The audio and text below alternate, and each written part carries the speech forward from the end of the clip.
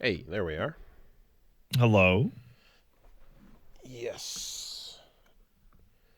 Okay. Yeah. How you Is it doing? normal that I can't see you at all? You cannot see me at all. You should just. Well, oh yeah. Here you go. Oh my goodness, that's crazy. You don't need to. You don't. What do you need to see any of this for? That's. Sometimes I need to look at your face to determine your emotions because we can have some sarcasm happening. And what if it goes poorly, and you have no extra indicators to Just figure like, out what's what happening? is that? Is that laughter? Is that crying? I need something. Yeah, admittedly, when we've had guests on some in the past where there's been no video, like that is an extra like pause for any sound effect or indicator of what's It's like, oh, happening. oh, oh, I'm so sorry. Oh, Especially when like we swing for the fences, and it's like mhm. you have those moments of like, okay, either this is you're gonna be super chill and down, or you're gonna get really offended, or like Like one of the really good things about like having like Meow Billy on last week was like got a good look at his eyes when we're off on our fucking adventure. I'm like, oh, he's gearing up to say something stupid. right, All right, right, right, I'm right. saying it's stupid, and I'm not looking at like disappointment or confusion. I'm Hmm. looking for somebody like warming up Ready to to return go ready to fire. say their own stupid Yes, thing. yes, yes, correct. Yeah, there's a lot of dumb indicators that yeah, you need. True. How's it going? How's it going? I'm sitting here in fucking awe, in absolute astonishment of the absolute hell world that we live in. That 2 minutes before starting this Discord call, I learned about big ass world important news from Breaking News Mm-hmm. Twitter account, Mm-hmm. which let me know that quote, oh whoa, King Charles diagnosed with cancer and will postpone public facing duties while undergoing treatment. Buckingham Palace says emoji. And that was how you discovered the That's news. how I like. That's hell world shit, dude. That is absolute I mean, dystopic to be fair, nightmare shit. you can filter out all news to just find out everything important through that. Oh, I'm following them now. Yeah, so if you wanted That's to, how I want to be like, I want to be sitting there, like, I wonder what's in the news and read like nuclear fucking attack detected. yes, yes, Nucwea Waunch detected. That's how I want to be sitting there going, oh, yeah, well, Yeah. ooh, woo, indeed. Um, yeah, I wonder if that gets dropped into an uwu filter if someone takes the time to manually It's an uwuify automated, them. it's a robot. So I think it's just scraping BBC headlines and ooificationing them. Okay. Yeah. You can replace your L's with W's and delete your R's and and such. Um Oh, how you doing, man? all right. Had a yeah, pretty eventful one. I would say big up top on the brain is fucking Persona 3. Persona 3 Reload. Man. So that is This like discussion is sponsored. It's double, possibly even triple sponsored, depending how you look on it. may be. We were Um given significant financial incentives to tell you about Persona 3 Reload, and we and fulfilled those obligations. and with those obligations done, I continued to play it. Yeah, Uh it's the funniest thing in the world. Hey, you want some money? Stream Persona? Yeah, yeah. No, that's the deal. So it was one of the sure. no, so like we hit the 2 hour mark and I was like, okay, well, anyway, just keep going. Like it is what it is. Um yeah, no, I just it's a real nice feeling going back to that and getting washed over with the memories of going through it and stuff. And um I like it was one of those bits where I was like, okay, I know that I'm like always hesitant to read go tread over like long things that took a while. Um and Punch Mom got about, I think, like halfway through her P3P run, but the wall was just the tech was too. The gameplay was just, it was too grindy, and she was just, she was like not having fun with like a lot of the Tartarus stuff, especially removed from the day-to-day life. So like, yeah, this drop just kind of like revitalized that, and like, she's jumped right back in, and just playing that intro sequence and seeing how things are improved and stuff has absolutely fucking pulled me. It's really interesting that you specifically mentioned that, because I was talking on the social media about this, in that like I beat P4 way back in the day, and I beat P5 when it came out back in the day, but I never finished Golden, and I never finished Royal, and I never played the Answer. And P3 in particular, I was at like floor like fucking 220 way back in the day. And I was like, oh, I wonder if I should play the Answer afterwards. I'll go look at the GameSpot review. And the GameSpot video review spoils the ending of Persona 3 within like the first 30 seconds of you clicking the video. Right. And I was like, oh. And so like, I love the Persona series, but like going back to play a 100-hour RPG again is like a gargantuan ask of many people. Yeah, look, that's a risky click given where you were stopped at, but at the same time, I didn't think for a second that a fucking video review of a fucking game would be like, by the way, here's the ending. But with Royal, even upon completion of the original 5, like, yeah, I just don't have that retread in me. And also, I've repeated ad nauseum, I feel like media guilt because of how much people want me to see and play things, to go back over an entire P5 run instead of experiencing something new. Yeah, but like at some point you gotta give up. Like playing P, we will definitely get to specifics on P3 in just a second. Yeah, but after playing P3, I'm like, you know what? Since I never beat Golden and Royal, fuck it. Like after I put the baby down at night, I'm gonna fucking kick an hour or two into Golden, and then Royal, and then 3. So yeah, that makes sense. For me, having actually hit the credits and beaten them, like I'm feeling a bit more satisfied with what I got, and and like when the time came, it's like, oh, SMT5 came out. That's a brand new experience. I want to go through it. I just went through that off screen and completed it. But like, I'm just not going to get pulled into the retread for these games, even though the retread is always going to be super duper good and worth it, and amazing updates in each time. 4 to Golden, 3 to FES. Even without the Answer, like a lot of that stuff is just like it's and yeah, now we get to great. P3, in which P3 has like been the most bizarre and complex game to recommend, where it's like, okay, this is the start of the new shit, right? Yeah. Okay, which version do you want to play? Do you want to play the original, which is the original? It's exactly how it was all the way back in 2006. Do you want to play FES, which adds some stuff, including an extra campaign that is like universally reviled? Yep. Quality of life, but also the bad campaign. And it doesn't have the one quality of life it really, really needed, which is the ability to control your party members. Or do you want to play the PSP version, which is an enhanced port of the game that has lots more features and everything you want, but has no graphics? You can't walk around the world.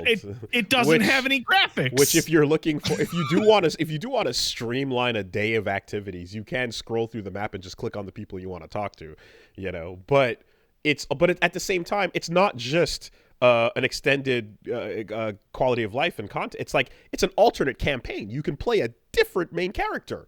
That's a humongous change, So. Yeah, and I actually went through the Answer. I actually was like, no, I want to know, and I go through it, and I'm like, oh yeah, it's super not worth it. So yeah, it's bro, they could just give you the compendium, just give you the compendium, that's it. So the real like loss with P3 Reload is to not include a FEMC campaign. Right. Yeah, but that was never going to happen. I mean, I understand the amount. It would be. The workload is nuts. It's a second playable character. It's big. It's an entire duplicate, effort to that.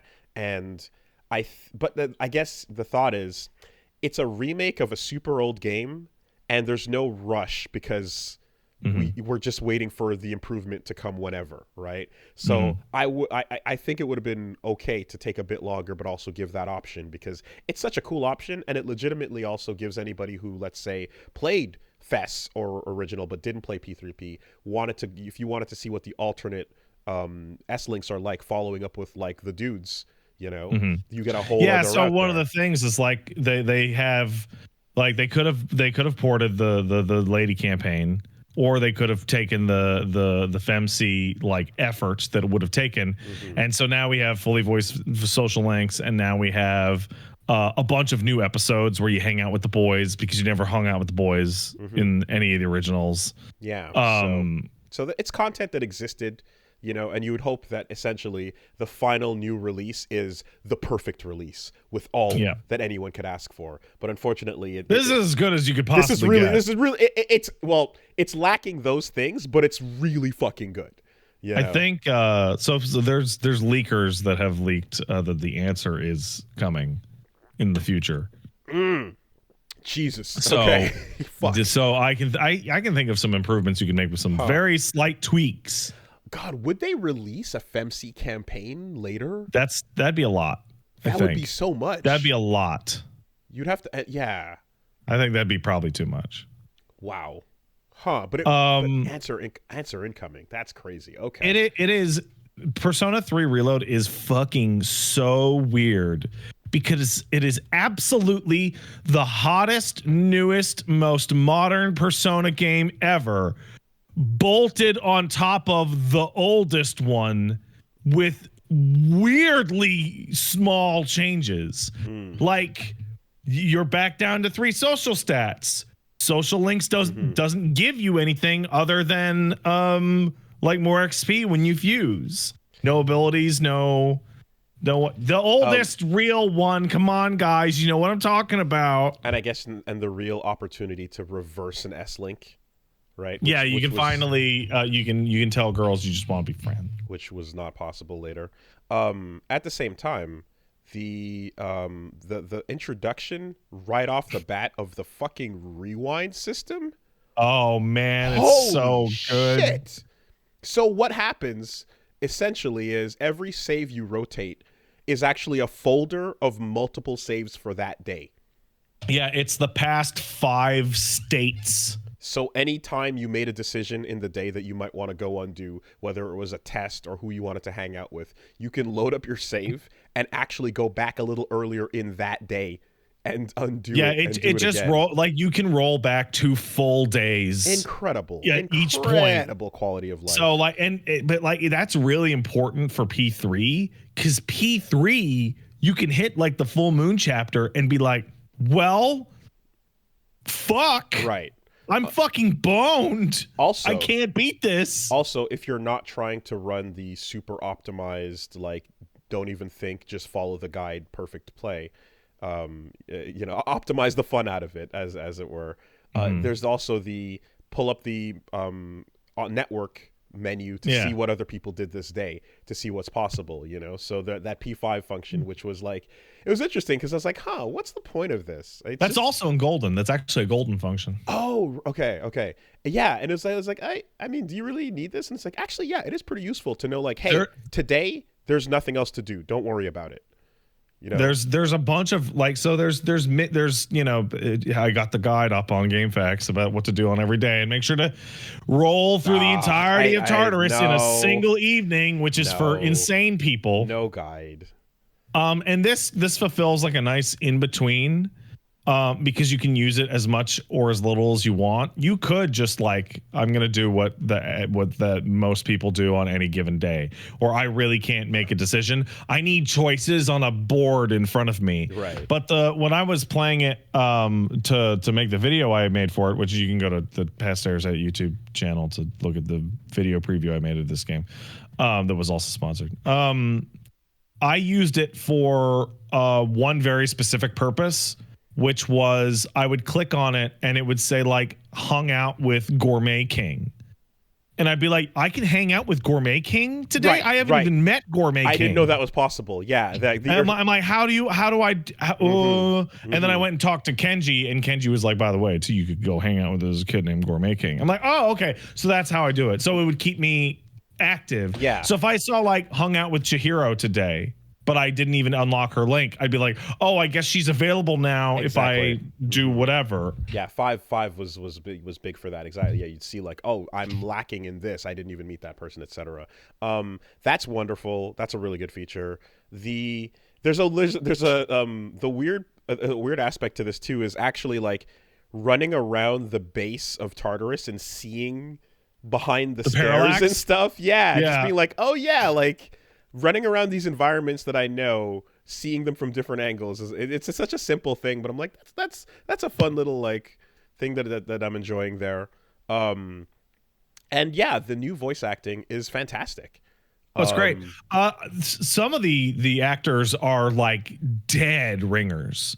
Like whoever they have doing Mitsuru's voice is really doing so close. A great Tara impression there and nailing that. While also you have Liam O'Brien now as the cop. He's hidden away in the police station. So they're like, oh, the actual voice actors like didn't come on for the full gig, but did get a character in there, as a little bit. So that's fun too. Allegra Clark, right? I believe. Marissa is Mitsuo. Yes. Marissa and Mitsuo, got it. Doing fantastic there. A lot of that is just hitting. And then, of course, the simplicity of, I talked to this NPC today, now their thing is gray.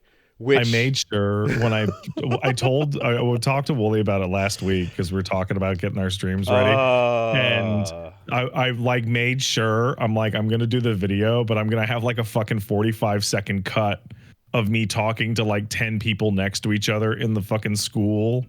And like, see, it goes gray. See, it goes gray. Because a lot of people may forget that, Wooly, you played P3 and you played P4, and you came down and you were like, oh yeah, it took me about 150, 170 hours, and people were like befuddled. They were like 120 something, yeah. It was crazy, and you're like, well, I just talked to people on the street, and it's like a lot of that was wasted time, not your fault, but they had no indication that they had new dialogue. You ran into the fucking Trails in the Sky problem. Okay, yeah. And each of these characters has their own little storylines that they go on, I didn't know that. I didn't even fucking know that until I'm talking to the cab driver at Iwatodai Station. Yeah. And apparently being a cab driver at that station sucks ass.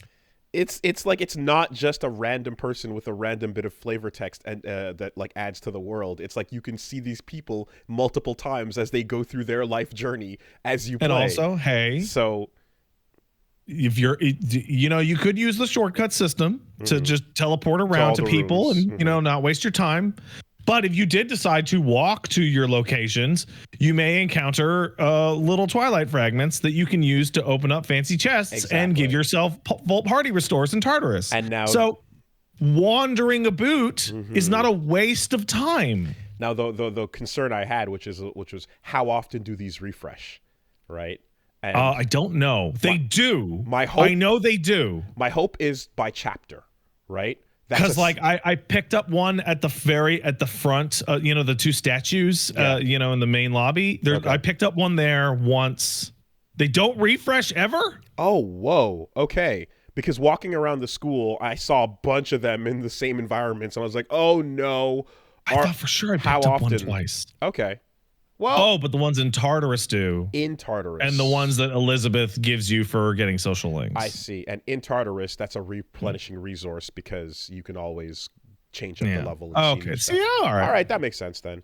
Well, yeah, so that's... Oh! That's super smart! Because that means the ones out in the world are for your first 2 months of Tartarus. And then later, and then you have a bunch of S links, and then you're in the parts of Tartarus which give you the fragments, So if you want to just run Tartarus, just run Tartarus and keep running Tartarus, and get enough so you can to run open Tartarus. up the later runs. Yeah, and I don't know what the requirements will be, but I'm assuming that at some point you're gonna hit chests that are gonna be like, yo, this is gonna cost 50 or some wild shit. I doubt that. I think it's 1 and 3 because the really? ones that are 1 are always like a healing item that you wasted your time opening. Okay. The ones that are 3 are always a piece of equipment. Gotcha. So yeah, that's an interesting reason to keep exploring. You know, that they've put in as well. And yeah, like in terms of just jumping into combat, man, it's so cool seeing like how fucking gorgeous everything looks when you land a crit. The lighting change on the models and everything. So the fact that like I remember like this is the type. There's moments in the game where like it used to be an anime cutscene, and here they're cutting to in-game play, and you're like, oh no, that's fine. The gameplay. I saw people complaining about that. It's like, oh, I want an anime cutscene. I'm like, no, but the in-game models are excellent. It looks amazing. I had no issue with that. They still do have anime cutscenes sometimes, but the times when they didn't, and it looked great. Yeah, I just again, there's just a lot that kicks in, and one of my favorite things was the way battles end in P5 was just peak style, and like whether it was the all-out attack like explosion pop screen or the all right Joker, let's get back to business, and the slow run back into the dungeon. Right. And here it's like, okay, they never had that in the past. You just had your shuffle time or your ending screen art. And they found a way to integrate it with the done and dusted. Yeah, because shuffle time happens first, and then your ending string art kicks in. Yeah, and you get that stylish little pose, you know, and it's like right back in. Shuffle time has been like made sane. You know, you get to it's like that is a massive change that is ultimately quality of life, because you're gonna be in this fucking you're gonna be grinding through this tower. It's a really weird game because they changed like a lot of the battle system, just like straight improvements, visuals, navigation, etc. But like the core of what's in there, they kept like unflinchingly the same. And in some cases, you just get some fucking whiplash from 2006. I don't know if you ever finished the Hermit Arcana. But like, was that Park Dude? No, that's the MMO. That's the MMO in your fucking thing. Yeah. So like, spoilers for a game from 2006. Oh boy! But like the MMO Arcana involves you being like actively groomed by your homeroom teacher. And she's like DMing you, being like, "I love teenagers. Like, I love them. I love to use my power over them as a teacher to get them." P5, and you're just like, "Whoa, man!" P5 Becky is just the second coming of that arc. Of that storyline, well, really. It's the second shot, and they tried to make it work because instead of the teacher grooming you, you have position of power over your teacher and are essentially weird. Blackmailing them for sex. Yeah, it's super weird. And you get whatchamacallit? And back in Tartarus as well, one of the signs that, you know, like overall, like I know that there's like, oh, some of the remixes are hitting, some of them, you know, people are not feeling as much. Overall, the vibe, I loved what I was hearing from So the Iwa Todai dorm theme actually sounds way better in game than it does with the track they put out. Okay. I'm jamming with it every time. I love it when Lotus Juice kicks in, and then Lotus Juice like also singing a little bit in that the new theme, like, you know, when Disturbing the Peace, I don't know if that's what it's called, but Disturbing the Peace, you know, that thing is great. Oh, that's I have it on my computer somewhere. When a new theme kicks in, you know a Persona theme works because you're humming it in your head for like a while. It's going after down that. Now. I'm like, God, okay. Is the track. It's going down. Yeah, I'm like, that thing was stuck in my head immediately, you know? And it definitely sounds more like the newer games. It has that newer Persona vibe to it compared to the older ones, but great new track. I love that it pops when you get an ambush as well. So, is there like a failure track for when you get ambushed? No. It's Mass Destruction is your standard and your ambush track. Okay. They could do a no vocal fail version. It's I think adding full voice acting specifically to all the S-Links in Persona 3 is particularly important because like we've got 4 and 5 in which like 4 started the trend of like this is the coolest weird thing. Oh, there's a fox at the oh my god. You gonna hang out with this weird magic fox or this grieving old lady who might literally be death? Ooh. But Persona 3 asked, hey man, what if you didn't have anything to do after school and your choices were like 2 or 3 guys that you don't even really like, but they want to hang out with you? Yeah. Like, do you want to go to fucking Hagakure Ramen and listen to Kenji be like insufferably creepy? Or do you want to fucking go down and tell Miyamoto to fucking stop running so hard he's going to split his ass open? Or do you want to go talk to the little girl and take her out to dinner and look like a creep so you can tell her that her parents are getting divorced because of her? I mean, coming into it with preconceived notions, I was also like, oh, right, yeah, okay, Reggie's seeing this all for the first time. But just really nice and early, within a matter of just a couple scenes, it was like, yo, what's wrong with this Junpei guy? He seems fine. He has the cool bat and he does the home runs in arena. That's fine. And then it's like, okay, all right, dude. Oh, is there anyone else to hang with? No, we have to walk home with him. Fuck, you know, like, and it's like, mandatory. Yeah, you established that. Nice mandatory. And early. Man, it takes a while before fucking Koromaru shows up. Do you want to fucking go down to the bookstore and feel the unceasing weight of dementia just crush your heart? It's old future love. It's gonna be great. We all have good things to look forward to. Oh man, yeah. It's the S-Links are definitely. I mean, they're always kind of wild, but like, there's a lot of fucking oh god, fine. I'll spend time with yous in this. Although Elizabeth's voice actor is still the same. Yeah, very distinct I think there. So. And it goes without saying in every one of these games, but like the Demon Fusion upgrades, which thankfully are rolled not just across the Persona series, but the entire SMT series. We're finally there.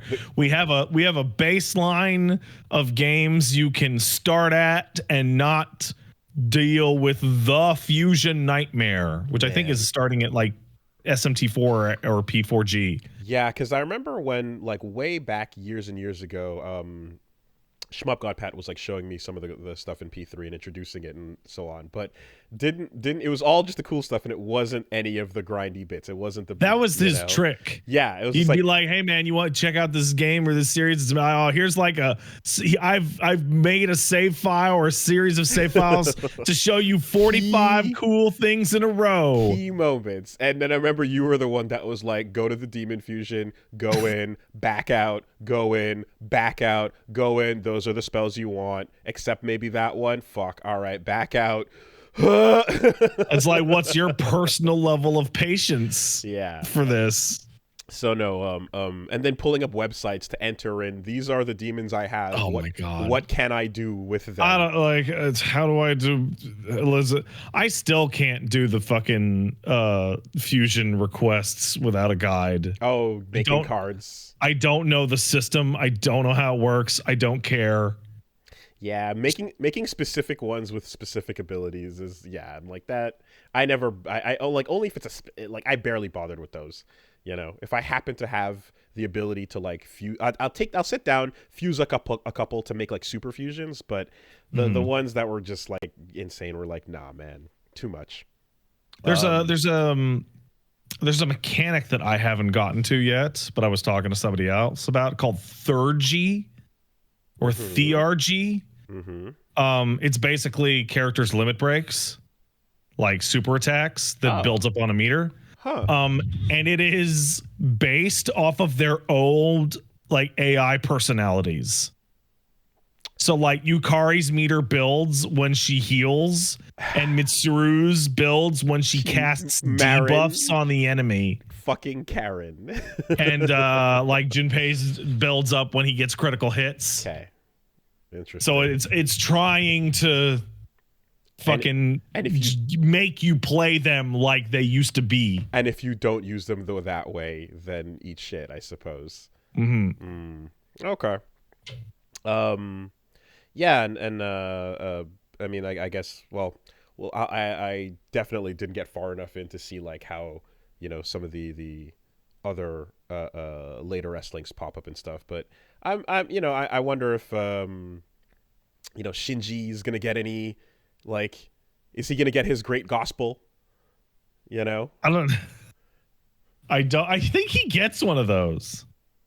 I think he does get a theurgy attack. That'd be interesting. That's a cool thing to do, you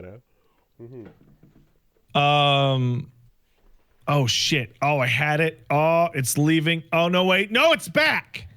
Hey man, as somebody who played through P4G's intro this morning and has played Persona 5 a couple of times, let me tell you, one of the best things about P3 Reload and P3 Fez and P3P is you are in Tartarus in 90 minutes. 3 hours or so from just leisurely reading, moving around, and not talking to everyone, but still moving at a medium pace. Talk to everyone and got in there in 90 minutes. Okay. When I walk up to an NPC and I press the button, I read their line out loud, press the button, read the next one. Oh, out loud. Oh, no. And read the next one, and then when the line is closed, I continue. So every time some dialogue is popping up on screen, we voice it or we read it out loud. Oh, I mean, that'll do it. And that's how I play through these games. That's okay, yeah. So you're talking about stream time? Yes. I'm talking about like normal human time. Okay.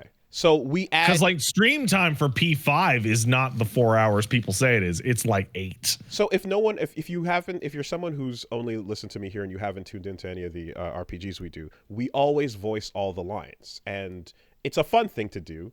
It adds a little bit of flavor to it that I think we enjoy, but it's also because people who do minimize and just listen along, if they're like, in some cases, well, there are people too.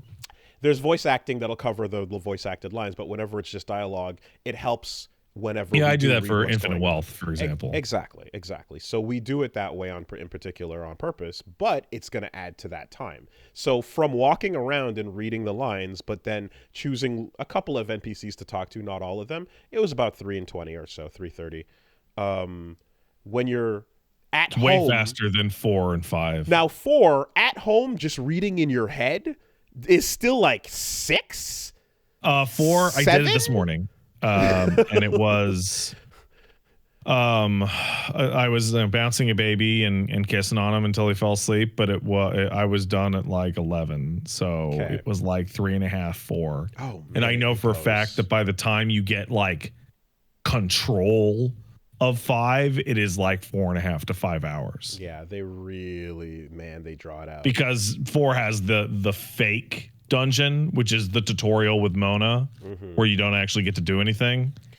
So it does good things for establishing characters and pace and tone. Like, you do really get a nice onboard ramp for your team in all these games with the slow intro, but for replaying purposes. Well, P3 introduces you to like half of the cast in like the first 2 or 3 scenes of the game. And the thing is too, as well, is like your only real divergence is like a couple of answers that are like you can pick 1, 2, or 3 on, but it's very minimal change. So like it would not be hard to just kind of blast past that and get into the meat of it. I don't know for about replay you, purposes, but I've hit the moment. I've hit the moment in my life where I'm sitting and playing my Persona game, and I'm like, all right, hey, morning. Okay, good morning, Junpei, or Yukari, whoever meet the school. And then it goes to afternoon. And this motherfucker, this teacher, brings up a fucking grid of logarithmic spirals and goes, which of these is not algebraic? And I'm like, oh, it is. I am now too far away from fucking high school because I don't know what the fuck you're talking about, man. Yep. One of the first questions comes up, and it was one that the hint was given earlier in the dialogue, and Reggie's like, "Duh, pay attention. The answer's right there." I'm like, "Oh yeah, okay, all right, cool. Let's move forward." The first one does give you a hint about the thing. Meanwhile, like one question later, which one of these fucking things means this or that, or and then I don't. And I literally never. I did all my high school maths advanced, and then when I went to university, I had to take 2 general education math courses to get my fucking degree, and I've never seen even one of the 4 spirals that were shown to me on that fucking screen. And I'm I don't fucking know. I don't know. I love that the universal like consensus is everybody's like, just fucking cheat. And then you just cheat. There's nothing here for you. Well, because it's really funny because the original version of this was like, just fucking know it or not, dumb fuck, right? But now with the internet button that you hit, the select button or the touchpad. Oh yeah, there's actually internet. No, it'll tell you. It'll just fucking tell you. Okay. Right. Okay. But here's the best part. It was like, is that cheating? Yeah. But like invariably, those situations are Junpei going, dude, I don't know what the answer. Tell me what the answer is. That's what he's doing to you. Right. So why not you do it to the cloud? The example I always use is, what does it mean in ancient Japan when someone says, "Wow, the moon sure is pretty tonight"? Like, that's just that's a good one. And what's funny is that like the game's original status as a game for only terminal weebs meant that was completely fine, because terminal weebs would go, it means I love you. I'm a fucking piece of shit. But now it's like a wider fucking range of people that don't know that. Yeah. Like, to explain to me, there's one like in 4 or 5 that was just like, it wasn't haikus. It was a different type of Japanese poetry that I'd never heard of ever. Mm-hmm. And they're like, which one of these authors invented this? Right. That is. Yeah. No, and like, and Reggie ended up getting the I love you one based on me bringing it up in the past as an absurd example of what they fucking ask you. So yeah, no, I keep forgetting, but yeah, having the little network button there also will just nullify this ridiculous mechanic. Just cheat. Yeah, no, but super fucking just it's a fun nostalgia trip for sure to just like go back to this and see everything in the smooth order. Doesn't seem like Tartarus was spiced up as much as I was hoping, but it seems fine. I'll see how I feel on floor 80, but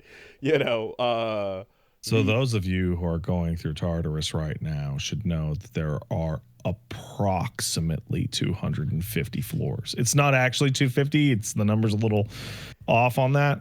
But if you're like at floor 80 or 90 and going, oh man, I'm close. We're making some progress here. Getting close to 100. You're fucking not. Yeah. That's the real like spirit breaker is like, oh well, then it must be 200 then, right? No. And then I remember cresting to 201 and being like, you motherfuckers. On. And then you're like, well, surely we must round this out at 250 or so then. I thought it was going to be 225. Man, yeah, and then then you start to feel the diminishing return, right? So, and like a huge, if I remember right, like a massive chunk of that is like right at the end. They're like, you have to get there now, and I'm like, okay, I'm gonna do it, and it's just like, my hope is that more flavor text will pepper the adventure, like I said. I mean, and there's a little bit that happens. That it gets spicier the higher you go. Okay. Because the other bit, of course, and this is a real thing that affects the pacing in P3, is P4 and 5 have the personalized castles and dungeons that you explore for each of the main targets, whereas P4 kind of does. P4 exists in a it exists in a nebulous state. There's an end, like you go to a themed dungeon, and then at the end of it, you have the shadow fight, And Sure, then but the and P4 sequence. dungeons are just like Tartarus chunks split up. Ultimately, but I guess that is to say the absence of that and the absence of the P5 very targeted plot stuff makes just for a Arcana based boss, and that's it. You know, it's not like a thing that relates to the outside world that intricately. Yeah, it's actually really strange that Persona 4 is like the only one that has everything within one area, because P3 has Tartarus and then the moon missions. And then P5 has Mementos and then the palaces. No, if Tartarus like integrated, I guess, a bit more of the outside world S-links and stuff going on into Tartarus, that also would make it a little bit, you know, more of an incentive going through. So I mean, again, it comes in later games and they get that part. So, yeah. Anyway, just fucking super good. I like it. You got your and yeah, like even the ballless mass destruction remake. I'm like, I'm liking this. This is good.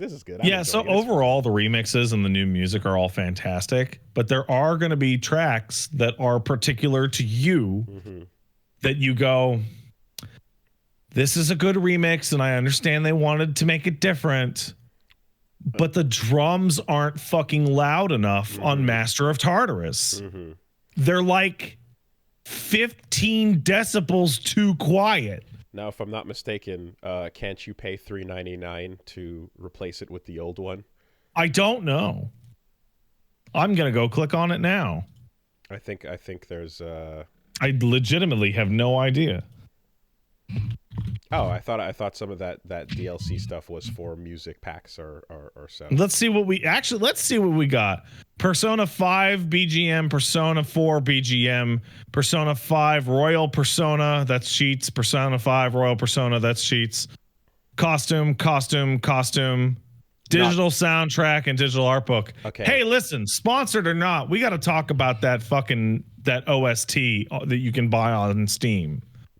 So you can't. I didn't get sponsored to tell you to buy that OST, and I'm going to sit here and tell you, do not buy the OST off of Steam. That is an exe file that loads up a custom version of the Unreal Engine that plays the music, but if you Alt Tab out of it, the music stops. Why? Why not just a folder of MP3s and FLAC files? Why is this so hard? Because their streaming regulations were fair, which means they had to be dinosaur somewhere else.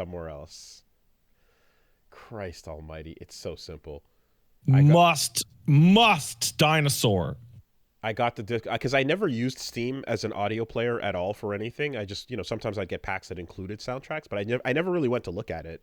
And when I was doing the Disco, the Sacred and Terrible Era read through, I was like, oh yeah, let me go take a look. And then I'm just like, oh yeah, there it is, OST on the Steam list, open folder. It's a list of MP3s and FLAC file. Like that's it. Like great, that's all I wanted this to be. I think one of the strangest moments I had during this sponsorship process, because I made a video and I don't usually make videos, but I was like, yeah, I'll make one. That's cool. And I asked the sponsorship lady I was talking to, hey, can you ask Atlas or Sega to give me some B-roll for the game's music so I can use it as a backing track for the background of my video? And they went, I'm on it. And then they sent me a Google Drive folder that had art for the game. And they were like, this is what you got. I'm like, okay. So then I had to find people who got copies early and ripped the soundtrack illegally and ripped it from them without permission so that I could use it in my ads for Sega. Well, and I'm like, why was that so hard? Because one of their streaming guidelines was do not upload the isolated tracks on their own. Because do not take any of that and put it up as just a video of this. I'm not. I'm making the ad. Yeah, you told me to make the ad. I'm doing it. But we don't trust. Can't be trusted. On it. Can't be trusted. Won't be trusted. You gave me the early weeks. I could have done all sorts of stupid shit with it. When dinosaurs ruled the earth, the banner drops over them. It's so stupid. Yeah. Anyway, good times, good stuff. You can stream it. You sure can. You sure can. Just make This sure. gives me a lot of hope for like Metaphor. Yeah, And streaming Metaphor. Well, the idea is like mark spoilers, I think is what it said whenever there's something. Which is like, yeah, once you hit fucking June, July, just put spoil the word spoilers in brackets. In SMT5, there's an exact point, which is like when you talk to this person, everything beyond here is endgame divergence. Oh man, that's the funniest thing in the world. Mm-hmm. Because you'll get, but y'all folks at home don't know this nightmare, which is like you're dealing with a publisher that's like crazy about spoilers, and so fucking who was it? It was Activision. You remember the fucking review guide for fucking Sekiro? You remember that thing? Yeah. It was like absolutely do not talk about, and then it was like the whole guide for how to get all the endings with screenshots. And so you're like reading through the mandatory review guide, and you're just like, fuck. Yeah, getting spoiler bombed in that guide. That was fucking nuts. Oh my god. Yeah. Or if you go this route, there's this possibility. Fuck yeah. I remember because I got that, and then I sent I'd say, hey, email it. Hey, we'll email this guy, and you're like, cool. And then you did that, and we both like got the review guide on the same day, and we're just like, oh boy, I can't even read this. Why? It's bad enough when the fucking PlayStation menus and share menus will fucking spoil you on day one. Anyway, yeah. So. Or oh god, like Atlas did it themselves like a while ago with a Golden and Royale, where they said they put out the streaming guidelines was like do not show anything past, and it was like a specific date. And you're like, oh, I guess when I'm playing the game, that specific date will be big deal. Well, is it the date when the new content starts? Because it is the date where the new content starts. That's the whole point, and that's what. Fucking hell, yeah. All right. Anyways. Yeah. So that was P3. It's good. Anything else? I played like a tiny amount of Infinite Wealth. Infinite Wealth is gargantuan in scope to a very intimidating degree. So like every night that I stream it, I point at a feature and go, this is the last time this feature will ever show up on stream. Okay. I see. I see. Every single night. Here's the mechanic. Here's what you can do. Okay, let's fuck around with it for 45 minutes, a half hour, and then I'm gonna do that in the mornings when I'm waking the baby up, because like also the Sujimon stuff, which is Yakuza's Pokemon thing, is so funny to play after Pal World. Mm-hmm. Because everyone was like, oh man, Power World's such a ripoff. But Power World's not actually anything like Pokemon. It just looks like it. Meanwhile, like Ichiban is fucking standing with a Professor Tree. I think his name's Kurakawa, which means like Black Forest. And he's like, dude, Ichiban, you have to become the very best, like no one ever was. And then like knockoff Pokemon music starts going off in the background, and you have to choose your fucking starter and go fight the Discreet Four. And you have to start doing like Pokemon Go raids on the street and going, I choose you to the Sujimon on the street. And I'm like, this is way more fucking rip off than Power World ever was. But it's shoved way inside the pie. It's way deep. No, it's mandatory. Oh, really? It is. So I had a really funny time where I finished up a night of streaming, and I went back, and me and Paige are having din-dins, and we're petting the baby. And she's like, hey, Pat, Infinite, like you got like FF7, and you got like Dragon's Dogma coming up, you got to be careful about how much of the side quest stuff you do in Infinite Wealth. Because like I was watching, you know, I had it on, and like, you know, you were doing all that Sujimon stuff, and like you got to make sure you don't just burn out on side stuff. And I'm like, honey, that was all mandatory. I didn't do a single side quest that whole night. Man. And she just like looked at me with like eyes wide, just like, what? That was you couldn't. Like, yeah, no, that was mandatory. Absolutely Jesus Christ. Required. That's fucking insane. Okay. Also, Sujimon fucking rules. It's a really good Pokemon knockoff. It's really good. It's happening in parallel to your adventures, right? Like, that's right. Challenging people, and eventually I will unlock a Sujimon job, which will integrate the two systems. Okay. Are you? I mean, I'm assuming like with previous games, you can like still push forward in plot and stop at your leisure while then scraping all the extra shit. Yes, I have, however, been warned that there is a chapter in which the game will split and start ping-ponging between the two locations. Okay. And the chapter that you are in one of the locations, you are there Locked. in that location. You're not freely traveling, probably until the end, which is how in a lot of the games they've done that for Osaka and Tokyo. Right, yeah. Or Okinawa and Tokyo. I hit that point in Zero, yeah. Okay. Yeah. There's so much. There's so much. I like, they unlock. I went and talked to a guy and he's like, hey, do you want to look at cool things in Hawaii? Here's 400 photos of cool things we hid in the game.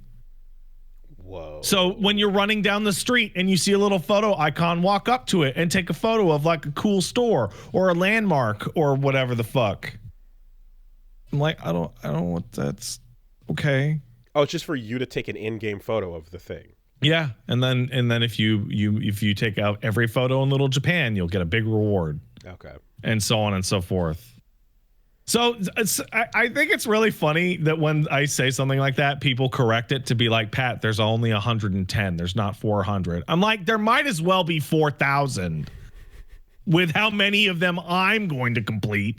Yeah, photo taking can be fun. Pokemon Snap is cool. That's in the game. Yeah. Okay. It's called Sicko Snap. because you're in America.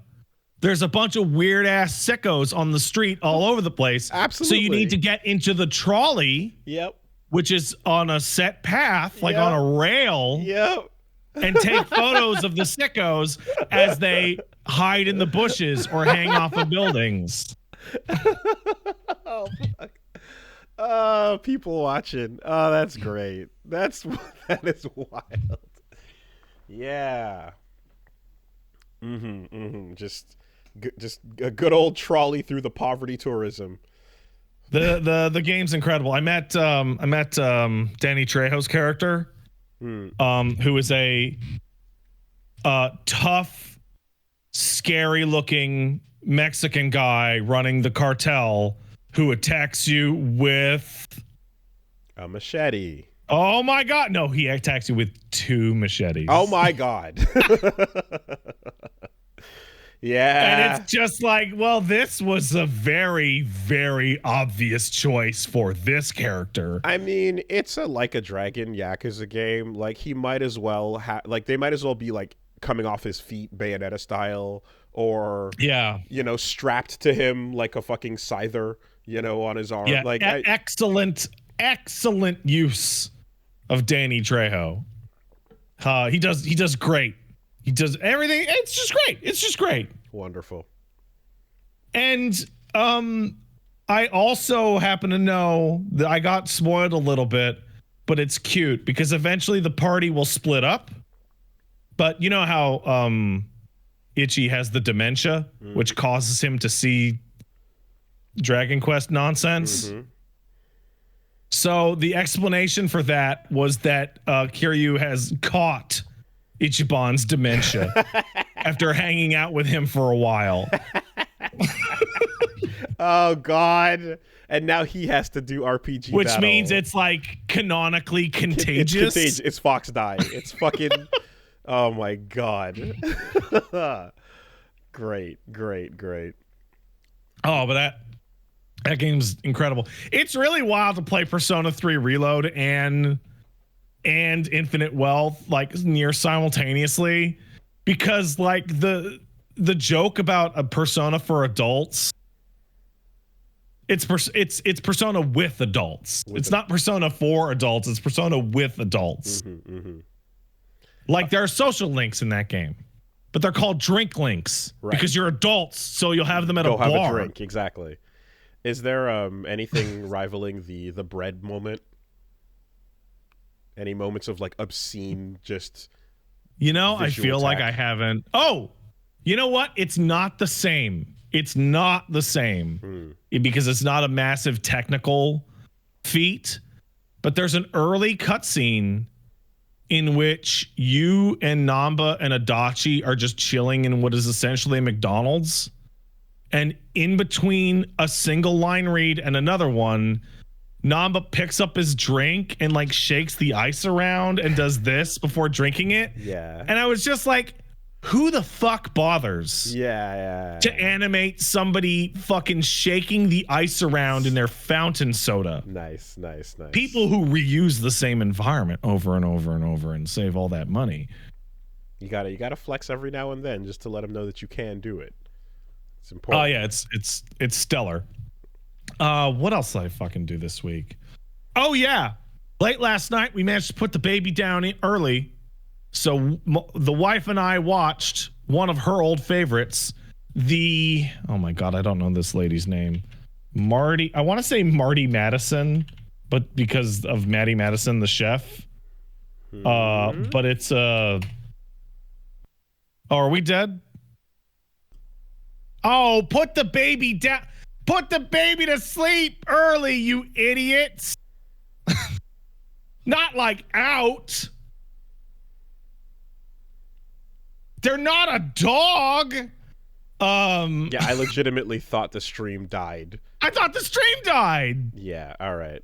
Anyway. No, it's like 9 o'clock and they're like, oh, and they fed and you rock them and you're like, oh, they're actually asleep. And then you place them down in their little bassinet and you're like, and then you fucking sneak out like the wind. And then you're like, hey, look at that. Down early tonight. But regardless, we watched the 1960 Peter Pan musical with Mary Martin. Oh my God, this is okay. So this I'll sounds give you 3 guesses as to who suggested this is just I want to rip you into my childhood and make you experience it. That's exactly. That's not even like, I don't know that there's a cultural pull you can grab here. I don't even know what you're describing. That sounds like a very specific, I experienced this, I want here. Just the answer is into my memories. My mom and I used to watch it every year because every year would come on TV. There you go. And we would watch it and we would sing all the songs. Yeah, 100%. Okay. Yeah. So I've never seen Peter Pan the musical. I've only seen the original. Oh my God, what an asshole. I've seen the Disney version, right? And I guess the Kingdom Hearts version, if that counts. I've not seen the musical, and Paige was very, very insistent that it was important that we watched the Mary Martin version because Mary Martin is the best Peter Pan that ever was. And so I'm like, okay, that seems totally fair. And this is wildly specific. That's how theater is because different productions have different casts, right? And it's like, which version do you want? Do you want the version that has the actor that is good or the actor that is not? And so she suggests this. You want to watch Peter Pan the musical, and it's like 9:30, right? And I'm like, do we have time? She's like, yeah, we got time. The baby just went down. He's good for a couple hours. I'm like, but do we have like 5 hours to watch a musical? And then we hit that stop point where I didn't realize I had said something stupid, but she did. and I was starting to realize that I had said something stupid. And then we just stared at each other, and I was like, I don't know how long plays are. Okay, right. Okay. Like, I get what you're thinking, because I'm thinking a 5-act play. And you're thinking of going out. That's 4. That's sitting. That's 4. 5. You're thinking of going out and sitting in your seat with the pamphlet, and you're watching, and then there's an intermission, and you go and you come back and you sit down, and the next act, and you're thinking of an evening at the theater. And I'm also, and this is, I'm now realizing, I'm sitting here and I'm like, why did I think each act was an hour? And I was like, because a period in hockey is an hour. Right. So an act in a play would be an hour. Then it just kind of turns into, No. So if there's 5 acts, it would be 5 hours. It's not 5 hours. No. It's an hour and 40 minutes. Sure. Sometimes you get 2 or 3, that's not impossible. But period's 20 minutes. Sure.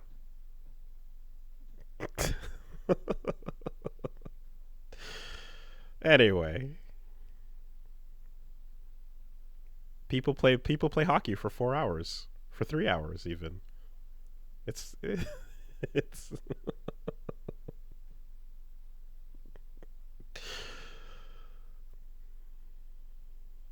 but but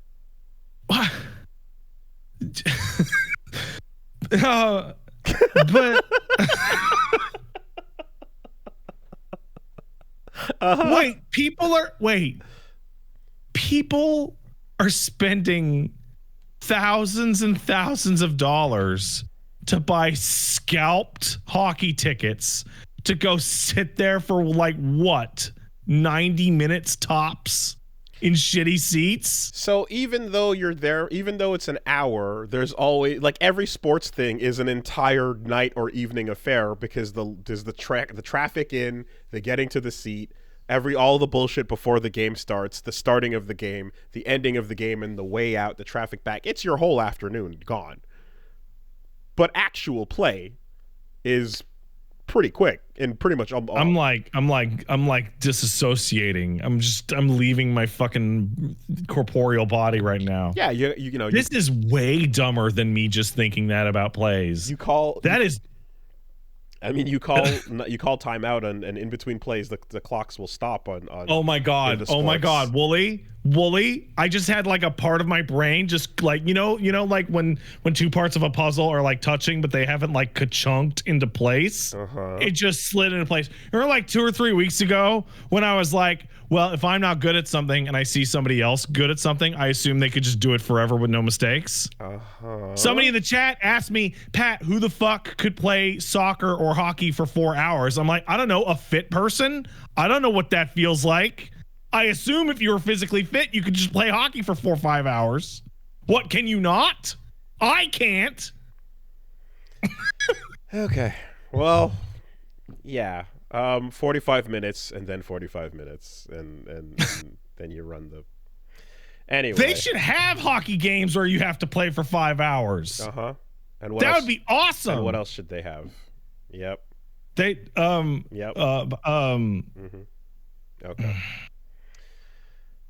I still think baseball's extra innings is the most fun sport can be. I was trying to give you the out by saying that you were thinking about the theater as an evening at the theater. No. It was much dumber than that. You had to dumber. I tried. I tried. I couldn't. Much dumber. Well. All right. So back to Peter Pan. Back to that. So the first thing is that this is from the 60s, so it's old as hell, and it's a corny old musical because it's played super straight and super sincere. No irony, no meta-ness, just happy-go-lucky songs about never growing up, blah, blah, blah. But if you go watch the Mary Martin version of Peter Pan, there's something that you can't avoid, and that is the overwhelming, violent cognitive dissonance. Not that Peter Pan is played by a lady, but by Peter Pan being played by an old lady, like a woman who is visibly in her 60s. And it's odd choice. It's fucking crazy. It's so fucking weird. Grandma got up in the tights and is dancing around about how she'll never grow up.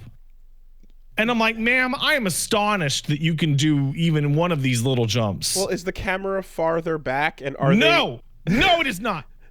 Because if you avoid close-ups and they're in costume, then it's like, yeah, you're supposed to just right up in there. Wow, right in there. Okay.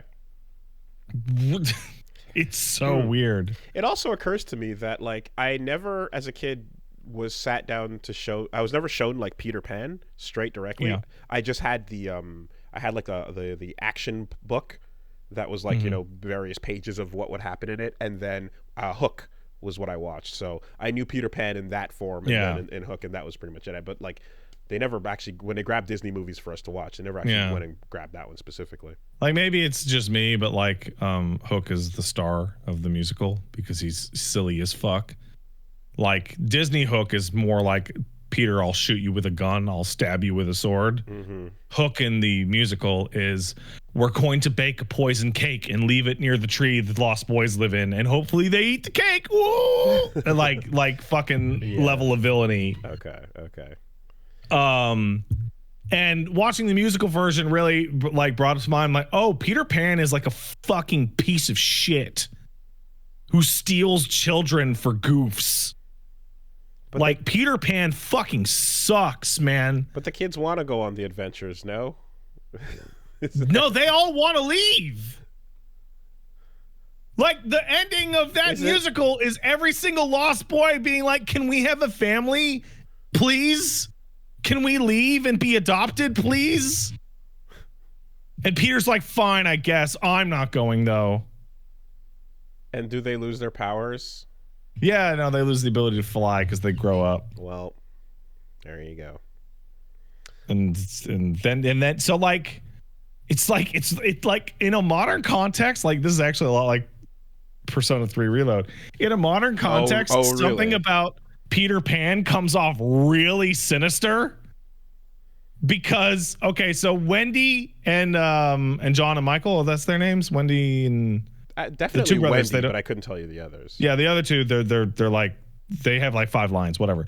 So the kids, they show up, and Peter Pan's like, "I'm a fucking magical guy. Come with me and live forever, and Wendy, you'll be our mom."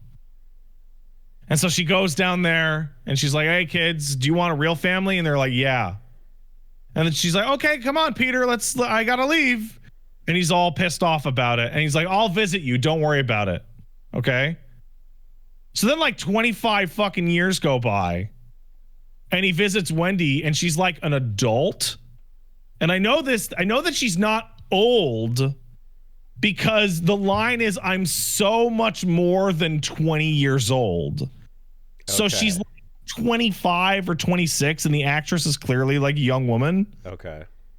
And she's like, I can't be with you. I'm so old now. So he goes to fucking Wendy's daughter and goes, "Hey, girl, do you want to leave with me and go on an adventure?" And she's like, "Oh, yeah, I do." And it's like, what the fuck is going on?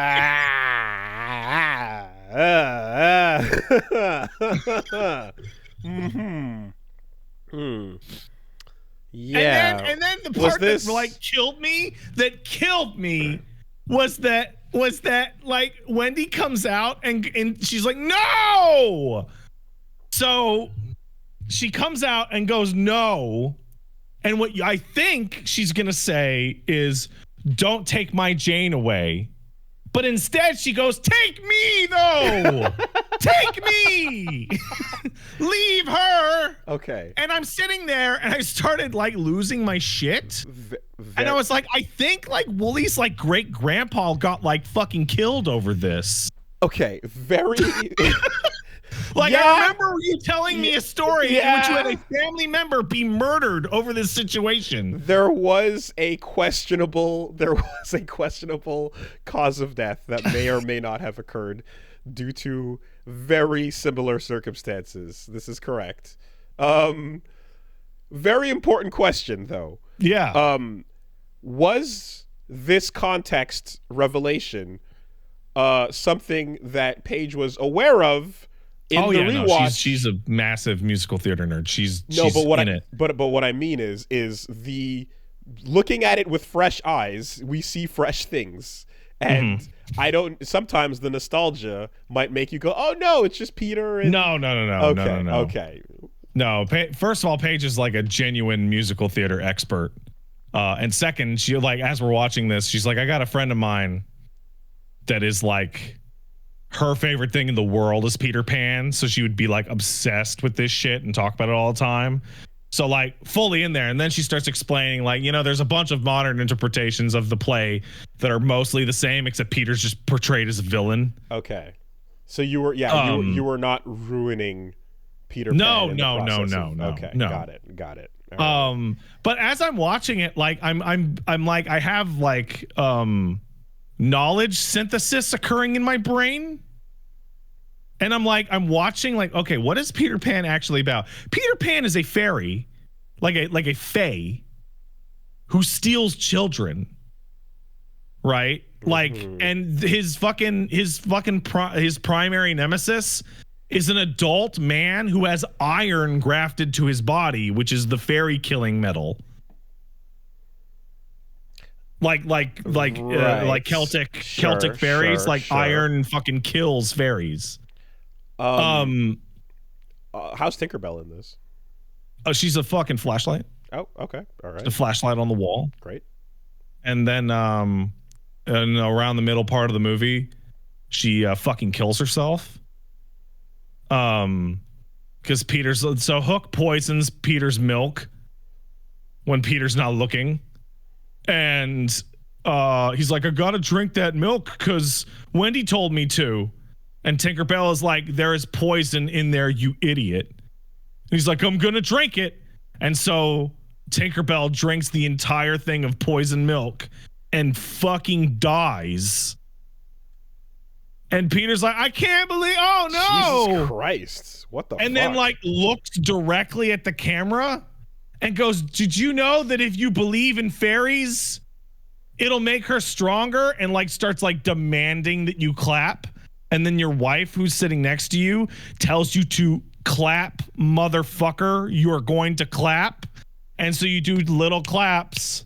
And then Tinkerbell comes back to life. Wow, audience participation. Okay, gotcha. Yeah. How about the part where the concept of Neverland is ruined? Yeah. How about the fact that in second place of the ruined Neverland is fucking Enter Sandman. And then I suppose third place comes Peter Pan's direct reference usage of it. Anyway, old shit is weird, man. Also, of special note, particularly if you watch this, it's in the 1960s, made by British people. So there is a baffling amount of the play devoted to the dancing and hooting and hollering of the native tribe of Indians who live in Neverland. Okay. Whose leader is the only blonde white woman in the entire production. Oh, yeah. Good stuff going back in And time. you know what, man? They fucking go for it. They fucking go for it. The costumes, the whole feathers, thing, all of it. Running, the hooting. Good stuff. Go waiting for us in the past, man. We should go back more often. It's love that. Big fan of the past. Fuck. That's crazy. Like I saw someone said like, oh, this is like reboot dusting. This is like Wooly dusting off the reboot VHS tapes. I'm like, no, because that's something that people like kind of know. We have peers and there's an understanding of like, oh, have you seen this thing? It's like people would recognize that. This is like me grabbing the gospel tapes of the African children's choir that my mom used to make us listen to in the car. Oh yeah. And playing that and being like, no, you got to listen to this specific thing that I listened to as a kid. Like that's wildly precise. Hey man. Okay. It's got to be the right version. Okay. It's got to be the right actors. Well, watching old shit is weird. but it is cool. You Finally, of note, do you know Nana, the dog, the nursemaid for the kids that is supposed to take care of them and save them from Peter Pan? no. So Nana is a Newfoundland, right? So a Newfoundland dog, for the people who don't know, is a gigantic fucking fluffy black and white dog. Okay. And the play requires Nana to be part of the fucking show because and it is played by a man in a nightmarish, oversized fursuit. Sick. And it looks like a nightmare, and it sounds like a nightmare, and it's hellish and ghoulish, and it's so awful. Is this just like a furry suit? It is a full body 1960s fursuit walking around on all fours pretending to be a dog. You could hold on. Yeah, I'm looking. 19. Oh yeah, I'm trying to. Yeah. There it is. Okay. It's giant. It's fucking awful. Its head is the size of the children. Yeah. Okay. This is not good. Don't like it. Terrifying. Absolutely terrifying. Great. Well, hey, you did it, and I'm sure as you were watching it, you've converted it into podcast bits. So there you go. Well done. That's how my wife is so fucking devious. Because she'll be like, hey, do you want to watch this? And before I can even say words, she goes, you can talk about it on podcast. Yeah, exactly. Wouldn't that be interesting? Because it's out of your wheelhouse. Yeah. Nobody, Exactly. Yeah, no. I've heard that one before. Oh, you're going to talk about this on the podcast? Actually, I don't think I will. How about that? Oh, God. Yeah. Fucking content brained. We're fucked. All right. It's bad. Okay. I got to use the bathroom real bad. Okay. If you want to see my stupid crap, go to twitch.tv/PatStaresAt on Twitch. Okay. Yeah, I'll talk about my show when I get back. All right. BRB.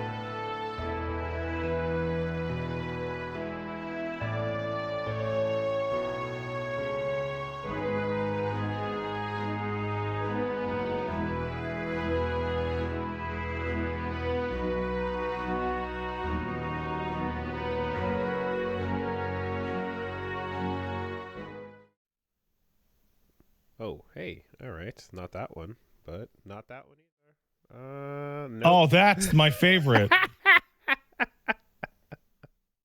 That's my big favorite right there. That one's fantastic. Split. So we got all that shit out of the way, right? We talked about Persona. We talked about a little bit about Like a Dragon. We talked a little bit about Peter Pan from the 60s. But Wooly, did you know that a new Silent Hill game came out this week? Oh, I see. Did you receive a short message? Wooly, I feel like legitimately cursed because I feel like, I mean, Susie knows what she's talking about, and I know what I'm talking about, and I'm sure there's like 5 or other people that know what they're talking about with Silent Hill or whatever. But like in terms of long-suffering Silent Hill fan that's gone through all of them, I know one else. I know one other person. So when this happens, it's like, well, I like, you know, that moment you hit where I'm not going to hate watch things anymore. I'm not going to hate watch things. I'm an adult. I don't need to watch something. Just talk about how shit it is. And then you pass that. And then you're like, oh, but it's my responsibility to the community. Bitch, David Cage is releasing a new game. You're not going to play it? Fuck out of here. I have to. You have to. It's an obligation. I have to. It is duty. It is an obligation. Absolutely. So, yeah. So before we even get into Silent Hill, the message, I would like to point a finger at the PlayStation Store for being the most unreliable piece of shit ever for 4,500 years in a row. Because every single time they go, it's out now. It's not out now. And in fact, when you will be able to get to the thing that is out now on the PlayStation Store, what it actually means is you're going to have to search for its title in the search algorithm as it endlessly crashes on you until you can find the item you want via search, but not through the updated store, and then download it and hope it doesn't fail. Okay. Terrible. Wow. Every time. Awful. So yeah, I mean, and this is gonna segue certainly, right? Well, actually, we'll talk about the PlayStation announcements later. But Silent Hill, so it's interesting because the idea of there's a new Silent Hill game that's coming out, and like I think I saw there was like an interview where they're describing that like this is supposed to be for a new generation, and it's like people have their phones on them now, and there needs to be a way to like bring that horror to a modern generation. It's like I just kind of wonder, like, I don't know if this is a team that's what is it? Who is it that's making? It's Konami. It's directly internal. Okay. Yes, it's internal Konami. Yeah. So you're kind of like, if it's about tech and phones in that way, does it have to be Silent Hill? Even is there a reason for that it is apparent, or is it just something that happens to stick that name on it? Well, you see, Wooly, 2 things. One is that Konami owns the name Silent Hill. And 2, despite taking place in what I think is Germany, but I'm not sure. I'm genuinely not sure what country the game takes place in. I missed it playing through it, but I was informed that there was a newspaper article that I had missed playing through the game describing the quote Silent Hill phenomenon, end quote, in which mist will suddenly appear in random places in the world elsewhere, and cause cursed magic to appear. Oh, expansion team, baby. Let's go. We can take it anywhere. So now, take the show on the Silent road. Hill has escaped the boundaries of the city. It's not about the city anymore. It can be anywhere. Oh, hell yeah. Absolutely. Hexadrive is a name I have not heard since the Zoe 2 remaster. Zoe 2 and Okami and Rez. All the HD remasters, really. Wind Waker, yeah. So, first of all, right off the bat, this game's like tone, perspective, and general premise is like insane, considering they canceled and killed PT. This is a first-person free short demo game. For Silent Hill. Well, we're doing it on our terms, Pat. We're doing that a twitchy monster is running at you through repeating hallway. Yes. Like it has the repeating hallways from PT. Like, but on our terms, we're doing it our way. Without him. And second of all, when I see the phrase "the Silent Hill phenomenon" and that Silent Hill can escape from Silent Hill, it goes, "Oh, that's what Silent Hills was going to be about." Oh, you think so? You think that was the idea of like it? I do. Okay. Because it's already been a thing. Plural. In 4, the town actually reaches out past the edge of the town to a local town. It's past Brahms. For franchise purposes, like it's obviously something you want to be able to say, like, I can create my own Silent Hill game anywhere. But like, think about it. Like in 1 and 2, it's contained, and then in 3, it reaches out to the mall, and then 4, it's like multiple towns over, and then Silent Hills, which you could have also written as Silent Hill 5. But anyway, yeah. But I guess the idea of like it being like not connected at all, like Creep, but just straight up like it's popping up in Japan. Is just a way to franchise. There is I'm going to talk about the gameplay first. Let's start there. It is a primary walking sim that you go around seeing spooky stuff, exploring an environment. You'll hit like cutscenes where moody things or music will play. You'll read notes, you'll hear people talking to you. Your character will occasionally pull out their cell phone and text ghosts and that kind of thing. There's very, very light puzzle solving. I think there's only one real puzzle in the whole game where you have to get a combination lock. And wait, was this a demo or the full game? This is a full game for free. Oh, okay. It was okay. This is a really important note, is that this is a 2-ish hour game that is for free on the PlayStation. So like criticism has to be done within that context because I mean it's fucking free. I didn't pay for it. But it is you didn't play for it. I didn't pay for it either. But it is a full product. It is not. Oh yeah, it's the whole start to bottom. Start to end, beginning to end. Okay. And the primary like gameplay aside from exploration and stuff like that is that a monster will chase you in first person, and it kind of works like Shattered Memories chase sequences, where the monster's going to start kind of where you need to go, so you got to kind of loop them around to like to chase you to get to where you need to go, with hiding spots and branches. Okay. From a gameplay perspective, it has 2 problems. One is that the turning radius is terrible, which is really bad when you're trying to escape from something in first person. So like your turning speed is really slow. So you will be running and go to turn down a hallway and like hit your face on the wall because you just can't turn fast enough. Deliberately so, I assume, because I guess to be incapacitated. The second one is that the final chase sequence is insanely difficult for no reason. So all of the chase sequences up until that point are escape or get through a door. You get to the final chase sequence, and it is an enormous chase area in which you have to run around and grab like 5 key items to unlock a door, as the monster is chasing you the entire time. And if you die or get caught at any point, you have to do the whole thing over. It doesn't save any progress. It is a very fast version of Slender Man. Okay. Collecting and the it's notes. Terrible. Okay. It's awful. What can you do besides run and collect the notes? Pray.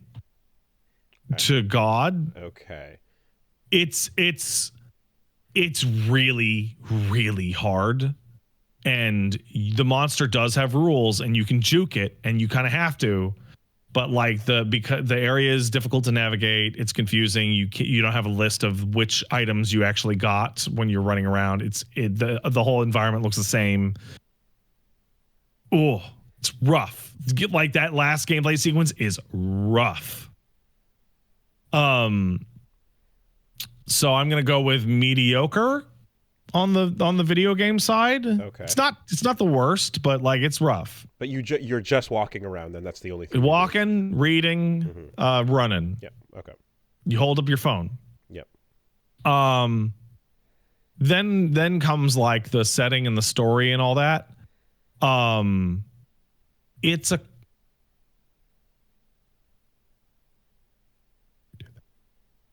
is okay. I'm going to talk about the emotion. Okay. I want you to feel an emotion.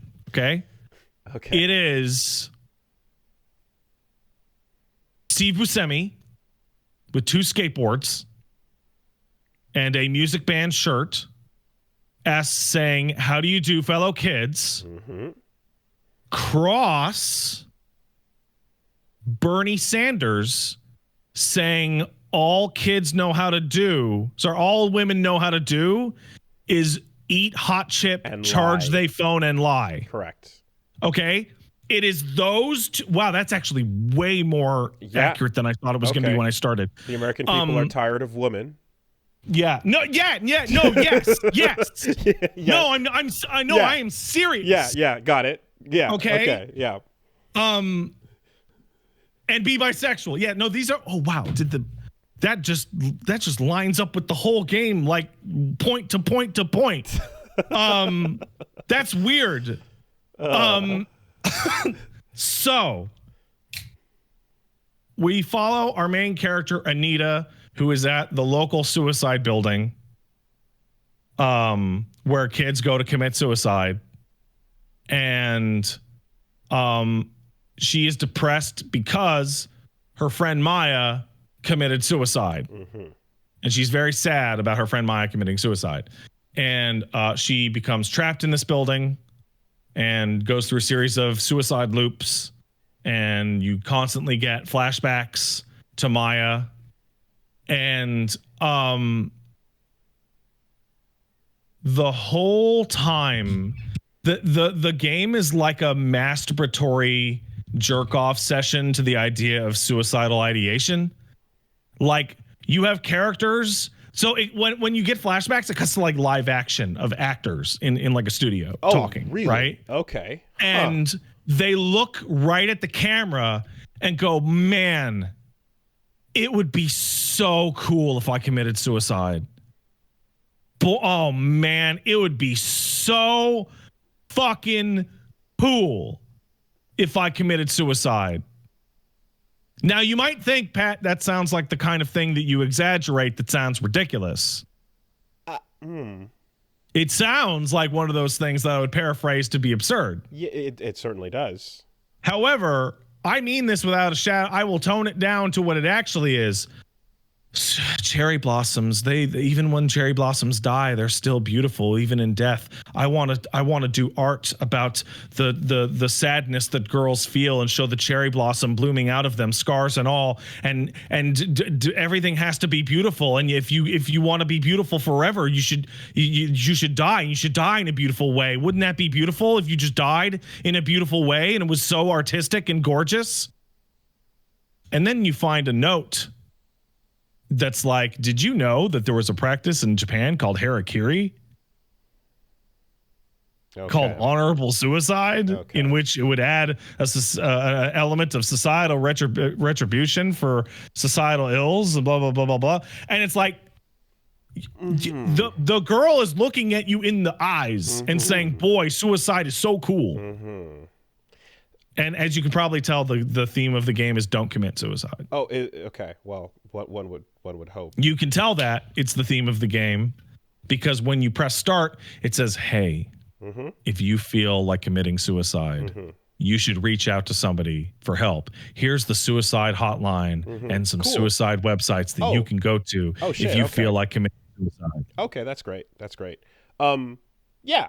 So there's a couple different ways you can handle that subject matter, and I guess on one end of the slider would be let's say BoJack Horseman, The View from Halfway Down. And then on the other end would be, I guess, say 13 Reasons Why. Right. Where are we landing?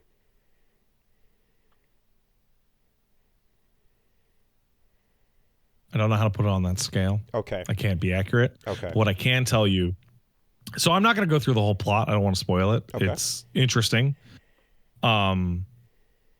It's one of the only games that I can think of. It's actually, so it's not made by the people who made Medium. The Medium was made by Bloober team. The plot that's what is... Yes. Sorry. That's what I was going to... I was actually waiting. I was going to say, hold on a minute. I thought the Bloober team Silent Hill 2 remake was where we should... Completely different people. I thought the Bloober team was the concern we were having because the Medium... No, it's everybody now. And the message in the Medium was all about, hey, how rad it would be to totally Sudoku. But this is not at all. No, the message in the Medium is that if you're too traumatized, you have to Sudoku. You should actually. Right. So I was thinking about that in the context of the Bloober team game, which is the remake of our SH2. This is a completely different thing. That's okay. All right. Got it. It's everywhere. So it's one of the only games I can think of in which like the plot is wrong. Like its own plot is incorrect because like it starts with like an internal thought that's supposed to like lock you into the character's perspective. And it's you start with first suicide hotline information, right? And then the second thing is like a quote from the main character who goes, this is a paraphrase, I don't have the exact wording, but it's like, the strongest creatures don't need anything to survive. Their strength is in their loneliness. And it's like, that's not true. That's never been true for anything ever. And so like the game's like you're supposed to be going through her story and like arguing with that statement. But like it's just wrong. And then you get to the end in which she like changes that, like she inverts the statement a little bit. And it's still wrong. Like even the new enlightened version is still wrong.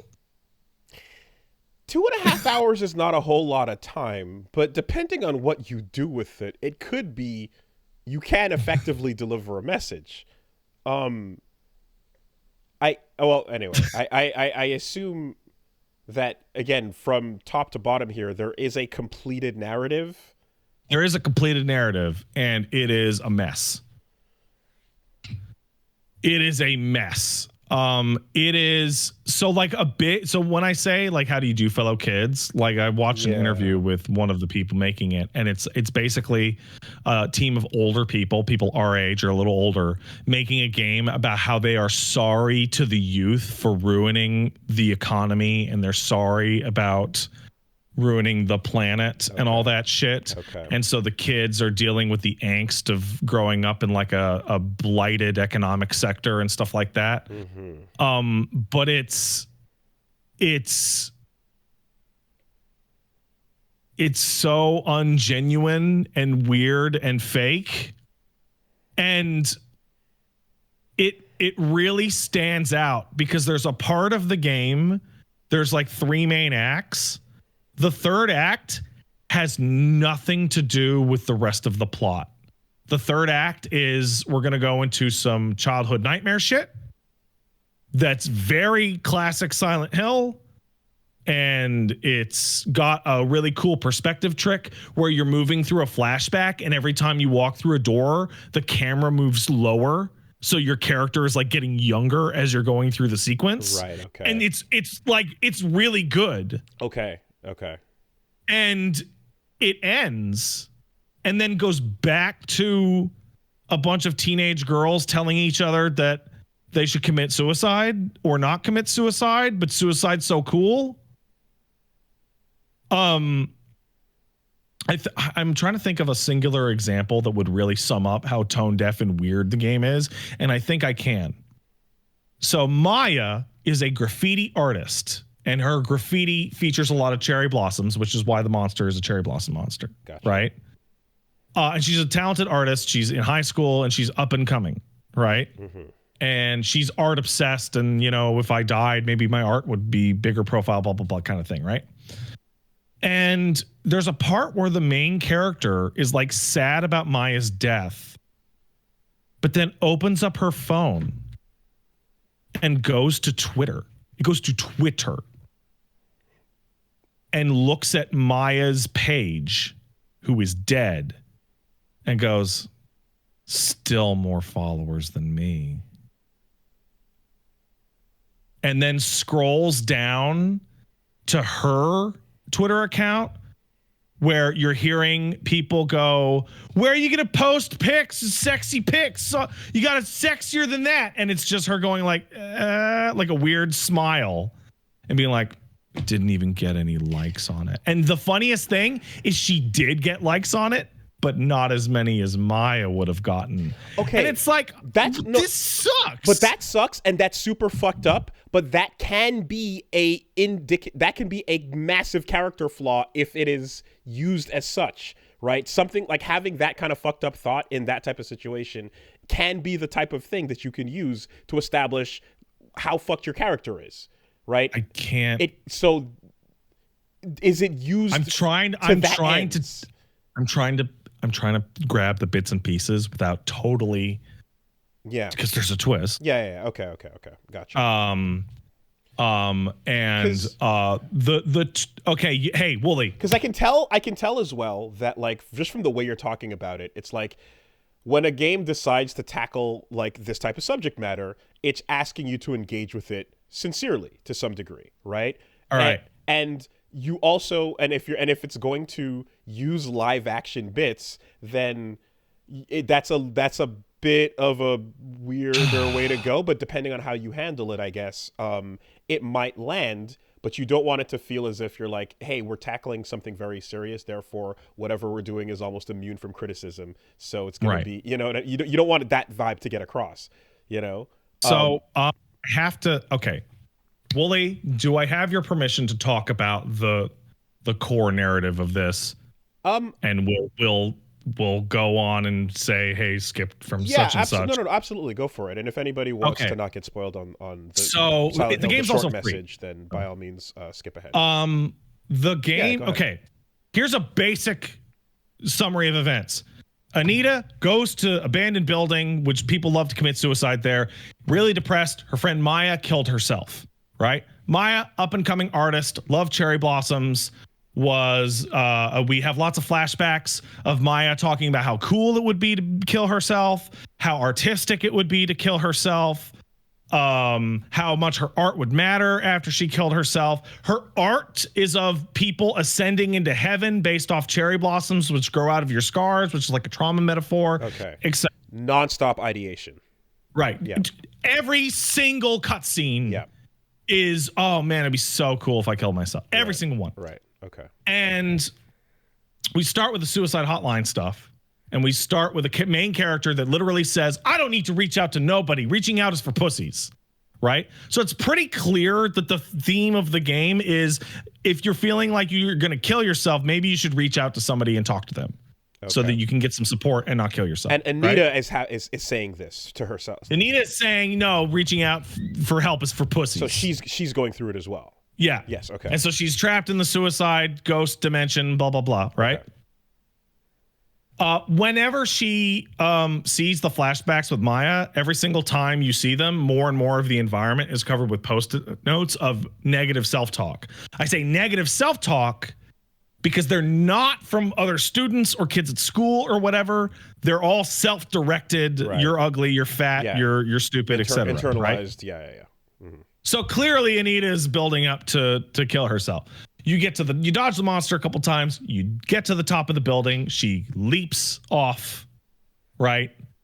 Wakes up back in the building. Didn't work, right? Couldn't kill herself, right? You then wiggle through and go into the circumstances of why Maya killed herself. Well, there is a third character here named Amelie, right? Amelie is a friend to the two girls, right? She's just a normal girl on the side. They're pal, right? And when Anita and Amelie met Maya, Maya started to pay lots of attention to Amelie, right?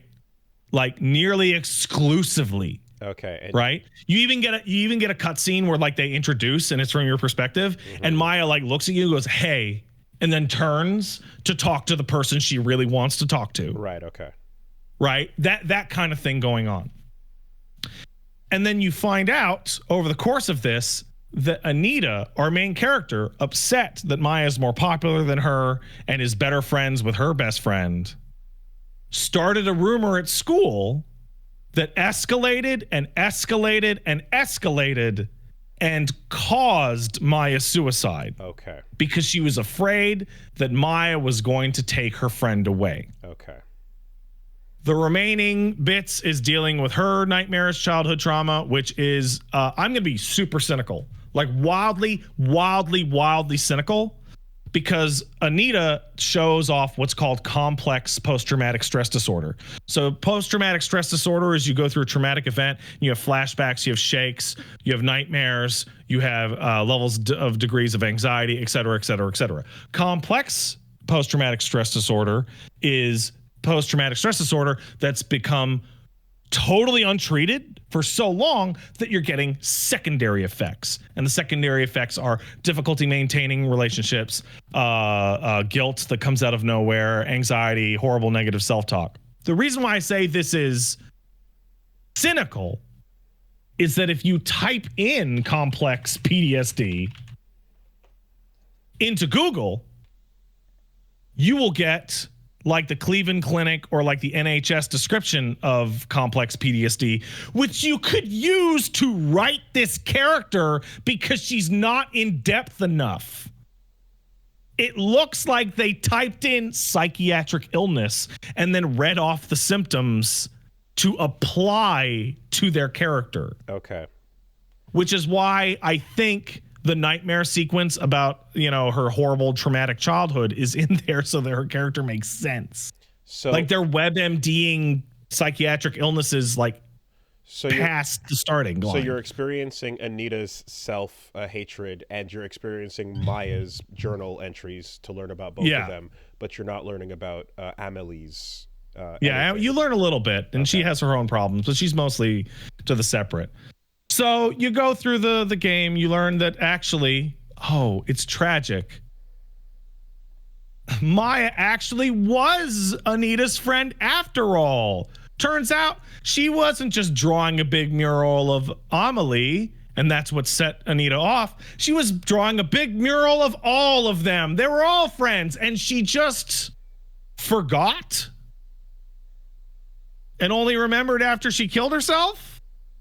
Her friend killed herself.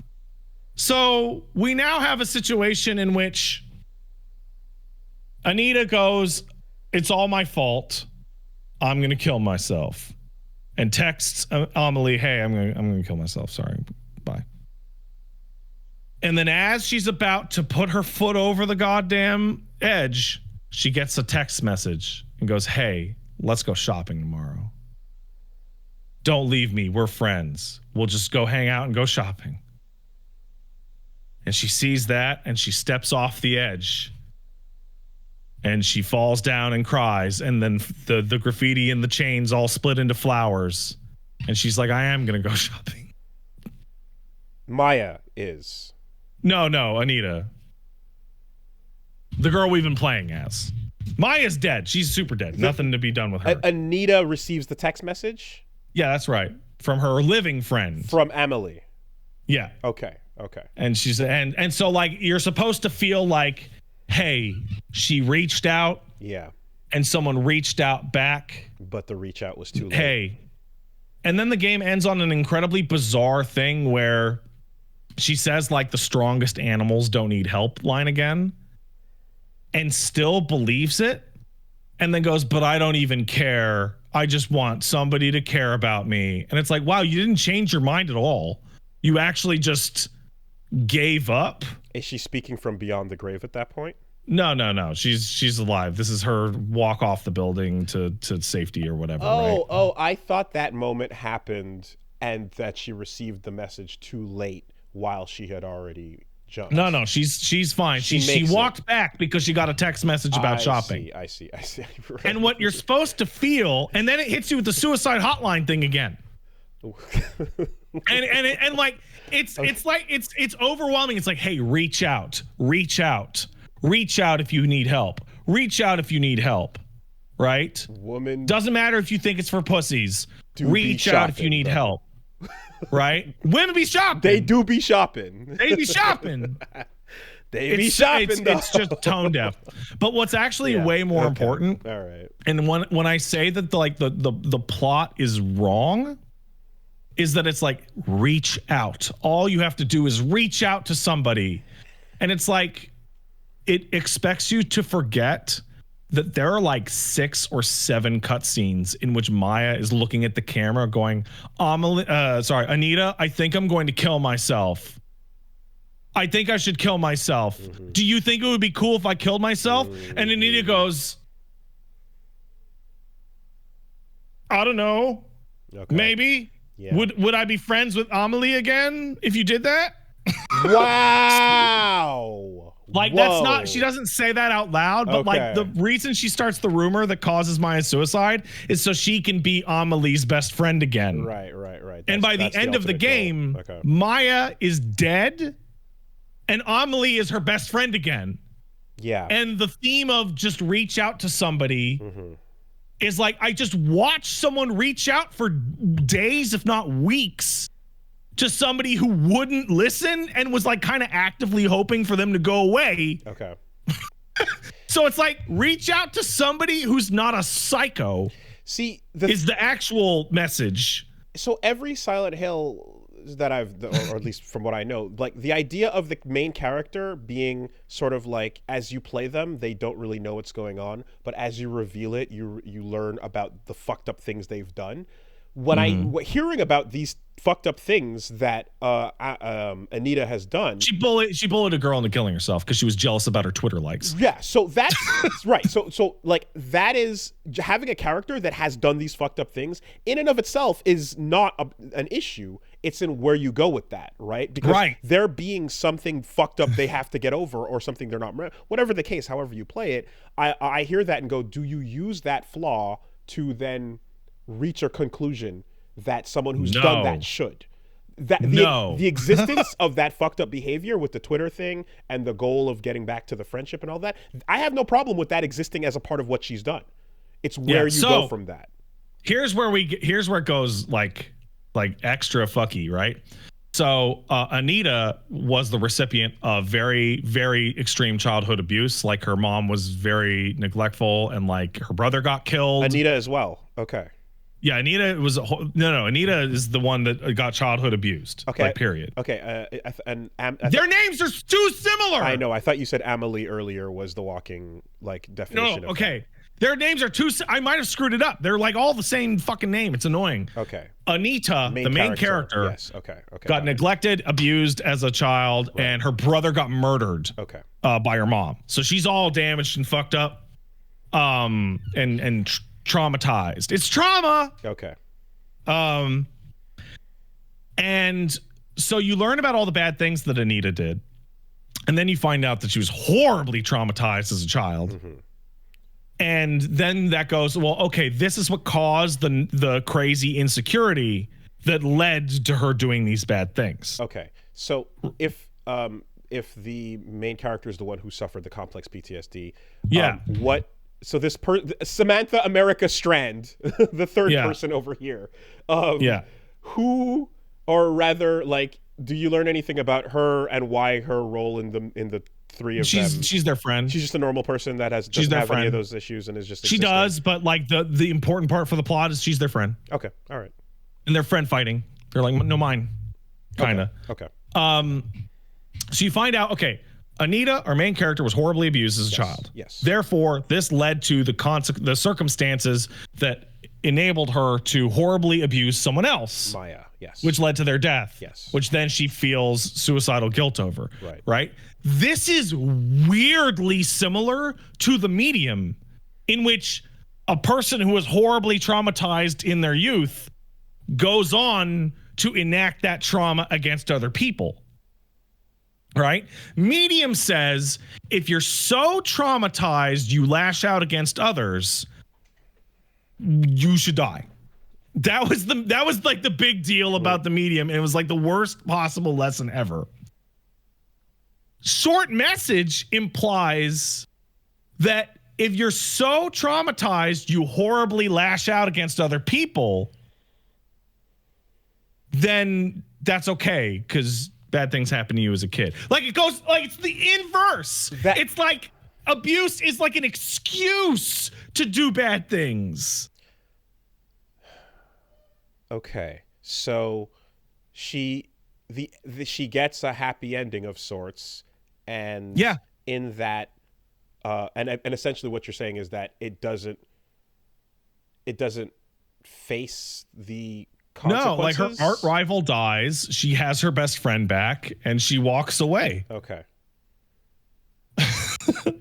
And she doesn't learn anything. Like, because again, I'm taking this as, again, the new recent Silent Hill completion, new person that's just experienced those games, and like the bad things that James has done and the things that he thinks of himself.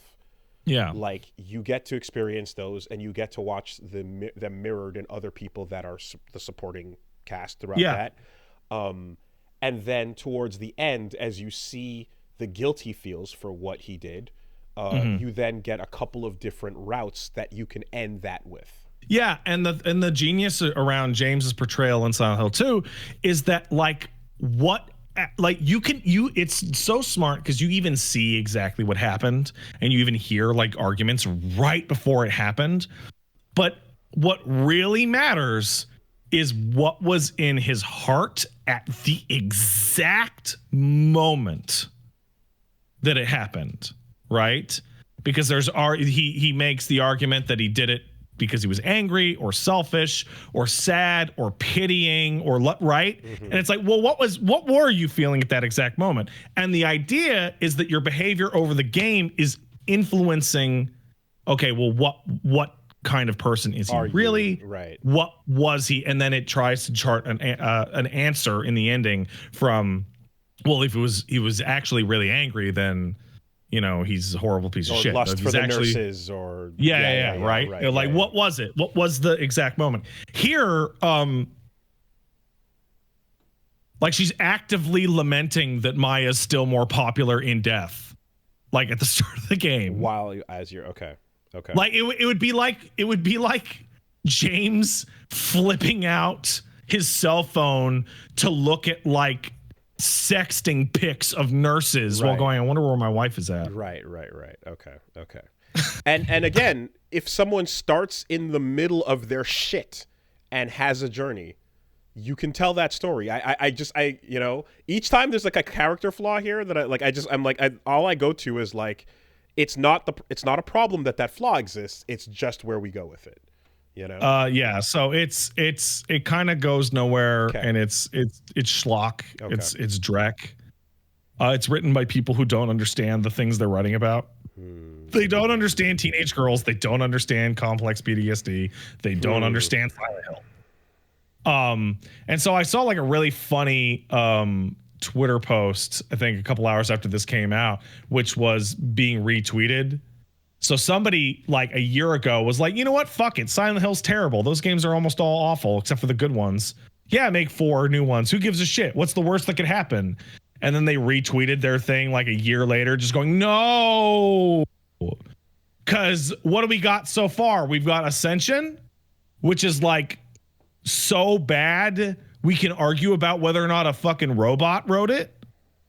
And we've got this, which is like a walkathon in the shadow of PD that controls like shit and has a stupid message.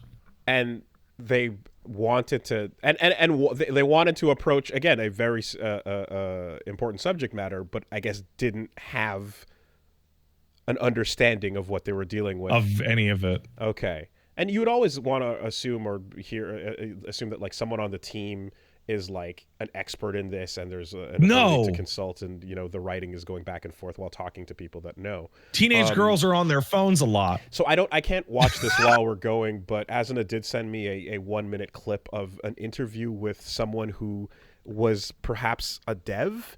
I think that's the clip I talked about, where he describes wanting to make a game about how the old people screwed everything up. Like, there's a line of dialogue in like the early games, like, those stupid adults have ruined everything. Okay.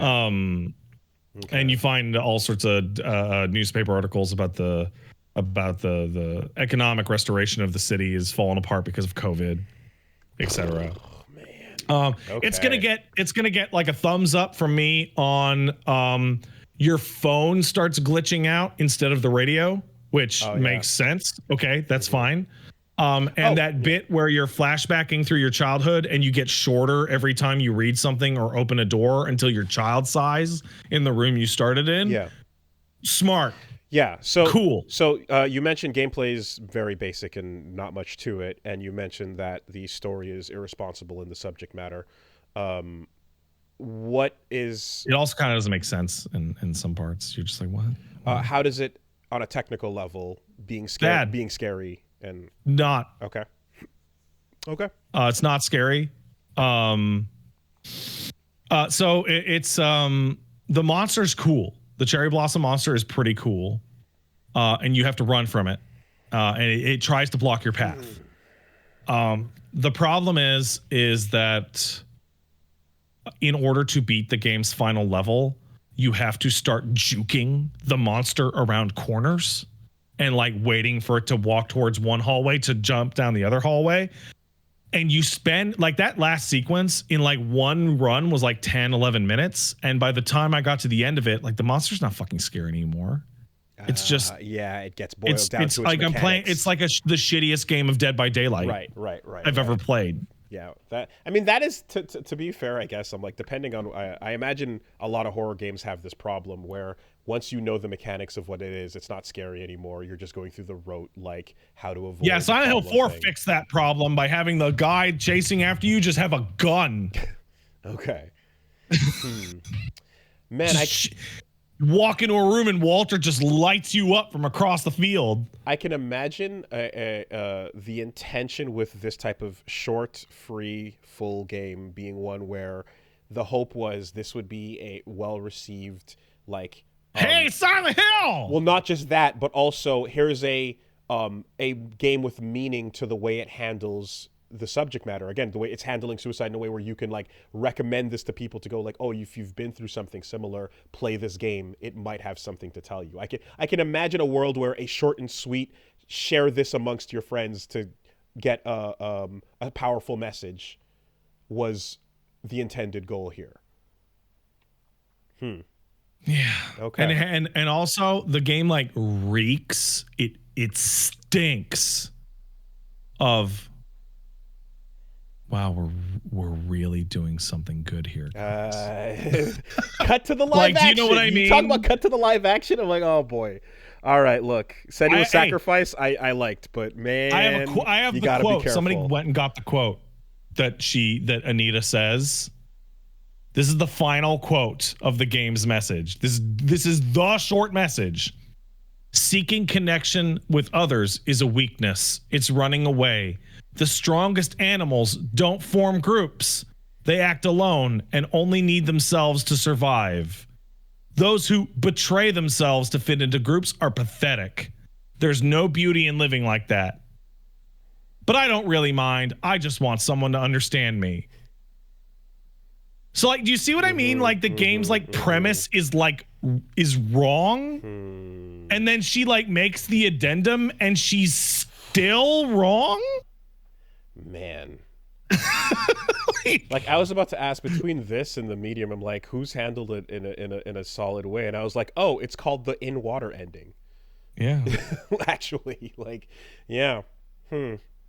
I'm gonna say something that's gonna sound controversial, but if you give me literally 60 seconds, you'll be like, oh yeah, you're probably right. Silent Hill 2 is the worst thing that ever happened to Silent Hill. Nope, I don't need 60 seconds. I need one. I get it. Okay. I get it. You immediately get it, right? I get it. Okay, so for people who don't get it, Silent Hill 1 is about the cult. Silent Hill 3 is about the cult. Silent Hill 4, you might not know it, it's about the cult. Silent Hill 2 is the town is a crucible for your trauma. You can work through your trauma through the haunting of Silent Hill, and it could be anything. So that attracted just the fucking stupidest, worst writers to be like, I'm going to write my traumatic redemption story using scary monsters. And none of them know how to do it. None of them know how to do it. Well, Silent Hill 5, 6, 7, 8, 9, and fucking Short Message are all about the Silent Hill 2's crucible of trauma. And they are all terrible. PT isn't. The person in the house in PT isn't related to the family. That's just a ghost. That's someone else. It's a fucking ghost that's haunting the fucking building. Oh, man.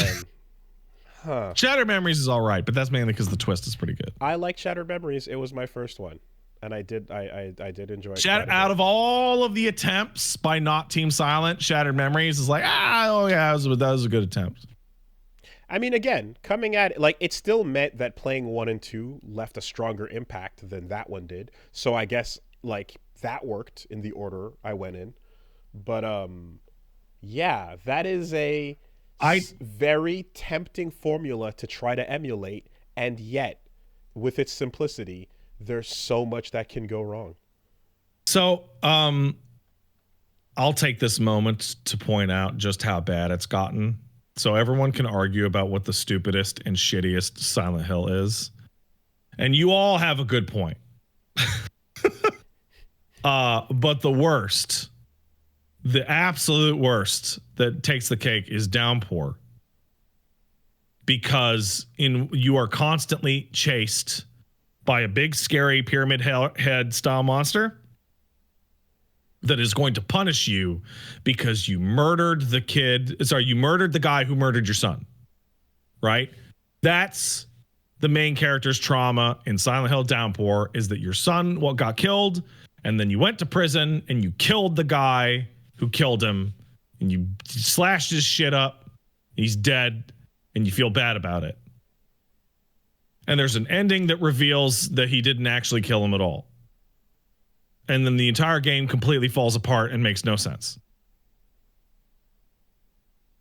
Like it literally makes no sense at all.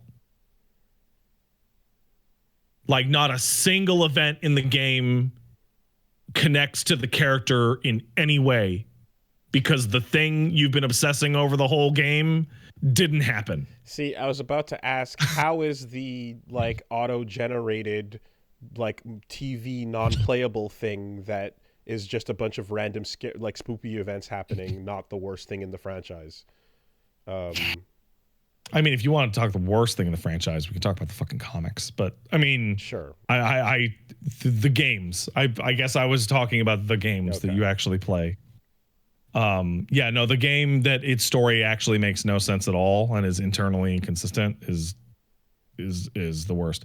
A shout out to Homecoming and Downpour for being games in which you could get the joke ending by accident the first time you play the game. Dog UFO. In Homecoming, there's one of the 4 ending choices leads to the UFO ending out of nowhere.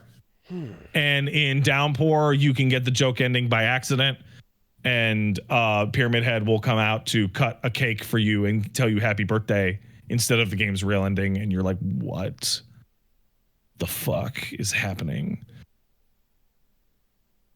See, I can imagine a story like the one you just told about the short message that spent a couple more hours with someone like Anita analyzing what the fuck were you thinking when you looked at your friend's phone and saw that and had this thought. What the fuck were you actually what was I go like what did that mean?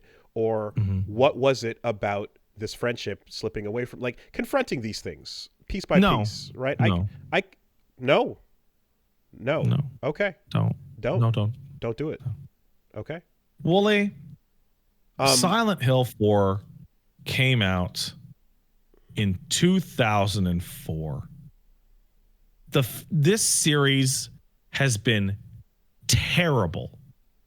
Like terrible for 20 straight years. And every single time they put one out, I go, maybe this one. And every time it's terrible. Oh, but I mean, question. Did you see that Silent Hill 2 combat trailer though? Yeah. This is the one. So have the exact team, writers especially, that made 2. I don't know what happened to them.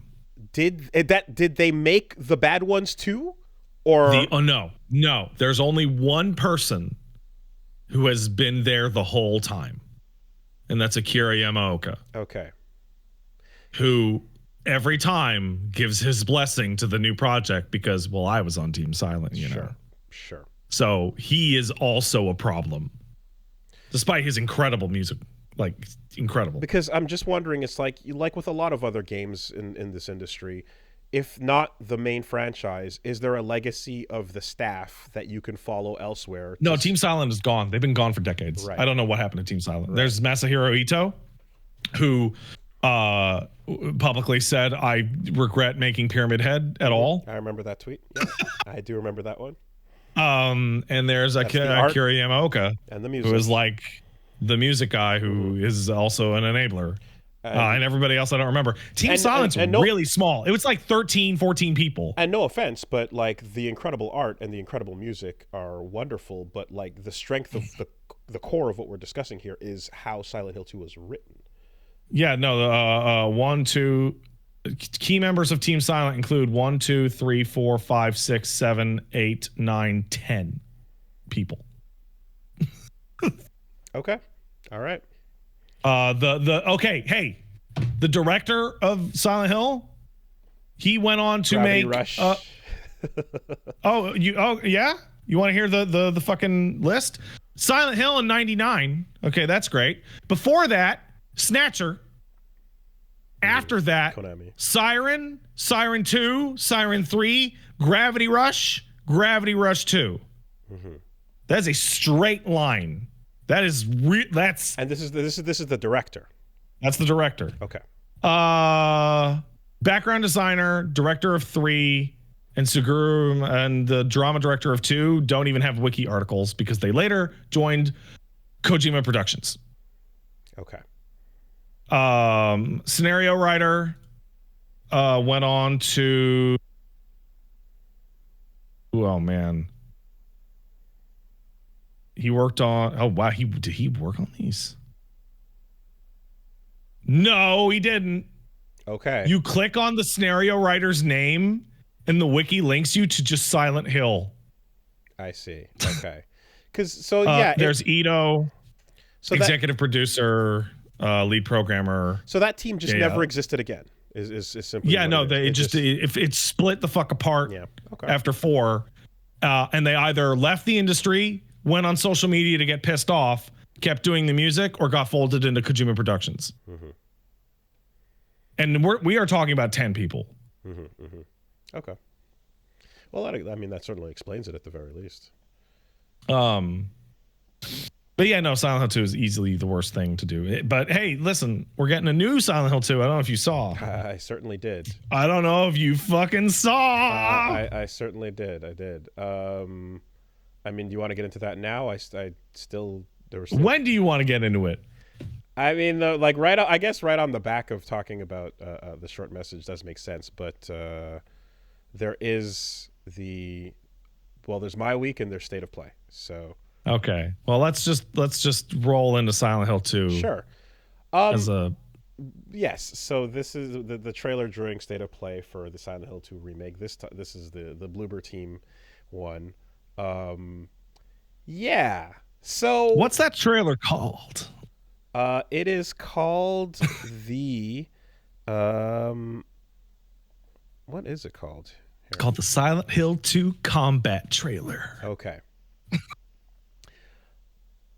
I guess at bare minimum, the hopes. Well, I can't even. I'm not even going to put words in your mouth on it. But I'm no, fine. You go for it. Well, if you say something wrong, I'll just be like, nah, I don't feel that way. Well, just like Silent Hill fan, I assume what Silent Hill fans must feel, especially at this point in time, is similar to feels like being in Silent Hill. Haha. It must feel similar to like what we're hoping for looking at the Snake Eater remake, where it's just like, oh Jesus Christ, this can go wrong in so many million ways. Will they just is this going to be a somewhat prettier version of the exact same thing, or are they going to attempt to change things and add things to it and inevitably fuck it up, right? So there's a whole like philosophical discussion to be made about how to remake something, right? And that applies to film, it applies to books, it applies to music, it applies to games, right? Am I gonna cover a Smooth Criminal, but it'll be rock, haha, like Alien Ant Farm, right? And it's mostly the same. It's just a different beat. Or am I going to cover Hurt and transform it into entirely a completely different fucking song? Shoutouts Cash. Yep. Right? So we run the gamut all the way from like Persona 3 Reload is really accurate. Like it's like what if Persona 3 came out in the year 2024? Yeah. Instead of 2006, right? I like both of those covers. I like the Shadow of the Colossus remake, and I think that was a good time. I also like FF7R and yeah. So you have like this wide range of it, right? There's different ways to approach. Silent Hill 2 presents an extremely bizarre problem for remaking, and that is it is a game that was made weird.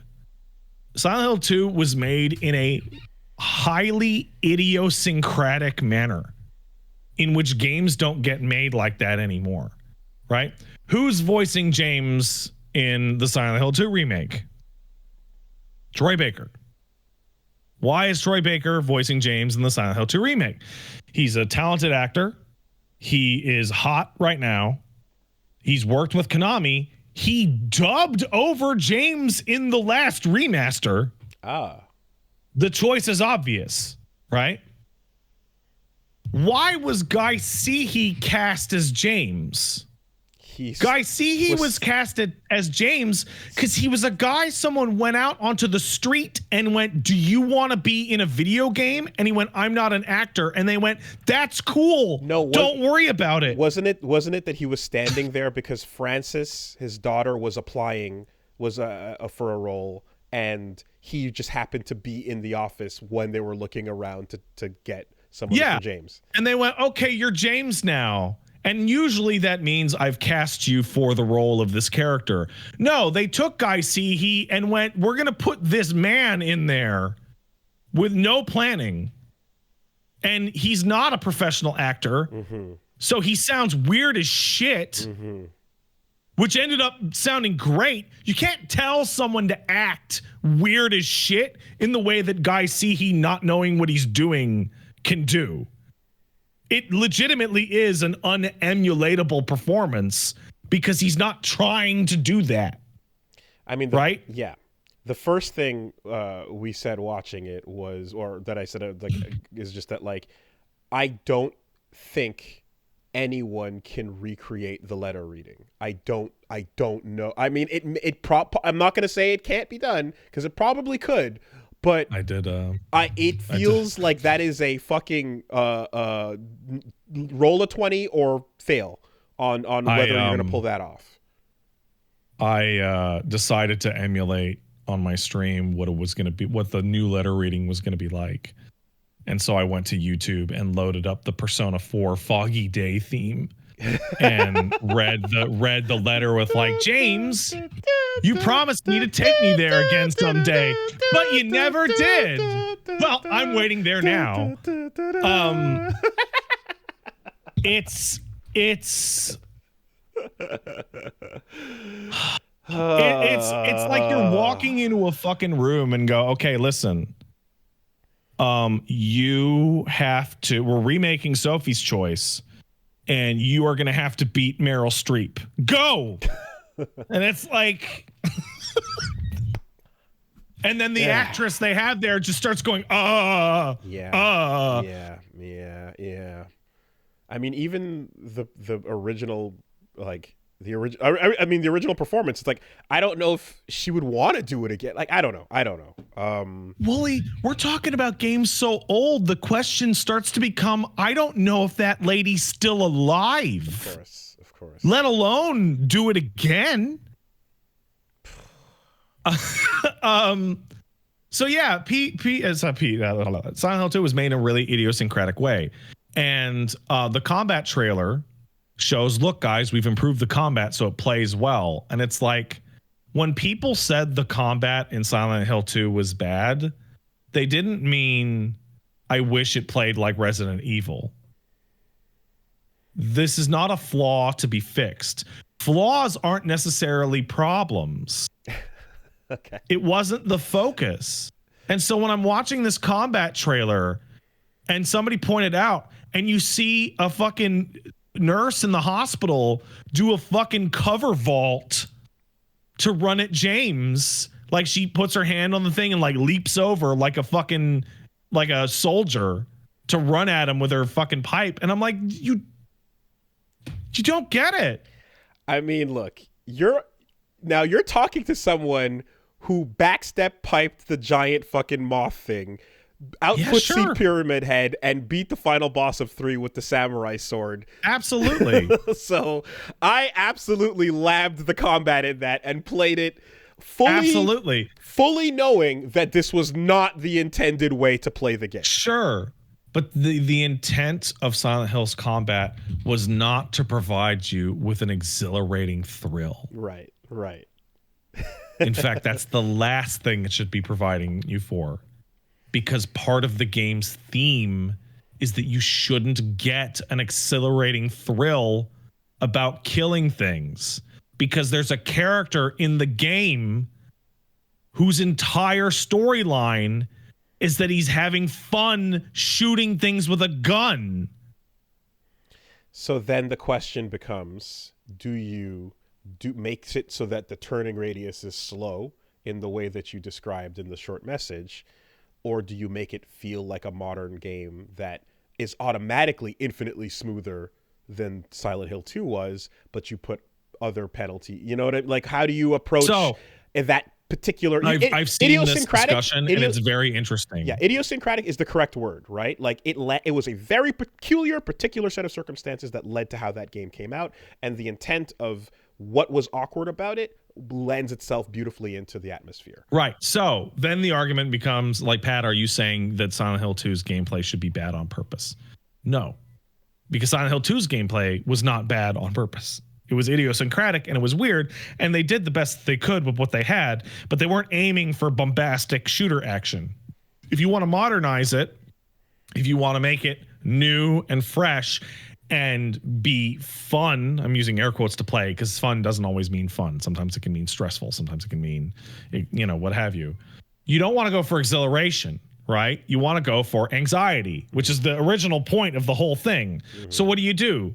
You make the game, I don't know, a survival horror game. You make combat hard and strict and punishing and something to be avoided.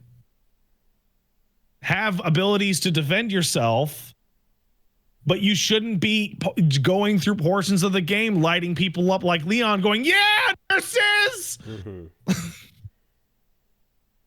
Signalis somebody mentioned Signalis. What a great example. You shoot tons of people in Signalis. Never exciting. It's always stressful. Right. Okay. So have enemies not die right there, done. The modern standard of just walking around in a 3D environment has come leaps and bounds from the days of SH2, but make it so that the stress is always felt. Make James really inaccurate with a gun. Show him like visibly shaking. Reload time comes to mind immediately from any time you decided to like dump a mag dump into something, you know? Yeah. Okay. So I put out a tweet about this where it's like, I'm a hyperbolic man. I like to exaggerate. I think it's a fun thing to do. But somebody posted a screenshot of James walking through a hallway in the Woodside Apartments, and written in unadorned white graffiti, like somebody typed it out on a word processor on the wall, was the phrase "reap what you sow." Reap what you sow. I saw that. And I said, like, this may seem like hyperbolic. This may seem like too much. But this is the exact moment that I knew that this remake was fucked. Because it's so... Like, I used a visual metaphor, and apologies for the folks listening to the audio version of the podcast. But I said part of the genius of Silent Hill 2 is that it was pointing at you, but you didn't know it was pointing at you. Like, a lot of the game is pointing at James, be the dress on the flashlight. Like, the dress on the flashlight is genius because it's literally shining a light directly in James's face. Mm-hmm. And when he moves the flashlight off of it, he goes, oh, that's a familiar dress. Mm-hmm. But you don't know how familiar the dress is. Mm-hmm. So it's like literally shining it directly in your face, but you don't get it. Shit like that is a man pointing at the camera and looking you in the eyes going, hey, you, motherfucker. So, people compared it to an out-of-the-way piece of graffiti, it's like north of the hospital, that you can miss, which is written, first of all, in blood. I remember, yeah. Mm-hmm. Second of all, it's written in nonsense capitalization. Like, words are capitalized at random, and it's strange. And it goes, if you want to see Mary, maybe you should just die, James. But maybe you'll be going to a different place than her. A different place than she is. Yeah. And here's the thing. Yeah. I know what that means. You know what that means. Most of this audience knows what that means. You do, certainly. But the first time you see it, that could mean anything. It could mean you're in hell right now. Mm-hmm, mm-hmm, mm-hmm. And the idea of like when, or the idea of like the way you go through the game for the first time, how much you suspect of what's going on is your fault versus like the outside world just fucking shitting on you, being bananas, is a slow release until you jump in the hole, and then it starts to really let go. So I'm like scrounging my brain for what is the absolute most hack shit that the remake could possibly include, and I think I know what it is. I think that if you go to Neely's bar earlier in the game, there will be a hole there. And it will be gone. And later, you can read a note that says there was a hole here, but it's gone now. That is the stupidest shit. That would be the most... okay, like, wow, right. You just didn't even get that at all. Right. Okay. Like, at all. Yep. And they'll say back to you, you know, you're right, I didn't get it because there never was a hole there. And I'm like, the point was that it doesn't make any sense and it's threatening. It's a fucking strange thing to read on a wall in a place where the rules don't apply. I mean, it could be that, or it could be as simple as pre-order weapons. You know, get Pyramid Head's sword early. You know what I mean? Like, it could just be that simple. Outfit changes, costume changes. You know. Yeah, no, this game's like tone is like violently opposed to standard forms of DLC. I did. Right, literally any of the normal things would be like disgusting. I did misunderstand what the short message was when I was looking at it. I thought it was going to be a free like full length Silent Hill game that would have microtransactions or something to make up for it. No, it is to its credit, completely free out now and but available. Yeah. But I would say like anything that goes under the DLC tab for Silent Hill 2 Remake is your death knell if you really, if you really want to. I know what would be the most likely hack shit. So what they're going to do is they're likely using motion capture on the people in this game, right? They're doing performance capture. That's my assumption. And they will have a lady that plays Maria and Mary, right? Because it's the same voice, right? That makes sense.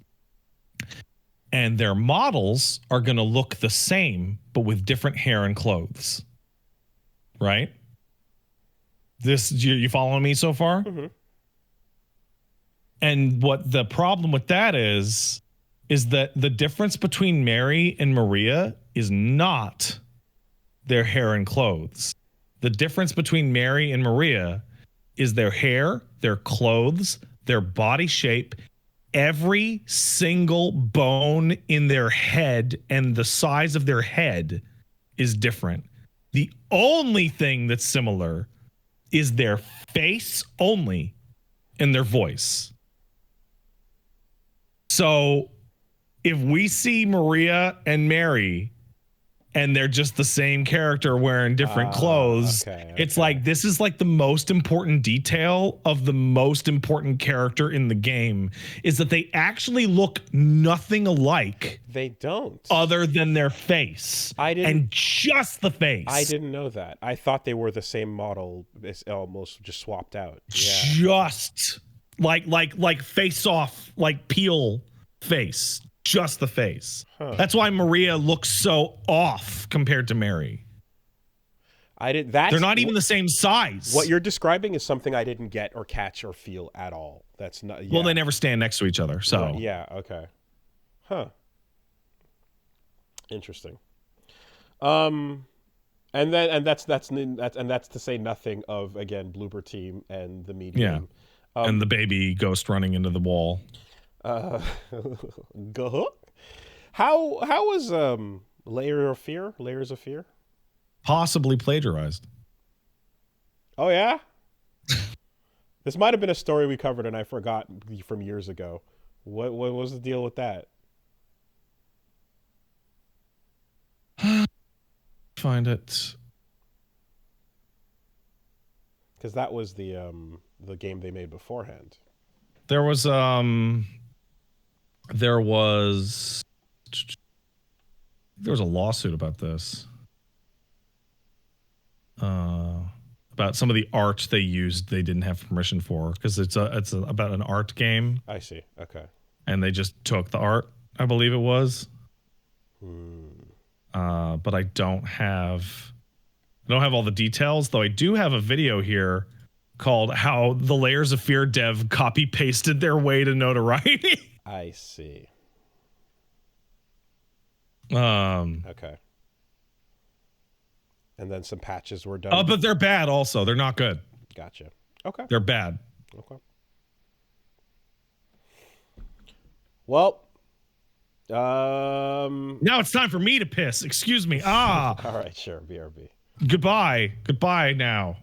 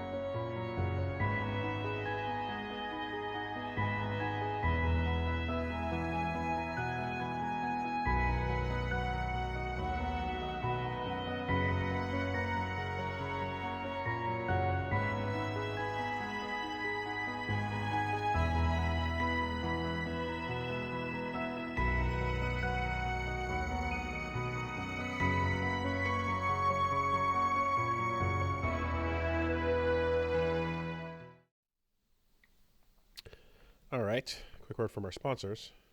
I love you, sponsors. This week, the podcast is sponsored by HelloFresh. They're the ones that have the easy, affordable, and very convenient meal kit that ships straight to your door. So, Makes sense that they're the number one meal kit in America. number one, if you're trying to save money, if you're trying to eat better, if you're trying to stress less, if you're trying to sweat less over what you got to do, how you got to prepare dinner, where you're going to get it from, all of that can just pile in and suck, and you can say goodbye to that hassle with HelloFresh. It's real simple. You get a box packed with the farm fresh ingredients that you like. Everything is pre-portioned, so you don't have to worry about putting too much or too little. The ingredients are all calculated precisely to be what you're going to need, and it's very simple with a card that has in some cases, like 3 or 4 step process. It's super, super easy to follow along with, and before you know it, you have a full dinner ready to go. You can get it for 2 or for 4 if you're going with the family size, and you actually learn a thing or two in the process. Doesn't take too long either. You're getting the fresh ingredients in the box, nice and cool, never frozen. And you can get some of them done up in 15-minute recipes, so you can minimize even the already easier process of getting yourself a HelloFresh meal cooked. They've got tons of options as well if you're looking for health particular preferences. Bro, you're making me hungry. This is hard. Calorie Smart is available. Protein Smart is available. If you got vegan or vegetarian preferences, you got all different types of things you want to customize as well. You can definitely do that. And breakfast is the most important meal of the day. HelloFresh agrees, and so they're giving all subscribers free breakfast for life. That's crazy. That means you'll enjoy a totally free breakfast item with every single HelloFresh delivery. That is a wild promotion, but that is in fact what it says. So don't know how they do it. I don't know how they do it, and quite frankly, I'll let them crunch the numbers on that. But just thinking about it's causing my eyes to go cross-eyed. I can't believe it. It's wild. Get yourself in on this type of easy and convenient experience. I know, again, over this way, I've definitely liked the I've talked about the chicken pesto pasta as a fave, but I also like the butternut squash. That was pretty good. That's not one I get too often, and that came in and was delicious. Hey, I'm an idiot. I managed to make pretty good curry with HelloFresh. Look at that. Those recipe cards are just, they're great. Super duper dummy proof. You just got to get in there. And I'm the dummy in this example. Take all the credit. Go to HelloFresh.com/SuperBeastFree and use code SuperBeastFree for free breakfast for life. 1 breakfast item per box while subscription is active. That's free breakfast for life at HelloFresh.com/SuperBeastFree with code SuperBeastFree. That's America's #1 meal kit. Thank you, HelloFresh. I love you, HelloFresh.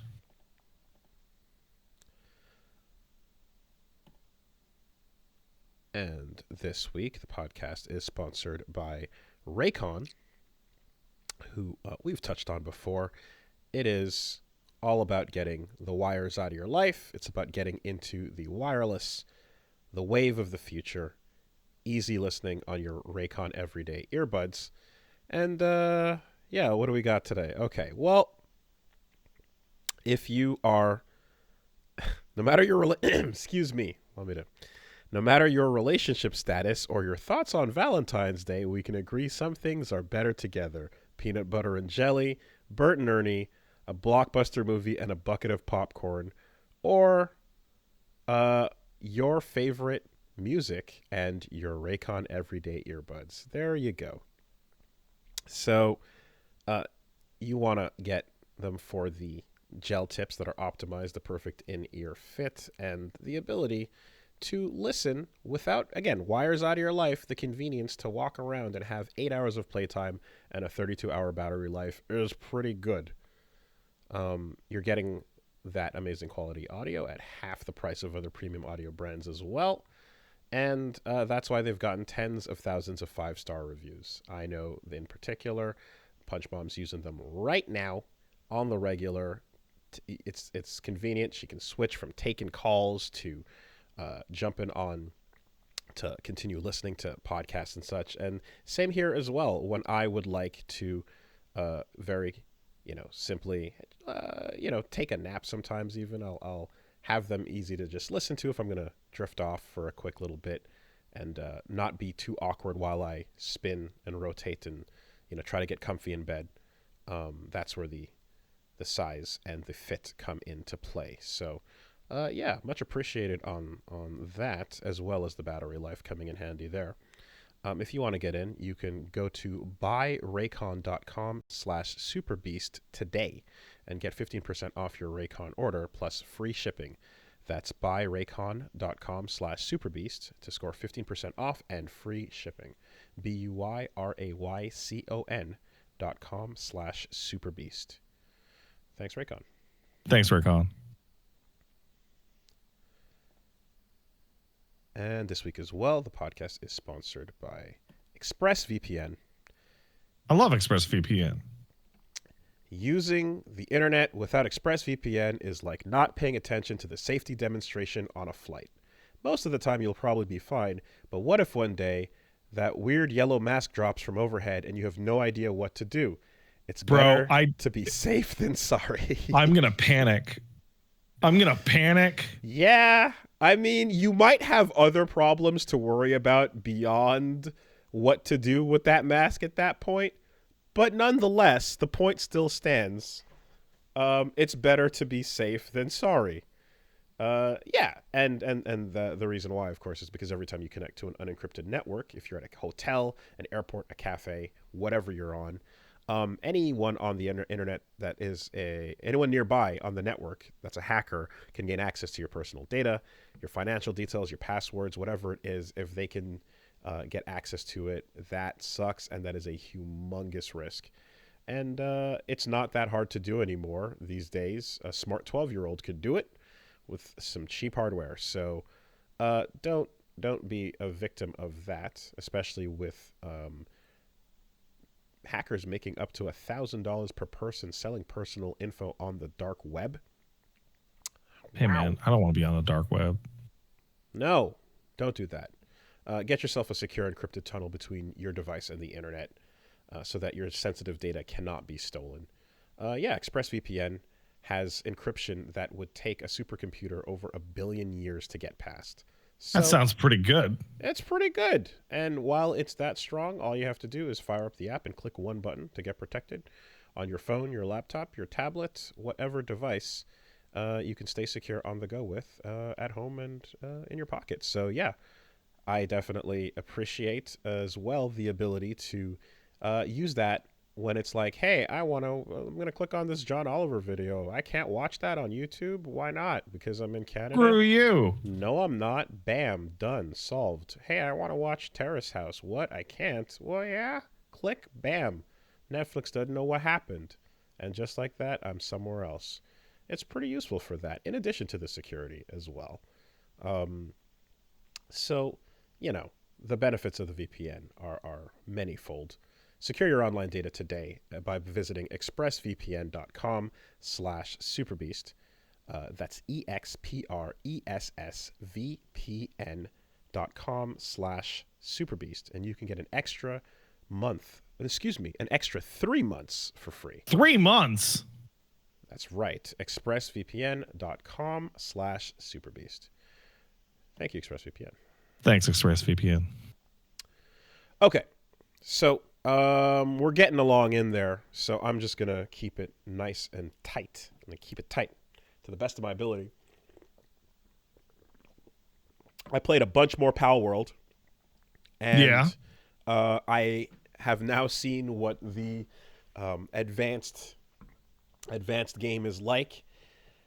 It is really weird playing a game that's in early access and very large open world with sights and sounds and things going on, but because it's so early / so jank, there's no the game never takes back over to show or do anything content wise.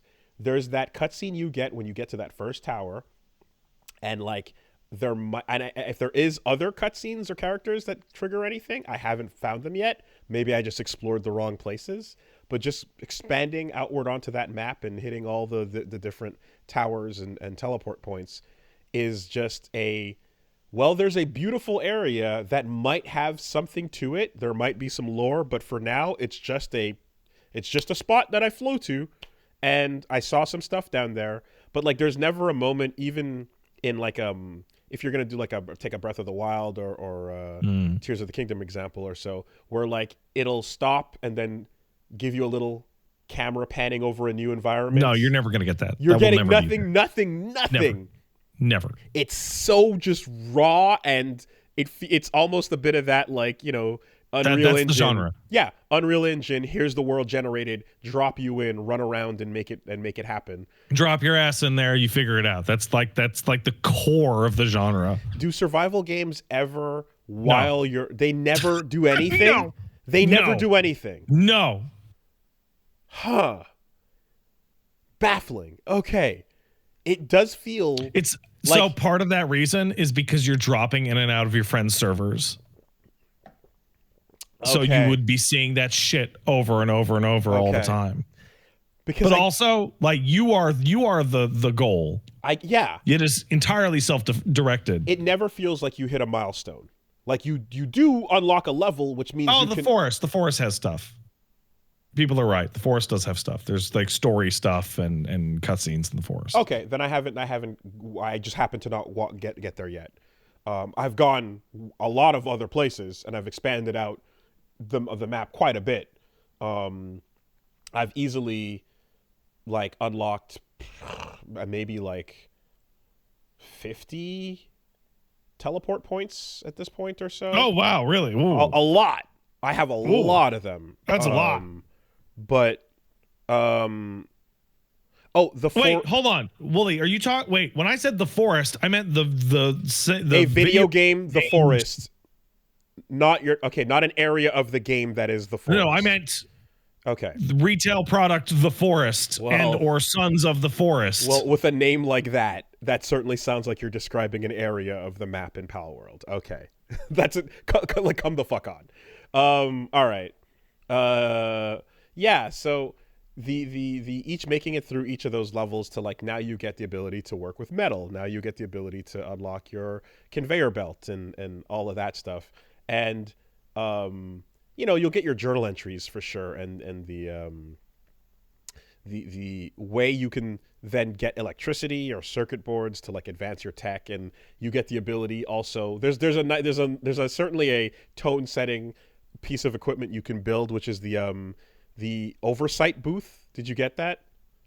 Like, okay, it's like a foreman's booth. I sat down and played it 3 times, and then I was done with it. Okay, so you can build a booth that is like that's like looking over the job site, you know? Right. And on it, you can then choose to have your pals work at a normal pace. You can work at a brutal pace, or you can have them work at an excruciating pace. Hell yeah. And you can see the unhappiness go up, you know, and it's work harder in exchange for sanity. Good. You also encounter like there's the medical table that you can build stuff at, and as that gets more advanced, you get the ability to, you know, here's the medicine to deal with when they're sick. They have a fracture. Okay, well, now they're depressed. Now they're weakened, right? Kill them. Or you can give them medicine for that. Right, yeah. Yeah. And then like, but at a certain point, you get ones which is like, here's a syringe that is great at controlling dissident pals, it says. Dissident. Right. You know, it's great. So like, yeah, there's stuff that it's, you know, it starts to bring that like wild theming back in, you know, in terms of what you unlock when you read the description.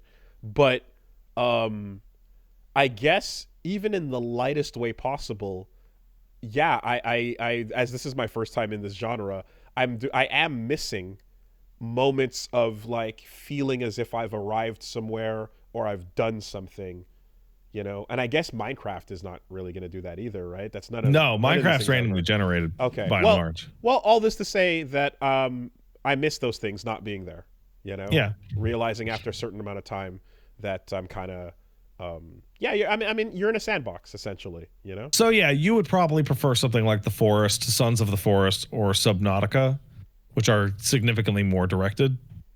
But Pal World's more on that Ark Valheim thing, where part of the loop is the assumption that you're going to be playing it with your pals on a server. Okay, here are the pieces. Go. Yeah. Right. So like when I was playing Valheim with my buddies, I would hop into the server and everybody would be doing their own quests that they gave themselves. Like, I need to clean out the dirt so that there can be a new building here. So the content is going over there and seeing what type of base that person built and what they're up to. And some guy would always be like, oh, I'm exploring the fucking fringe of the map to find cool shit and then building teleporters to bring them back, that kind of thing. Gotcha. Okay. Yeah. But it's overwhelmingly self-directed. I don't even mind the self-direction at all, and I still do, like, when I come across a new like crazy looking pal or so that's like, you know, something I'm like, I want to fucking catch that, you know, that old bit is still in there. There's also just like needless teleports into Elden Ring zones, like we're not gonna pretend this isn't anything but a Elden Ring boss room, a Demon Souls like cavern. Like there are moments where the scenery and the environment just go into FromSoft for no reason and then back out of it. So we're a different game now, you know. It doesn't do anything with it. It's just to evoke the imagery, you know. Yeah. So anyway, I'm definitely like continuing in there because I'm like, it is just a dumb time waster, and you know, there's a little bit of an itch scratch to just like seeing what the further progress tables. 55 million copies sold this morning and counting. Yeah. So at some point I can tell that I'm just going to be like, I'm satisfied. I'm done. That's fine. For $26, that seems totally fair. Right. The thought though is, I guess, that like, guys, I went so high that with 55 million that it was sarcasm. How can you? And when the 8 billion copies sold, yeah, I had to go higher. I had to go so ridiculous. I am reminded, however, of when you know, I jumped on Vampire Survivors, right? And that was definitely it's a time waster. But then at a certain point, it kind of stopped becoming a time waster and was like, oh. And then you were like, no, this is my life now. but it's like, I would never have expected that game to start trying to like introduce any like little narrative bits, but then it did, and I was like, oh, that's pleasant. I didn't expect that. I was not here for it, but it's cool that it's going on, and that added to a sense of accomplishment when I did unlock big things or get through big moments that occurred, you know. Man, if Vampire Survivors wasn't like actively harmful to like an infant's brain, like I would still have every achievement unlocked in Vampire Survivors. But like I can't play that during the daytime hours, man.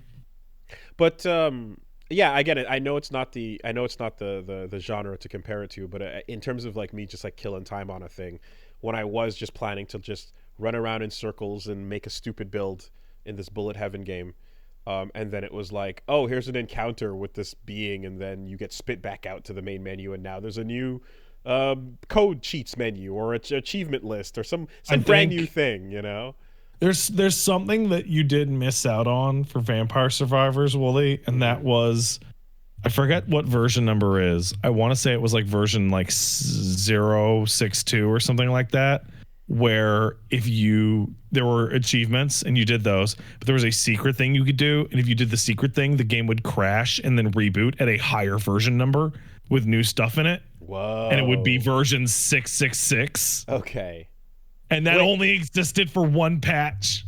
Wait, was that when the main menu was like upside down and crazy and shit? Yeah. Oh, I did get that. I did that. Yeah, but the version number is the joke because it would change to version 666 or something like that. Okay. Like now the events occur, but because it came out and it was actually like version 6.2 or something like that. Okay. Yeah, the version number, I don't remember what it was at the time, but I did get that whole weird sequence because of the devil, Wooly. Into when you beat it. But yeah, no. I don't know what qualifies as beating Vampire Survivors anymore, because like that game has like 7 different endings that are all on top of each other. Yeah, I mean, you can. There's multiple steps to it, but I think you can just say like once I've seen all of the stuff, the content, and then played through the DLC and seen what it. Wooly, they add new content every day. Okay, well, anyway.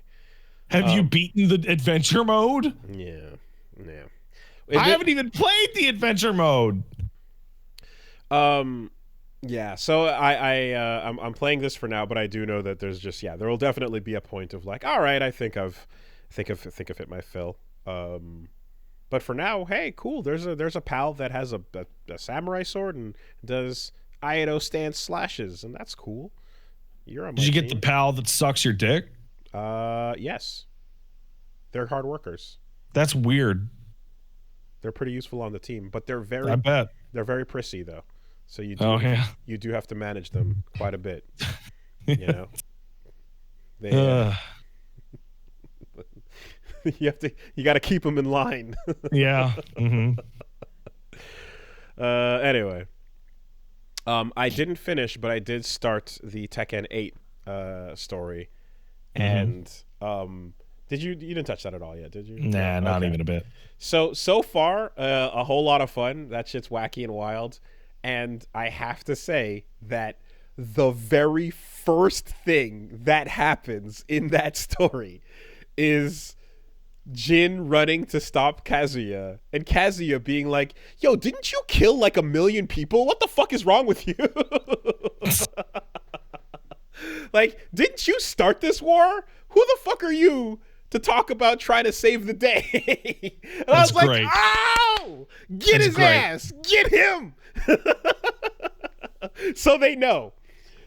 I was very, very happy. I was very happy with that. Like, immediate call out, you know, and like, and essentially Jin being like, oh man. Oh, I shouldn't have done that. Darn. You know, and then others are like, and then the good guys are like, Jin, you're still the only one that can save us. You please believe in yourself. We're all fucking dead if you don't believe in yourself. For the love of God, get your shit together. Get all your shit and get it together, Jin. You know? And it's like, okay. And he's got to have, and he has that, he's going through the crisis and it's all happening. But yeah, he is not getting off the hook right off the bat, and so it's like facing the devil within and all of that. You know, we're going through the motions, but but the opening volley, the opening volley is, oh yeah, no, we know, and his dad, in the middle of being a shit, mind you, in the middle of Kazuya being a shit, is just like, yo, fuck you, hypocrite. You know? No, you're an asshole. Every single member of this family is an asshole, including that one over there. Mm-hmm. Except Sven, I guess. Who, me? No, what? Huh? What's his name? Lars. Lars is a good guy. Yeah, well, I mean, he was originally on the bad side, but then, like, you know, he saw the light.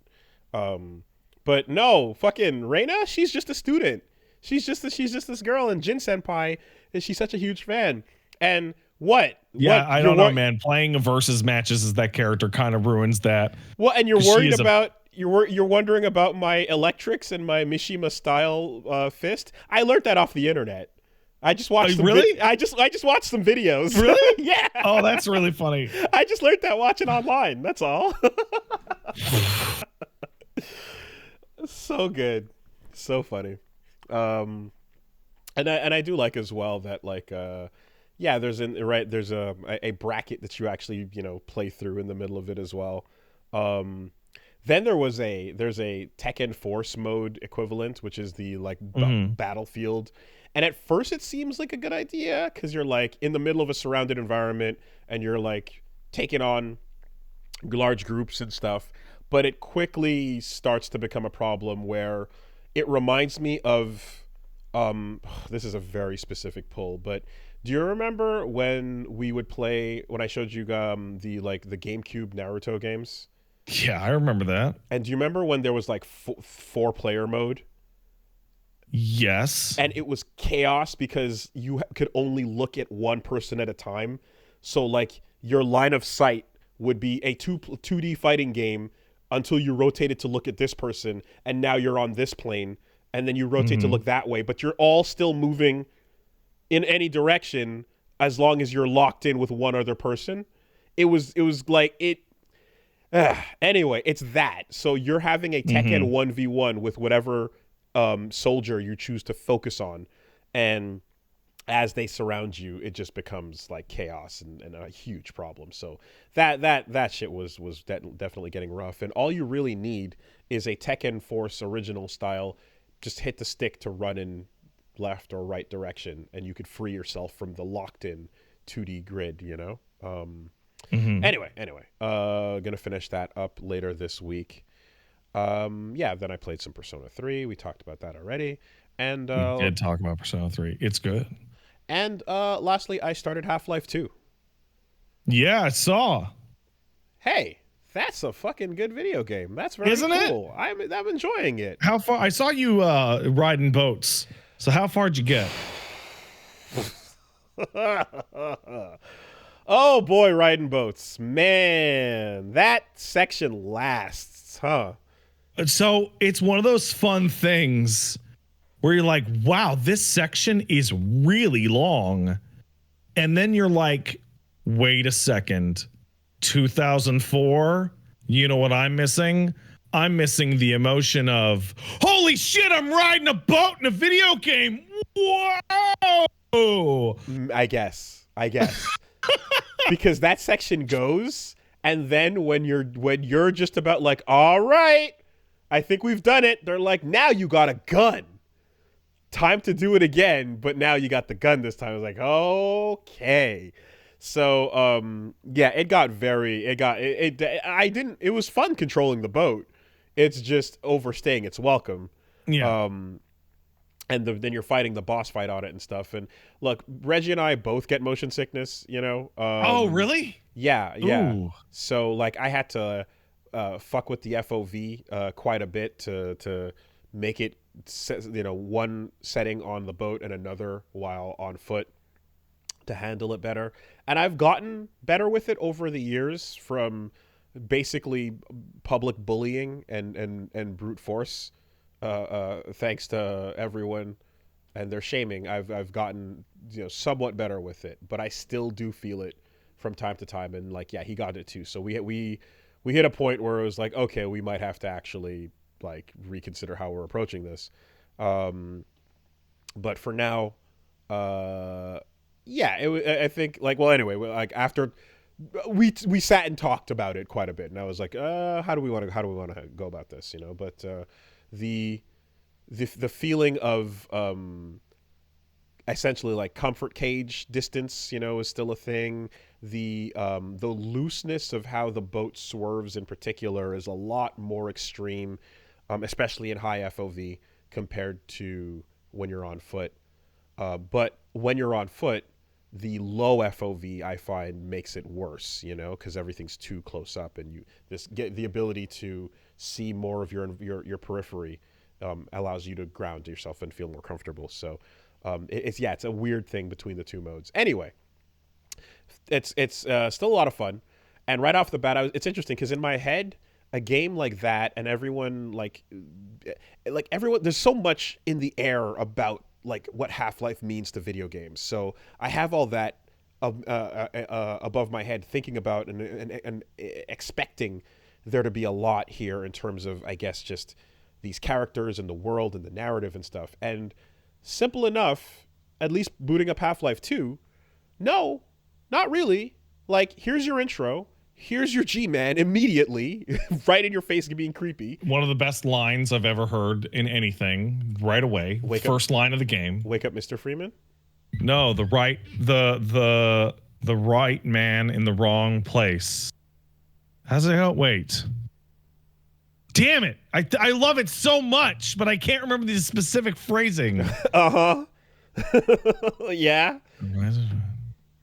The right man in the wrong place can make all the difference in the world. That's how it is. Okay. Well, I'm sure we'll get the context. Literally closing my eyes so that on the video you can see me not reading chat. I'm sure in context we'll learn more eventually. But anyway, drops you in, establishes setting a little bit. You meet Alex, you meet the crew, you meet Barney. There he is. Hey, and then before you know it, you're right back to just silent free man. I'm Half-Life in this shit. Half-Life in, yeah, just wandering about, shooting up the soldiers, and oh fuck, there's a barnacle, you know, and like the reinstalling the fear of, oh no, when I see a black line in the shadows, that might be death. Watch out. And then a whole lot of silence. A whole lot of silence as you just charge your gun, pick your bullets up, and wander it feels about. like a PC game of even an era prior to its release. It feels like a PC game from the 90s. Yeah, and I don't know, I guess I thought that, like, I was expecting, since it's such a big thing, that, like, I was going to come back to something that was narrative shooter in a way. I was almost like, is this going to feel like a Gears of War, where Gears of War is shooting and talking and shooting and talking? So this is one of those things where it's like the weight of time has screwed up your perceptions, because it is a narrative shooter, but it's so much further back from that. From 2004. Yes, exactly. So like in 2004, Barney pulling off his mask and talking to you and his lips match his words. You're like, yeah, holy shit. Oh my God, holy shit. Right. Oh, trust. I can feel the idea of like, yo, physics though. The idea of weight. Yo, dude, you need to get up this ramp. What if you put a cinder block on it? You counterbalance the ramp? Yeah, it's the like, I feel like there should be a PhysX logo, a Havoc logo that pops up every time you have one of those puzzles to solve, you know? I mean, it says a lot that the game's first interactive moment is pick up that can. Yeah. And like, look, man, look. I mean, even before that. Throw a can. Even before that, I was like fucking playing toss the bottle on the guard head. Yeah, you know. But it was very cool. And what I did like as well is like, so I played Black Mesa 4 years ago, so it was definitely quite some time. But coming back now and doing it after that period, there's definitely oh shit, I forgot the vibe. Right. Okay, I remember this vibe. There's the distance has created a little bit like, there's a head crab. Watch out. Oh shit. Yes. Okay.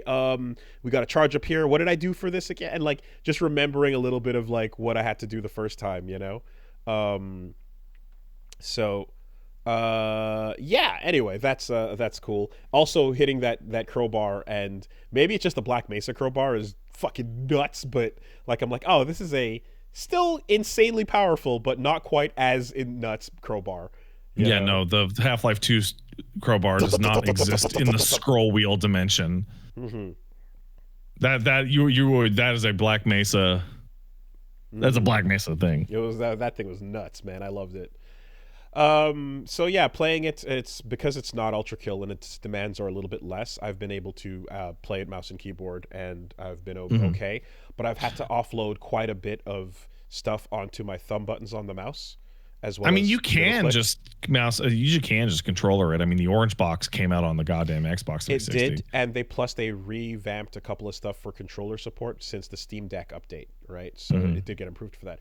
But for the sake of just experiencing what everyone did in the way they did, I wanted to do it this way, and if worse comes to worse, I would switch over. Putting on even the gamepad HUD was like, some folks were like, no, it's not what I remember, turn it off. And so we there was an option too that I had to switch on. So but yeah, I can't remember the exact order of events, but did you get the gravity gun? Not yet. No. Okay. Literally the only thing I picked up was like the pistol and the like first MP5 or whatever. Okay. I'm not sure if it's an MP5, but it's not the, you know, because the gravity gun is like super famous for a reason, is because it was like the first time that like physics could be gameplay. Okay. Yeah, so that was kind of it, and then the some of the pronounced issues I had with keyboarding and Ultra Kill, I definitely can see here, even under slower context. It's like, okay, the difference between having to play anyway, like a much more hyper twitchy reaction game versus like something a little bit slower but still requires you to be on point with it, is that like WASD, right, got your ring finger and your index and pointer, or middle rather, and then pinky having to handle a bunch of extra, which is the shift, the control, and kind of. Oh, I put fucking shift and jump on my mouse buttons, man. So that's it. That's basically the solution, right? And me kind of explaining to some folks that, like, if you've played all these games and you're used to that, then your pinky is probably used to reaching and being accurate with that. I'm hitting my start menu accidentally on that. My pinky is my least dexterous finger. I've never used it for Twitch reaction gaming ever. Versus my thumb on my mouse hand on my right side, where I use that a lot. I'm so used to, my thumb is the most accurate thing on my hand. Like, I'm used to hitting the square and X buttons, and then the square and triangle, and then square and circle together, and all variants in between with just my thumb. But with a mouse keyboard setup, that gets no usage. Yeah, so like fucking Warframe uses crouch and then jump for its bullet jumping. So you're doing that like every fucking 5 seconds. Okay. So I put that goddamn crouch button on my thumb. Yeah. And then smartasses want to keep coming at it with the "have you ever typed before" type shit. And it's like, obviously, we all type. Hey, here's me control Ving. Oh, do. And I didn't have to do that fast. And yes, I rest my index on F and J, but it doesn't change the fact that under extreme "you're going to die in 2 seconds" circumstances, the pinky has never had to fly correctly around the corner of the keyboard and land in that high stress environment. It's not a practice thing that I've had, so that's why that. Yeah, and almost every game that I play, I also put crouch as a toggle.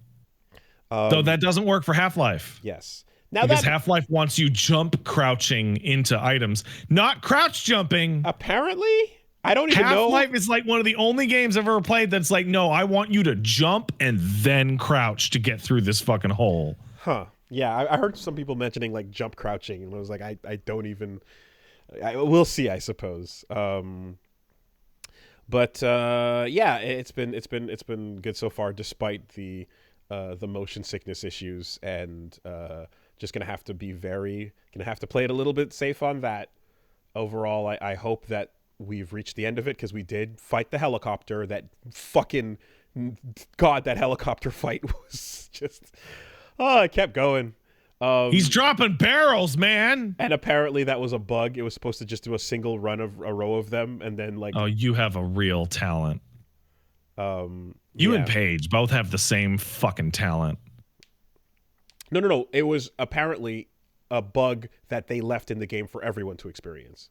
Is what I mean. Is what I was told. I mean, you have the ability to cause bugs to occur. I do have that as well. Via your physical proximity. That is correct. But what I was told is that the way the thing attacks, that is now the known attack of that it uses, was originally a bug. That's funny. Yeah. So, anyways, enjoying that, having a good time, and fully aware that the moment you play something that many people care about, a lot of one guys are going to be shitty about it and be annoying, and that's it is what it is. I know that's par for the course. It's fine.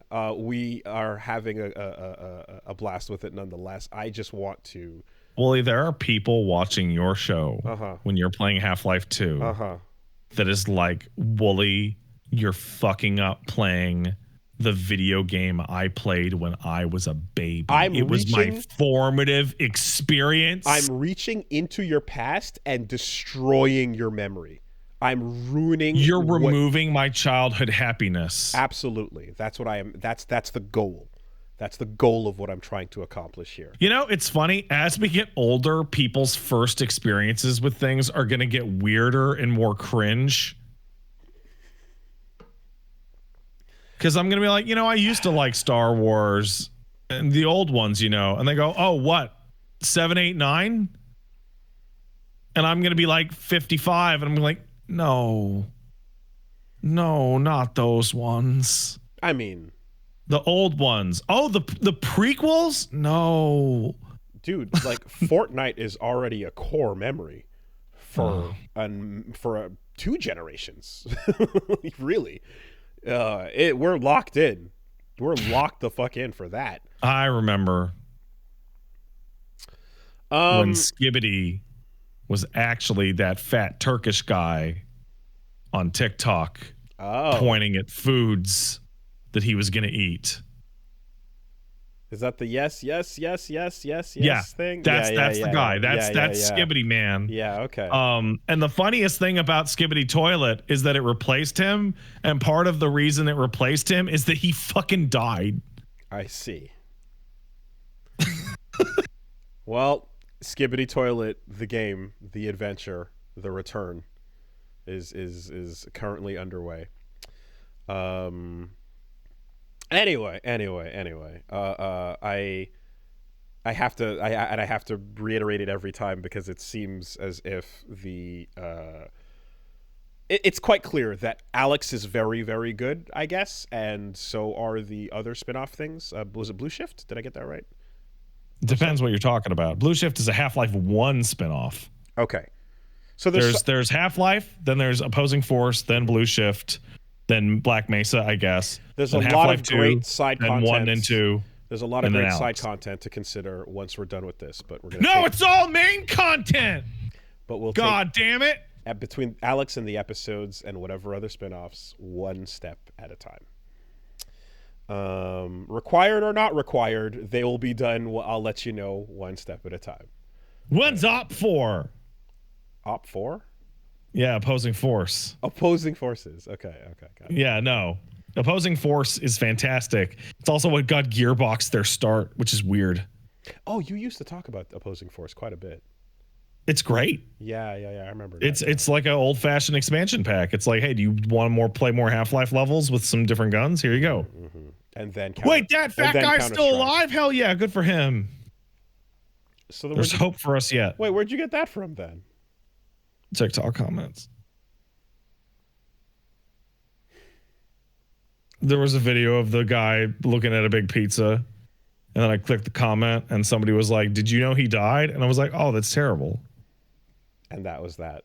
And then I moved on with my life to look at dog videos. Well, I have looked at so many dog videos on my TikTok. I'm getting recommended like Spanish language dog videos. Yeah, that's fair. I do like.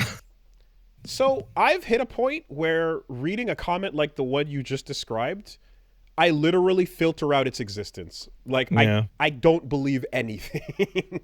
You know what I've discovered? I have a really strange weakness to. I will believe that anyone has died. Like, specifically, did you hear so-and-so died? I'll go, oh, that's terrible. And I just won't question it even a little. I need two sources immediately. Immediately, I need two sources. Jesus Christ. Yeah. Anyway, so that all continues. So yeah, we're going to be working our way back through the rest of the Tekken 8 story. We're going to be playing the rest of Half-Life 2 and some other stuff. I'll post on the schedule for Wooly Versus this week on Twitch and on YouTube.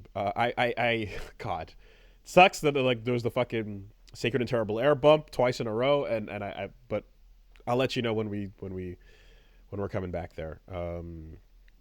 But I'm doing my best to work our way back to it. Don't worry, guys. Wooly isn't me. Just because he bumped it 2 weeks in a row doesn't mean it's dead. That's like I wanted to get upset when somebody pointed that out, but like they were super right. If I bump something 2 weeks in a row, it's dead. Yeah. No, that doesn't mean shit over here. You know, I like even more than other people. I have my own internal. Like, I'm bothered when you guys used to start stories and not finish them. I would come back and be like, what was that story you were saying before that we got interrupted by the boss? Yeah. It bothers me so much. So I know what it's like on the other end of that. So I'm just like, no. I still have the bookmark in my head, and I have no problem coming back to it in a little bit, even if you're wondering. So to the person who's every time they don't see an Armored Core on the schedule that goes pain, it's like, oh yeah, no, I know, but I'm gonna come play it. It's fine. That reminds me, I was like, I forget what I was doing. I was on my like stupid bullshit. This is like from 5-6 years ago. This is a conversation I just remembered. I was talking to my FF14 buddies, and I was just talking my stupid bullshit and being annoying. And so one of my friends asked me, he was like, Pat, what the fuck are you talking about? Fucking, what are you talking? Explain. Mm-hmm. And I went, hey man, just listen, okay? Just give me a second and listen. And like the room calmed down. And I just went back to grinding and just didn't say anything. And they lost their fucking mind. They went crazy.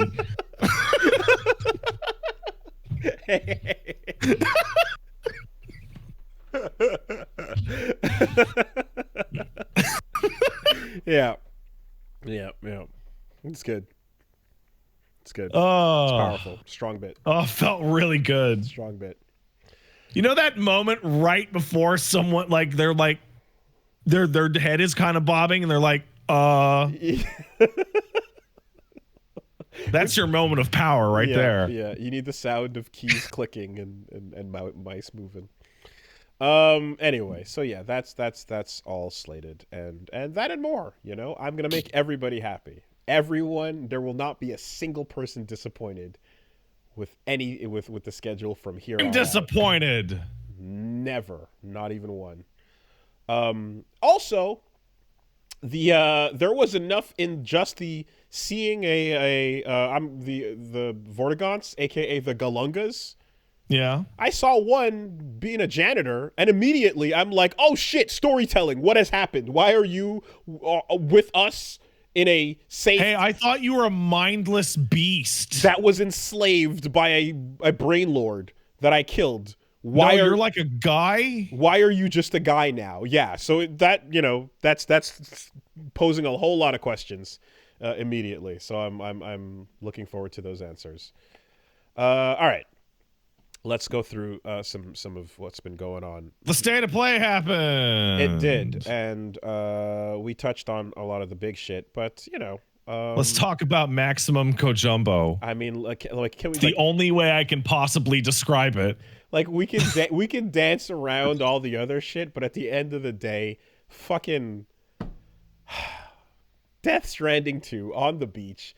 I believe out loud the utterance was, I'm going to be decoding this man's bullshit for the rest of my life. Like, it's just, this is it. This is life now. I remember the time when we were looking at the Death Stranding imagery with the 5 floating figures that we now know are the extinction events, and trying to figure out what any of anything meant. We now know exactly what that world is. We now know exactly how the mechanics work, what the systems are, who the players involved are, and what is left to do. And we still can't figure out why that mask is fucking hands and why Higgs is the Joker now. Well, I don't know if you saw, but I went and dug up an old drill tweet that was I'm in court and I remove my anonymous V mask and I have the Joker makeup underneath it and everyone groans at my bullshit. Perfect. And I know people are saying that like it looks like more like the Crow, but like it's absolutely like Sting pulling his mask off to have Sting face paint underneath all of the jonkler. All of the above, and he's doing it, and he's baking it up, and then he pulls out his fucking electric guitar, Rocket Cadillac Red Billy, like the fuck, like just whether you want to go with your Gungrave or Hibiki or Hi-Fi Rush or any electric guitar wielding FLCL ass weapon. And he's using that thing and then sliding around against a Raiden like, and so man, like, there's a real pivot here that I think is really, really interesting for the Kojumbo career. which is like we went through Metal Gear, which started at an attempt to be grounded, right? Metal Gear 1. And that was the most impressive thing about it. Right? Was how grounded it was, yes. And I don't mean Metal Gear Solid. I mean Metal Gear 1. And then 2 Solid Snake. And then 2. And then Metal Gear Solid like redoes it. It's got some magic. It's got some psychics, right? And like each element of Metal Gear gets like zanier and zanier. And then you've got like man made of bees. And then you've got like nanomachines and shit like that. And then you get to MGS5, which like it's still fucking magic nonsense, but like it's toned it down a little bit. But I think the fact that the container of the magic bees and the angry flaming skull is like the Cold War, is like, oh well, this is a mature subject that like no games don't tend to get into the political atmosphere of what was happening at the time, so you can pretend to have a semblance of seriousness while having fucking crazy bee man and the spinning guns to deflect the bees. Right. You know? So then we get away from that, and then we go, okay, Death Stranding. Now, Death Stranding was obviously from its start overtly supernatural, right? And despite the Kojumbo-ness of it, like those first couple of trailers were like barren landscape, baby thing, ghosts. It was like a little bit more subdued. And then eventually we have ghost soldiers, right? And then as we got closer, zanier and zanier. And now we're playing Death Stranding, and it is actually fairly subdued for large portions of the game. Like most of that game is like hoofing it. Yeah, I remember the period where we knew that it was post-apocalyptic, and we knew that it was kind of like solemn, and that there was some kind of unknowable threat, but it wasn't even clear that it was a game about carrying boxes. Right. But now we have Death Stranding 2, where you know that Death Stranding is a zany world with supernatural nonsense. And we've gone from, I'm going to try and play it classy and subdued and Hollywood, to too much is never enough. Right? like Death Stranding trailers, you're like, what's going on? What could that be?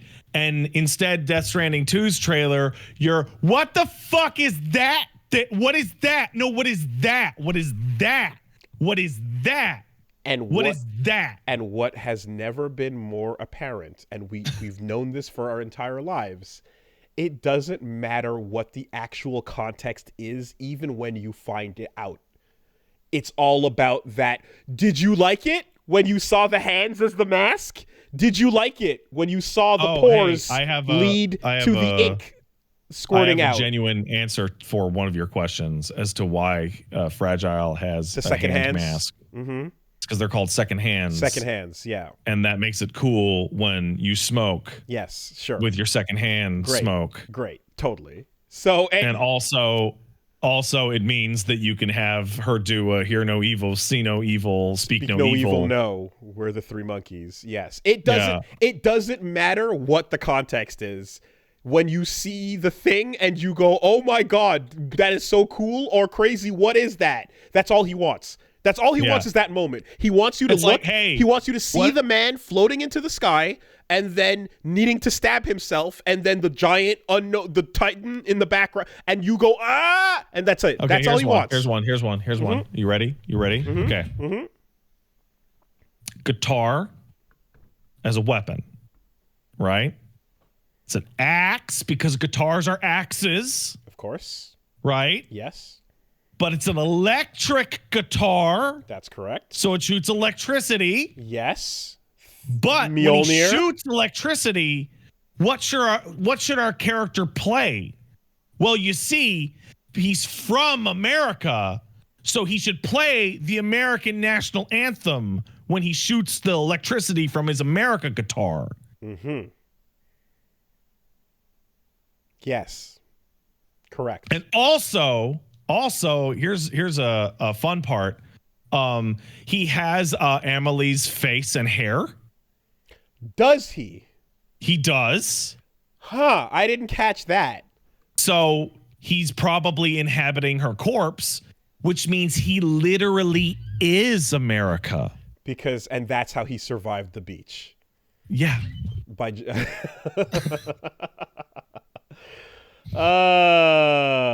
the necklace as well. The Kipu. Okay, I didn't catch those details. Yeah, I know the deep dive that people must have done. I didn't go into the deep dives for sure and that's why. Oh my god! When he walks up to you in his Troy Baker thick Texan accent and goes, "You get enough guns, you can control everything, same as it ever was," and does a little dance, because he's the avatar of America as villain. With Jonkler. Yeah. Makeup. Yeah. Okay, cool. And you are no longer in America, mind you. Your job is to now connect the network outside of the Which they imply. So you see a desert, and they talk about like outside of the States. So we're probably going to Mexico at the very least. Maybe Canada. Maybe. God damn it! I forgot about that Amelie Ka bullshit. With the ha and the ka. Oh, you forgot, huh? For a second, I was like, all right. I was like, yes, Amelie versus President Bridget Strand. Fucking ha and ka. And the ka is like, oh, God. Fuck. All right, sorry. Just. And like, it's really funny because like he even goes to the point of like looking at Sam. And like it's always wild to me when like the game's like theme on the document is said aloud by a character. So when Troy goes, "Looks like you traded in that rope for a stick," I'm like, it's just out there on the page. Death Stranding 2 is not about the rope. It's about the rope and the stick. There, that's it. As the stick is in the walk with a big stick? No. Wooly. No. Come on. The first tool humans made was the stick to keep things away and protect themselves. The second tool humans made was the rope in order to bring things to them and protect them. Okay. So Death Stranding 1's ending, like the ending, like the core thing you have to do is you have to choose the rope over the stick. Okay. To bring and things Death Stranding 2 says no. Of keeping things away. Now it is time for the fucking stick. Man, yeah, okay. I forgot. There's a lot. There's a lot. Come on, there's a fucking lot, all right? I remember Dooms. Did you know that tar contains DNA so that when you smoke a cigarette, you're actually puffing ghosts? God. Okay, hold on. I need to find something out. And yeah. The extinction event and the Doom's powers and Cliff Unger. Okay. And Die Hard Men. The first one that I can find. So this might just be a happy coincidence because I doubt in April of 2023 Kojumbo watched Dracula Flow and was like, I need to integrate this into the Death Stranding. I somehow doubt that you don't know that, but you can doubt. I mean, unless Norman takes a big puff and talks about how that OG Kush has him speak in Esperanto. And one or two things about Black China. I don't know that Kojima has watched Dracula Flow. Oh man. Hey, yo, you know what's cool? And actually the thing that what of all the bullshit happening, that's the Kojima shit going on or whatever, the only thing I really am like, there's Lou. Lou's grown up a little bit. Lou's a little older, you know? Are you sure? No, but probably. Because like part of the trailer was Sam going like, Lou is dead. So then what were we looking at? I don't know, but I'll tell you one thing, Wooly. Norman Reedus of formerly Funky Fetus says, "Are you the one who killed Lou?" And then Mr. America Troy Baker goes, "Oh, you don't even know, do you?"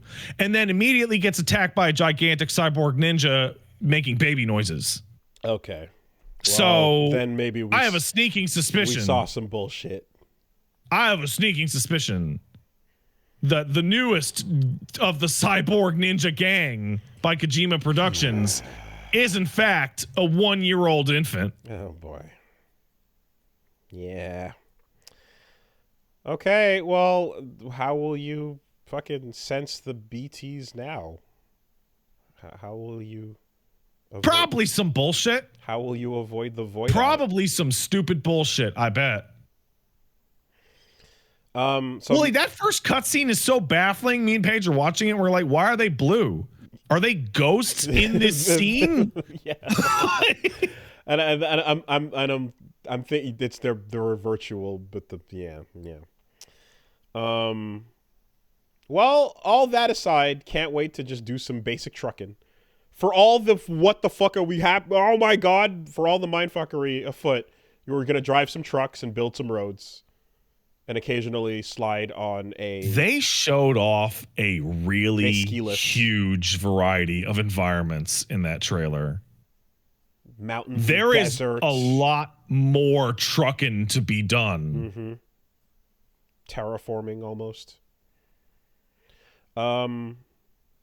Yeah, and I guess like, well, the and this is the way I felt after the last game is that like the story of what I guess you could just call the America family, you know, it felt so complete because you got every angle you needed from the Ha and the Ka, and then you got everything you needed from Cliff and Mom and Sam and like BB, and it all just kind of was like a very like it all the way this world turned out was directly tied to you. Yeah. And then you got to the end and Die Hard Man did his Die Hard Man shit and you were like, wow. Right. And it closed off. You closed off the end of it due to you as well. So I don't know how much. I mean, Kojima will just find some more bullshit. There is something about the game's. There is something about the game's plot and setting that actually is a much more reasonable transition from the old story to the new than I would have expected. Which is there's a line of dialogue and you see a bunch of them in the thing, which is okay. You remember they put out that DLC that had a lot more gunplay and was a lot more like Metal Gear? Oh, okay. There was an update. Right. Mm-hmm. There's more guns in this shit. Like Sam's got like a gun and he walks into the gun room and you see a bunch of fucking guns, like assault rifles and shotguns on the wall, right? Mm-hmm. And you're like, okay, shooting guns was like a absolute dead ass last resort in Death Stranding. But here, like, oh, okay. So how do they get away with it? It's like, oh, well, why the fuck would there be people out there and Porter just get robots to do it, man? Mm-hmm. Like what? Like why the hell would you have like human beings traversing these distances? There's more important shit to do, and we can already cover that ground with the robots. Yeah. And also, you could just shoot a robot. And you want anti-BT weapons more than you want fucking just anti-human weapons, really. Yeah. But no. So what I was trying to say, I guess, is that like at the end of like Metal Gear Solid 1, you're like, oh wow, cool game, more to this story, but. There were some ghosts, and there was that psychic guy. Shit happened. But, it was about nukes and sneaking around. End of Metal Gear 2, you're like, whoa, the future fucking sucks.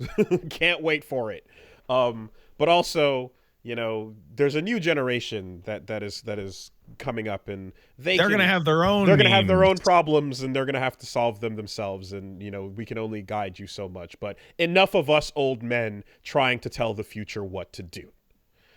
And then you beat 3, and it like kind of just goes all the way back to the past. And you're like, that's why those old men were trying to tell you what to do. They had their reasons, and they were good reasons. Also, here's exactly who those old men were, like we're just, and you line up all the shots to complete the timeline. And then you get to 4, and you're like, I don't know how to end this story. But my point, like, you hit the end of the timeline in 3, and then it says the start of Les Enfants Terribles, and then you're like, and we're done, and we're complete. And I feel, and it's not that there isn't more to tell, but I felt that the way I felt at the end of Snake Eater was the way Death Stranding ended in a way. Yeah. No, I got you. Right?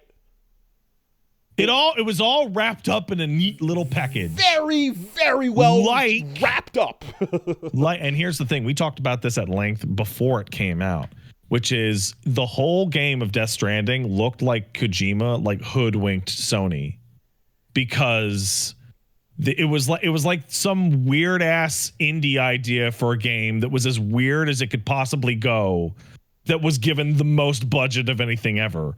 And you're like, oh, this is going to do like dog shit. It's too weird. It's too boring. Right? But the game is written like, I'm never going to get to make another one of these. Like, this is probably going to be the only Death Stranding that ever exists. If I get to one and done, I'm saying everything I wanted to say, and I'm talking about gourds. Yeah. Yeah. But and 2 is like, I can't believe they're letting me make another one. Yeah, I mean, Kojima is, after all, half man, half clout, right? Yeah. He is the walking embodiment of it. And the fact that he then ends that bit zooming out on a goddamn Hollywood set to show you that I have arrived. I am here in my final destination.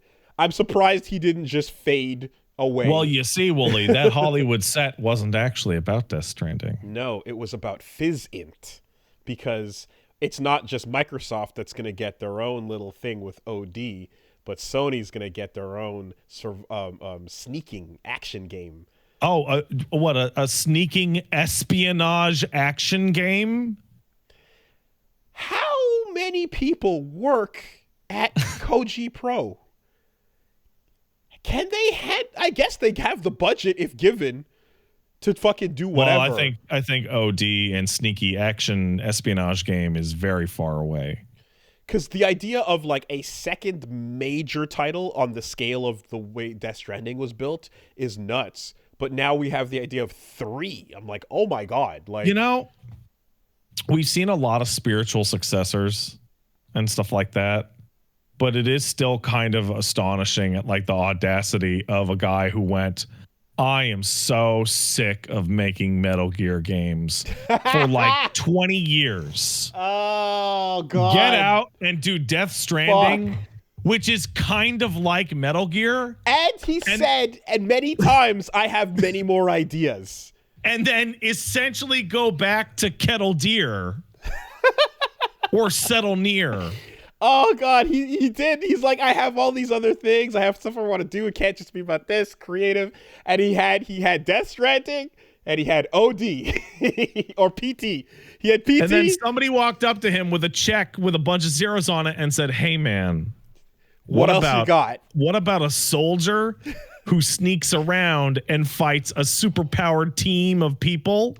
Or it was like, hey, what else you got? You did your Death Stranding, and here's your 2. You did your PT, and here's your OD. What else you got going on? And he's like, and just like fucking. So I like to think. I like to think he looked at Sony Man and said, flipping through the cards like that Raven. Do you have any handhelds coming out where I can make you a game where you go outside to use the sun to fight vampires? And they were like, no, we don't have any handhelds coming out. The beta is done. Fuck. Okay. Shit. Come and knock on our door. Da-da-da-da-da-da. Come and knock on our door. Yeah. Yep. Great. Who will be cast as our leading espionage spy man? Will it be Timothée Chalamet? Will it be any of the people that have rolled through and proposed with Lunans over the years?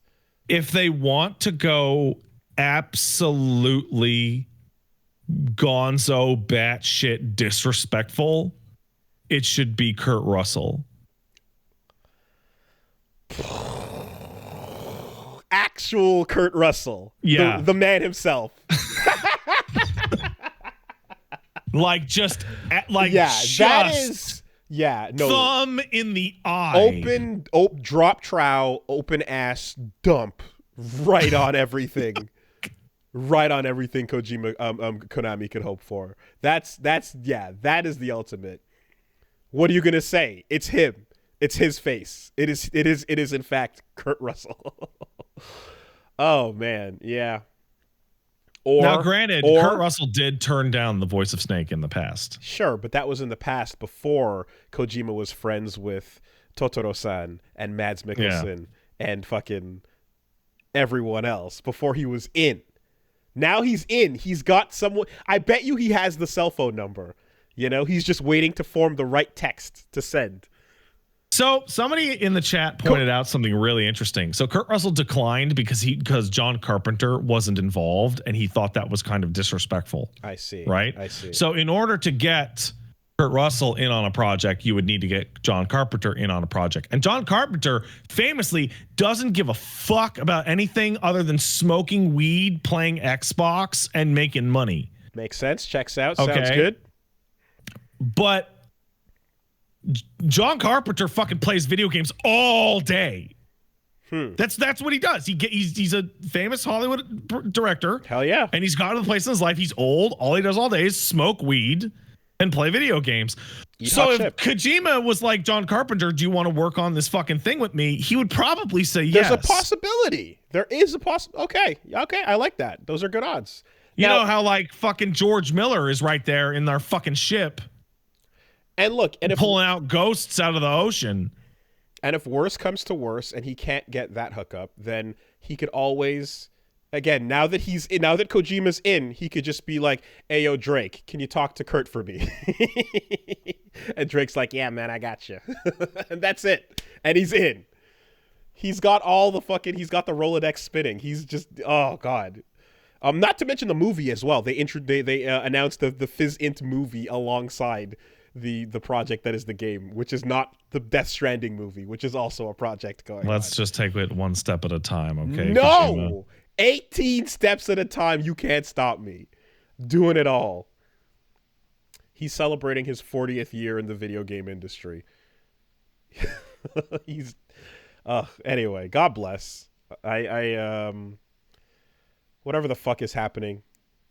I can't think of another creator in any medium that has spent their whole career sitting on the dividing line between unmitigated genius and complete embarrassing hack shit. Like just and I think it's teetering between the two for decades. And I think the reason why is because from the first day he walked into video games, he went, ugh, they're not movies. and he carried that energy for 40 years. For 40 years, he went, yeah, but they're not movies, though. It's one of those things where you talk about, like, you know, video game devs have a inferiority complex to film. And you'll see, even now, devs will be like, oh man, we made it so much. We just worked so hard on the cutscenes. It's like an incredible film, blah, blah, blah. And like you get this feeling from Last of Us that like the TV show was actually what they really wanted the whole time. And that making a video game was like kind of beneath them. And Kojima is been saying, dude, I love movies so much. Everything should be like movies. And then makes the most interesting games with the weirdest game stuff in them that's nothing like movies. Yes, he loves games, but he's bringing as much Hollywood as he can with him and cramming it into video games. I don't think Kojima loves movies. I think he loves the movie industry. That could be it. You know how talking about Pal World is in some ways more fun than Pal World? Actual Pal World? Yeah. Right? It's not about the film. It's about the table read. He wants to be at the goddamn table, Reed. Absolutely. Like I would not be surprised if it comes out like in 15 years. Like, hey, Mr. Kojima, what's your favorite part of making video games? And he goes, I love it when we're doing the auditions for the actors. And they come in and they do they act, and I'm like, ooh, that's my favorite actor from a Kid Tarantino movie. Ooh, yay! I mean, dude, you know that him just hanging out with Guillermo and talking was all he wanted out of that, and the fact that he showed up as a cameo is just to make some official reason for those hangouts to occur. Oh yeah, it's like, hey, I really loved Mad Max. George Miller, do you want to hang out and get scanned into my video game? You know, it's like, hey, do you want to be... Guillermo, did you have a movie that won an Oscar with Pinocchio? You're right, Pinocchio is cool. I'll put a fucking puppet in my game. Do you want to be friends? I mean, do you want to work on this project that I think you would find very interesting? What's it about? What do you want it to be about? What do you like? Hideo Kojima is 40 years of a film nerd looking over his thick rimmed glasses as he slowly pushes a piece of paper across the desk, and Guillermo del Toro or George Miller opens it up and it goes, do you like me? Yes, no. Kojima is at Anime North going, hey, can I interview you? And then Hollywood's like, sure. And then you meet and it's like, hey, so how's it going? What's up? I got you this gunblade. Would you like? Well, to bring it to a more recent point, Wooly, it's actually like, oh my God, that's Guillermo del Toro. I should say hi. Hey, Guillermo, I'm really a big fan of your work. Oh, thanks. You know, I make video games. That's cool, man. No, it's like my job. I make video games. I'm a creator too. You don't understand? They're like movies, you know? That's cool. And just like that, on the podcast, he made it. Yeah, he made it. He's in Hollywood. Incredible. 40 years, what a legacy. It really says a lot that like this like Japanese nerd, this guy who's all the way on the other side of the planet, who's an unhinged Ameribu, right? I'm a director too. Like, just fucking, I can't sing, I can't dance, I can't speak English, I can't act. How am I gonna fucking hang out with Hollywood celebrities? I don't know. And he just fucking clawed his ass for decades, and now he's there. Oh man. Yeah, I will root forever. It's like this is what Jeff is trying to protect, right? This is what Keeley sees and has sworn his life to defend. I just had the flash in my mind of like teenage Hideo wearing his fucking faux silk SpongeBob shirt, telling somebody how fucking stupid they are for watching King of the Hill with the dub.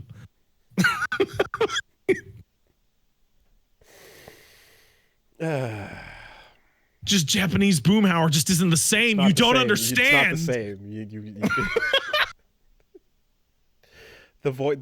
the intent behind the original cast's voice acting is the most important part of King of the Hill. What was Judge's vision? Oh man. All right. Okay, so yes, there was that, but a couple other things occurred. We got to see a little bit more of Dragon's Dogma 2 with the action trailer. So, and that's one of those bits where when I seeing it and like I'm like, oh man, yeah, that action is really fucking intense. It's like, oh yeah, it's Itsuno, right.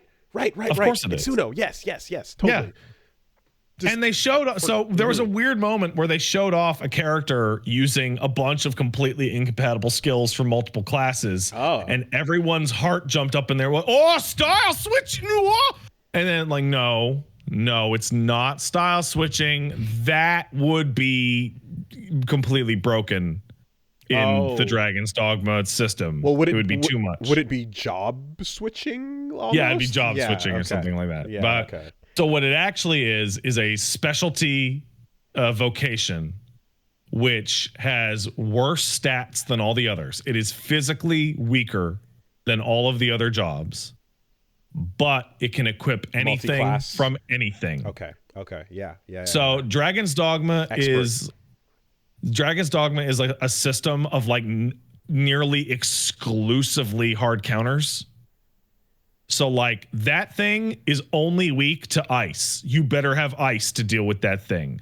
This thing only dies from blunt damage. And in Dragon's Dogma Dark Arisen, there were some enemies that certain classes just could not hurt in any way. Whoa. So like metal golems were doable for a lot of the classes, but magic archers who attacked explicitly and exclusively with magic arrows couldn't damage the metal golems because they couldn't break the seals that power it. That sounds incredibly annoying. That's why it's important that you're a party of 4 all the time. Dragon's Dogma, you are never not a party of 4. So you want to vary it out. Okay. Right? They had daggers. Yeah. So this is one of those fun things where somebody explains to me how I'm wrong, but they're actually forgetting the edge case that I'm using as my example. So yes, if they use their daggers, the magic archer could in fact kill a metal golem, except it had to be the metal golem in Bitter Black Isle, because the metal golem that's mandatory that you fight as part of the story inside the witch's forest actually has a fucking medallion that's way out of reach, and you can only hit it with either an arrow or, if you're lucky, a fighter that has the vocation leap skill and gets you all the way up there, but that's hard as fuck. So yes, there is a metal golem that you cannot kill. Oh my god. In Dark Arisen, if you are using the magic archer. I wish you had glasses you could fucking straighten after that one. Jesus Christ. Anyway, point is, Freelancer goes, listen, you're not going to be able to be as strong as the other ones, but you can make a character that has the best ranger skill, the best warrior skill, the most useful mage skill, etc., just available at all times. Okay. I assume it's one of those bits where if you know the system in and out, the disadvantage is still not at all, is nothing compared to the advantage you get from having more freedom. So the best example I can bring up for you is there's a lizard type enemy that's like a little dinosaur guy. They're called Saurians, right? They're weak to fire, they're weak to ice, and they're weak to bladed damage because you can cut their tails off. Okay. Right? So if I was going to do a quest and my pawn, because they've been on that quest before, tells me, you're going to fight a lot of Saurians here, I can grab Freelancer and go, I want the warrior skill that attacks with a gigantic bladed cleave. I want a fire spell and I want an ice spell. And I'm just a rotating set of hard counters to the enemy I'm going to deal with, instead of I'm a warrior, so I have slashing kits, and hopefully I brought a wizard with me that has fire, or hopefully I brought a wizard with me that has ice. But you still want to roll with your full party because you always want to roll with your full party. The game is exclusively balanced around you having a full party. There's monsters that can pick you up, and you've been picked up, and now you have been turned off. Okay. So hope someone's coming to save you. Okay. Yeah, no, very cool. I don't know. Hat vaping? What the no. They also I don't know if there's anything else that stood out that you wanted to bring up with Dragon's Dogma, but just to roll through the list. They put out a preview of, there is a very, very hidden dungeon run by the Sphinx. And the Sphinx. So finding the Sphinx is supposedly going to be almost impossible. Isn't that the first thing you fight in. No, never mind. No, you're thinking of a Manticore. Yeah. Or a Chimera. Yeah, Manticore. Yeah. So apparently finding the Sphinx at all is going to be damn near impossible. And there is a job hidden behind dealing with the Sphinx. And the Sphinx will ask you a riddle. And you will have one shot to answer the riddle correctly.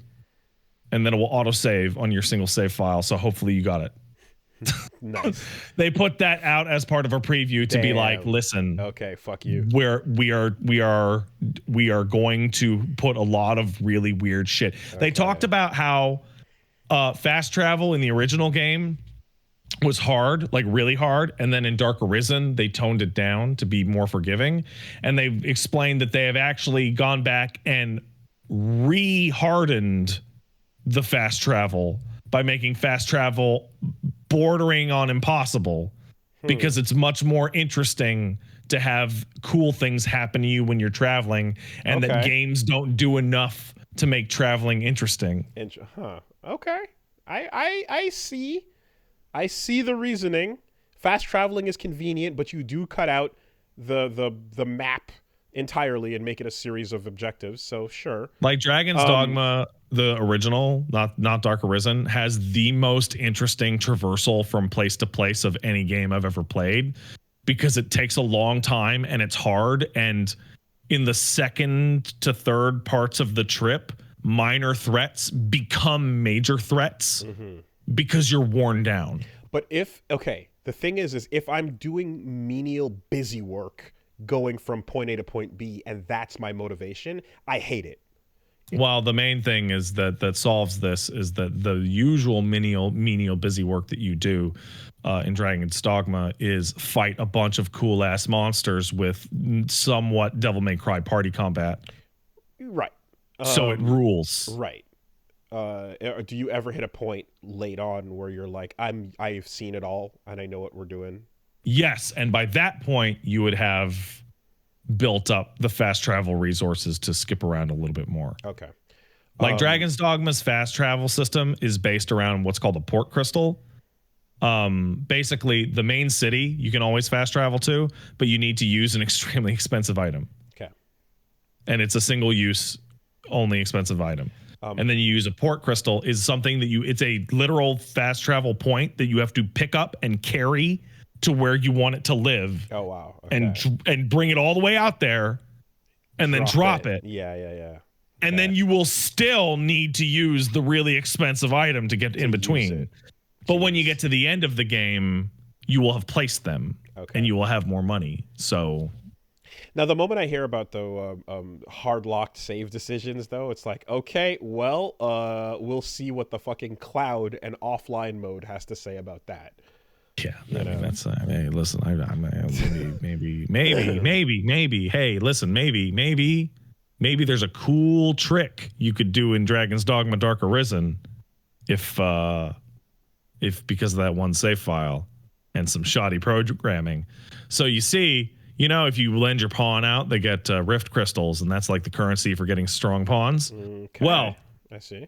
If you had a save file with your pawn that you used when the game came out, and you just didn't play it for a couple of years, and then you deleted that save file without loading it, and then made a new character, and then went to make your pawn, because there's only one save slot, the game would go, oh, your pawn just came back from 2.5 years worth of adventures. What? And would just load in every single piece of information the game has in your pawn, as well as millions of rift crystals.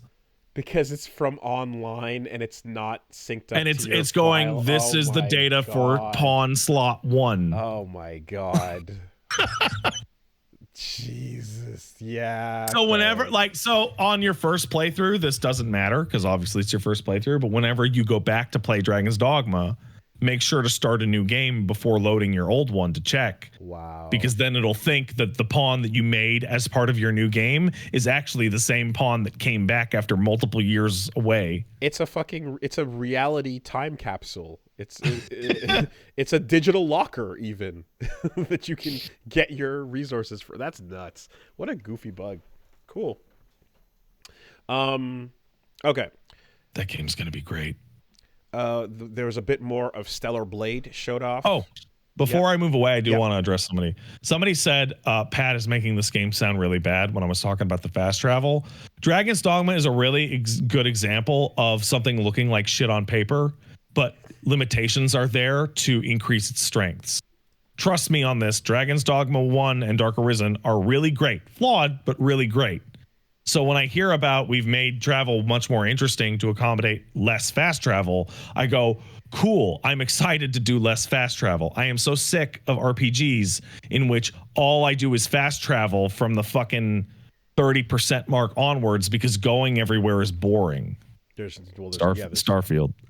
Hashtag sponsored. Starfield.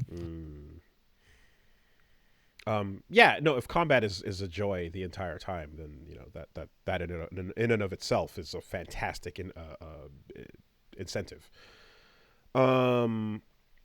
Stellar Blade, got to see a bit more of that with the pre-order trailer, and as I watched it, I'm like, this is pretty cool. Look at that. You got Hyung-tae Kim in the flesh showing up for that one.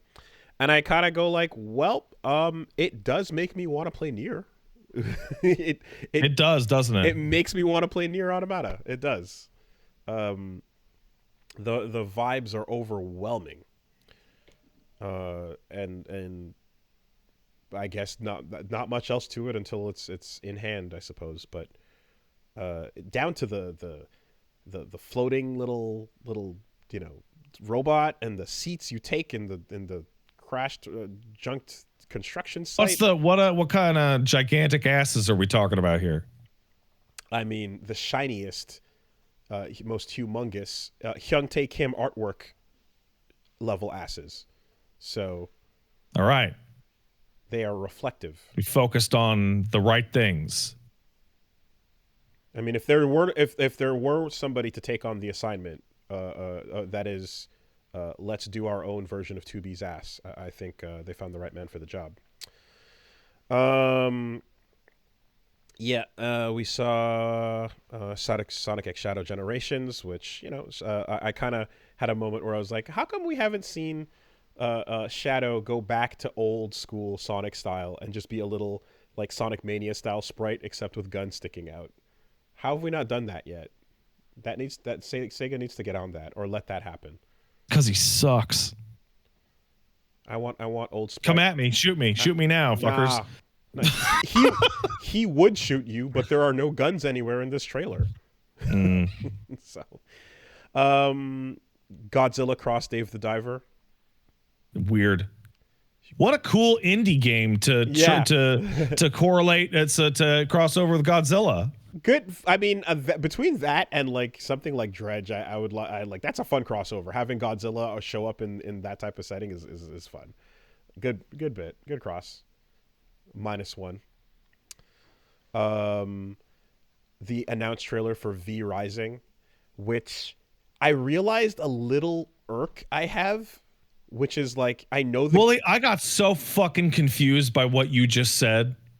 You were talking about the Godzilla shit, and then you said -1, and I thought you were like implying that Godzilla was some kind of hyper-Aryan. No. Because of your emotes. No. That is not at all what I meant. Jesus Christ. Numbers are now tainted. You've numbers, Wooly! Hey, man. The system runs itself at this point. Oh, no. V Rising, I realize the little thing I have is like when a game has a zoomed out like isometric kind of view, if it's in 3D, I want a close look at some point to start with and then a pull out. If I I kind of just want. I'm like, I'm like, I can't see the detail. Can't see what the characters. This game is emulating Blood Omen, Legacy of Kain, Blood Omen, or like some artwork. Or I'm like, show me some artwork, or show me like something to see the character. Because I'm like, also it's actually pretty funny. This game is like very similar to Pal World. Oh yeah.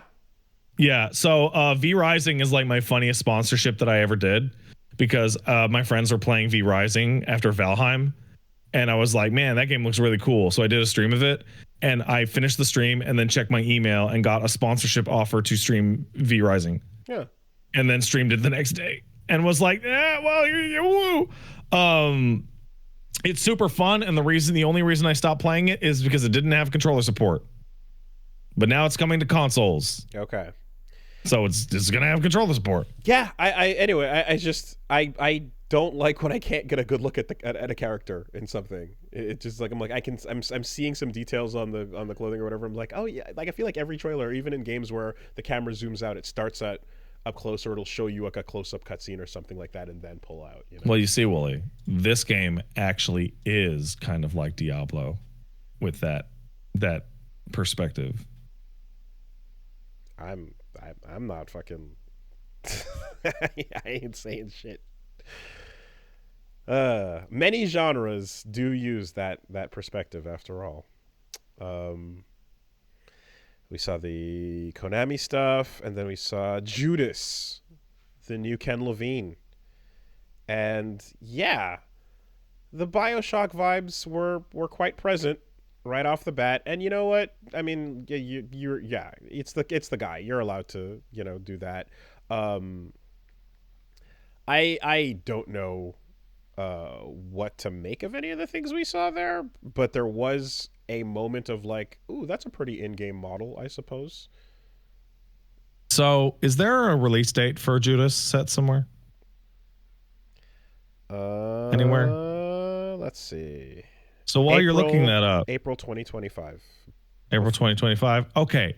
So I think this might be cynical, but I would like to remind everyone, that game's a year and a half away, right? That means, well, you said you don't know what to make of the trailer. You don't have to, because this is a guy who has put out like multiple trailers, which are 100% fake for games that later came out. There were multiple Bioshock Infinite trailers and gameplay demonstrations, which were entirely fake.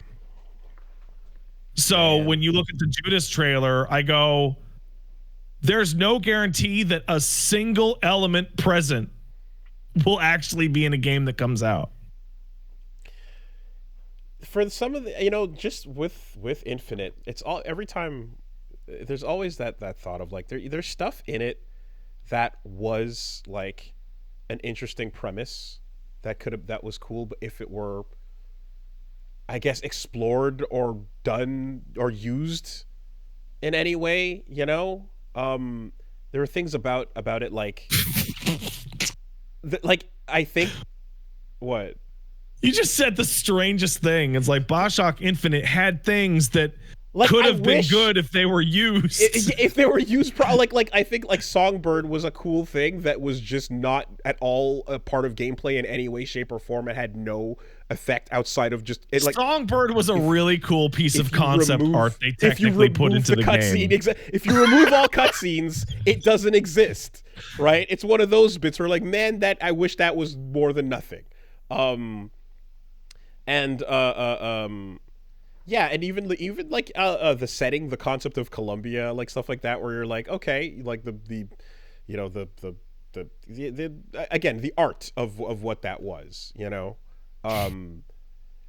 yeah. Anyway, just it's a fucking Bioshock Infinite argument. Like like it's really great that like in the time after Bioshock Infinite came out, we found out that Ken Levine is a terrible manager. Like in terms of being a studio head, like he is an absolute buffoon and mismanaged that dev studio into the dirt. So excited for this new one. Um, yeah. I'm just thinking back. Like, there's a whatever. There's a plot element even. No, what you're saying is really, it's true, but it's also deeply funny. Yeah, because I'm like even like I can even think of like something plot element wise that I thought was cool was like that was again just not there was like instead of coming to a conclusion, it didn't. The idea where if you remember the whole bit with like Booker and the past and stuff like that, right? Yeah. So like the idea of like Booker being haunted by the past of the stuff at Wounded Knee, sure, and like going to and there being like the baptism moment, and it's like there's stuff there. Here's a branch where one person gets baptized and then goes on to pretend that their sins never existed and they never did anything wrong, and thus can be complicit in the most horrendous shit because they're living guilt-free, and the other who lives with the weight of everything and never moves forward because they're too stifled by it, right? And those being the only two potential outcomes of that one kind of moment is an interesting thing to present. That'd be really way more interesting in a game that didn't have the subtitle infinite. Right.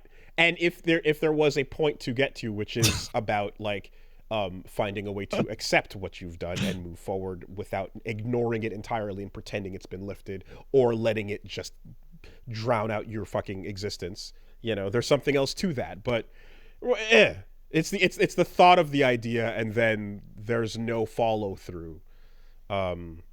And so on. So like, anyway, yeah, and then every version of hair's a cool idea, but then here's where does that go?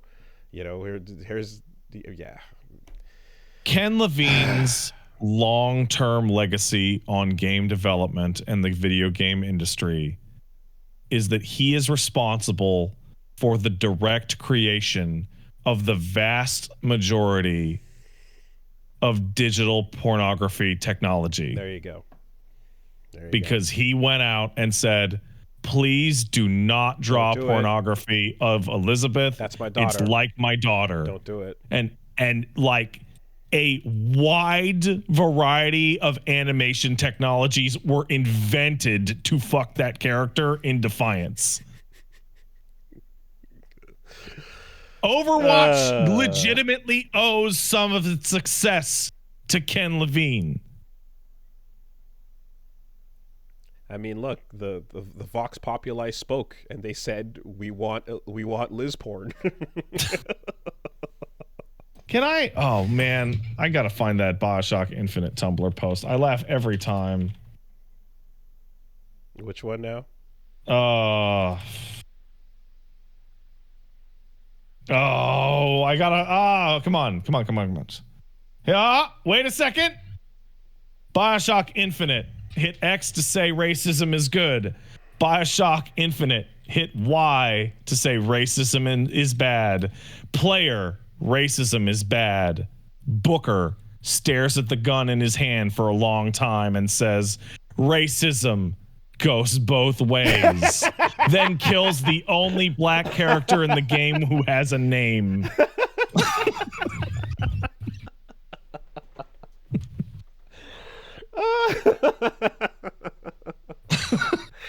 Sky racism is bad.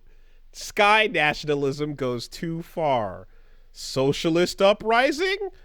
What about both sides? Dude, it kills me that it took this satirical shit-ass Tumblr post from 2016 to make me realize the Daisy fits in a game about black and white, like white on black racism. Like the only black person with a name is Daisy Fitzroy, and you shoot her in the face. Oh man. And you shoot her in the face because she is so crazed with race hatred, she's about to kill a white child. But that's okay because you tossed the baseball earlier. That's true. Right? Oh, I'm my mistake. Elizabeth stabs her. Ken Levine's surrogate daughter, Elizabeth, stabs Daisy Fitzroy. Cool. For sure. No doubt. Yeah. Anyway. And then is it about the uprising or is it about time fuckery? It doesn't know what it's about. Or anyway. All right. Listen. You could go on. You could literally go on all day, and in fact, Matthew Matosis has famously done so. But I think the only real criticism I need to level against Bioshock Infinite is that the person writing it doesn't know what the word infinite actually even means.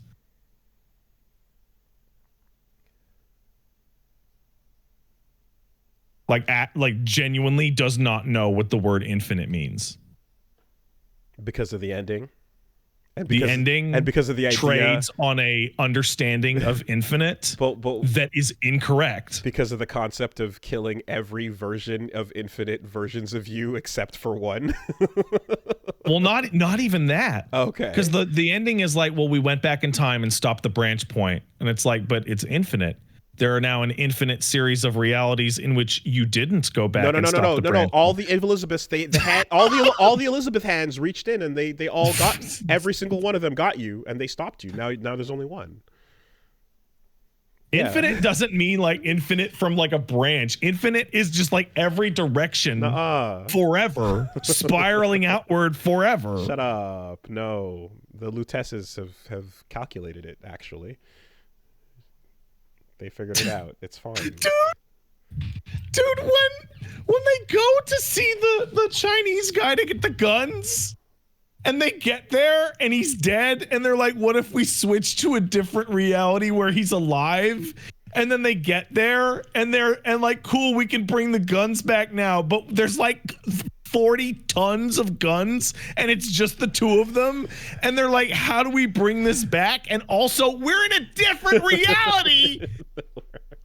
And they're just going, I don't know. And it's the stupidest thing in the world. The stakes have never been higher, have never been lower.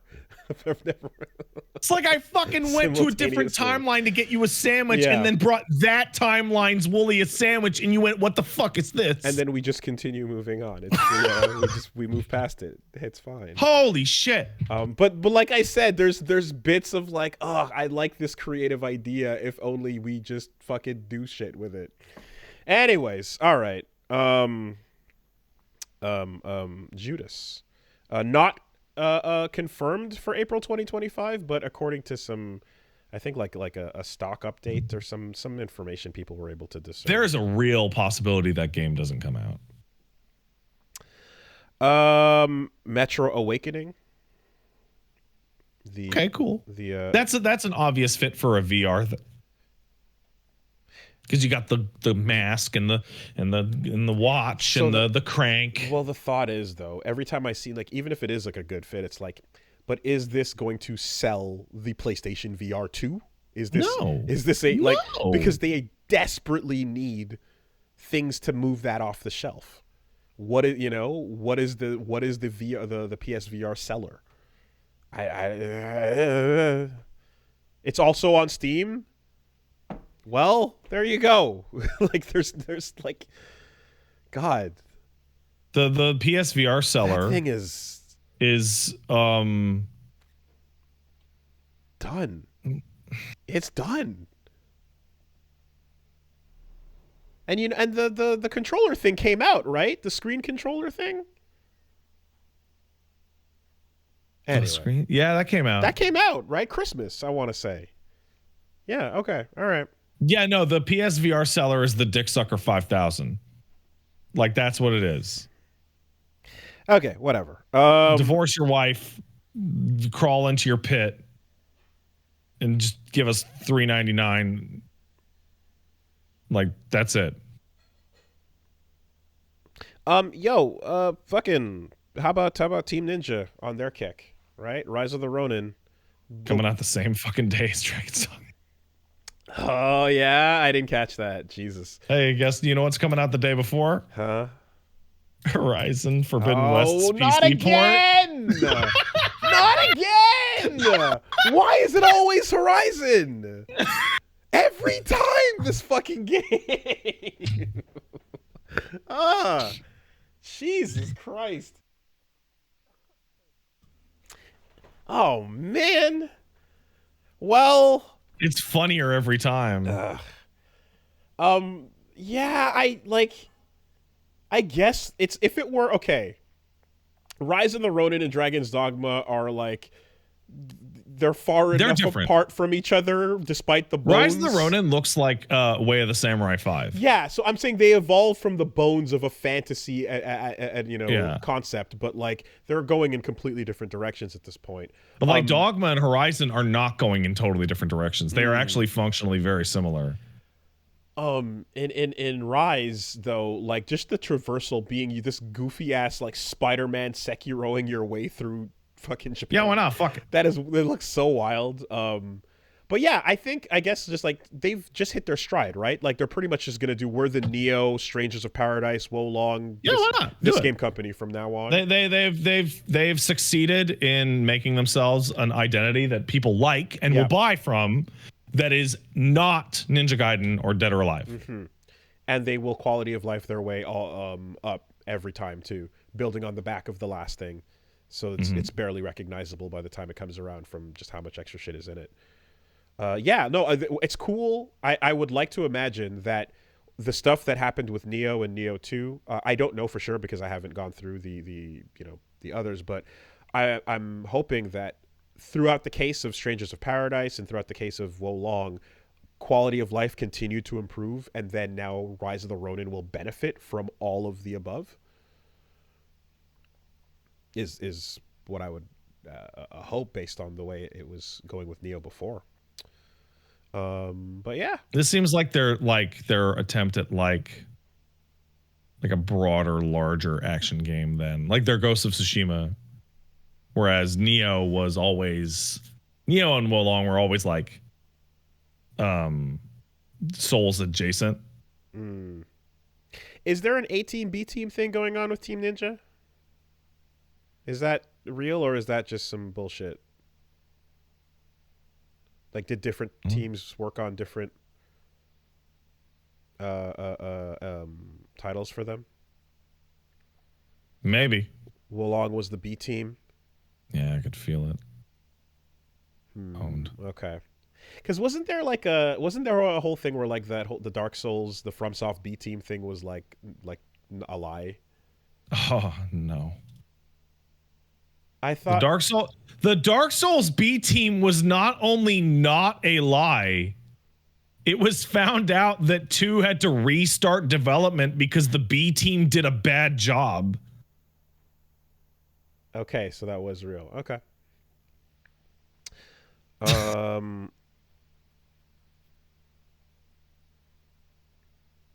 Yeah, okay. And I mean, a couple other things, but I don't think anything else that we particularly... Okie dokie. Zenless Zone Zero, Foam Stars, whatever, Oh, man, I talked about you when Zenless Zone Zero came up. Because I'm like, man, you know what's the most frustrating shit in the world? And I'm not even you. I can't even imagine how you fucking feel about it. People point at some fucking gacha fucking genre shit that you don't give a fuck about, or the near raids, and they go, man, this is gonna be the one that gets Wooly into it. He said he didn't care, but he's gonna care, and then I'm going, oh, and I'm like, you're all fucking kidding yourselves. Every trailer I've seen has been stylish as fuck. I have not touched any of them, and I don't know that I ever will.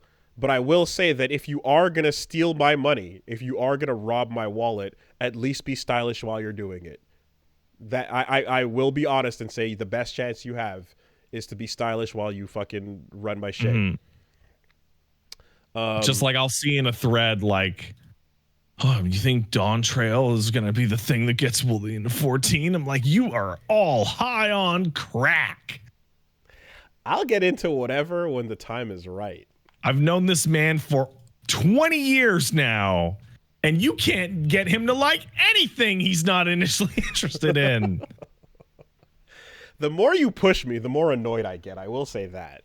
Depends on how too as well. If the more it starts to just be like I can't fucking escape this pressure. It's like I just want to do something else right now. I have a version of that, but it's with food, where like Paige will like be like, she'll be making something and she'll pull out something and she'll be like, try this. And I go, what is it? She'll go, just try it. And I'm like, I'm not going to put the fact that you didn't tell me before I put it in my mouth. I will now not know. Just tell me what it is. I'll still eat it, but you have to tell me what it is first. You know what it is? It is. There's something that you are familiar with, and I can describe here that unfortunately most of you probably will can't relate to, but also it's a blessing.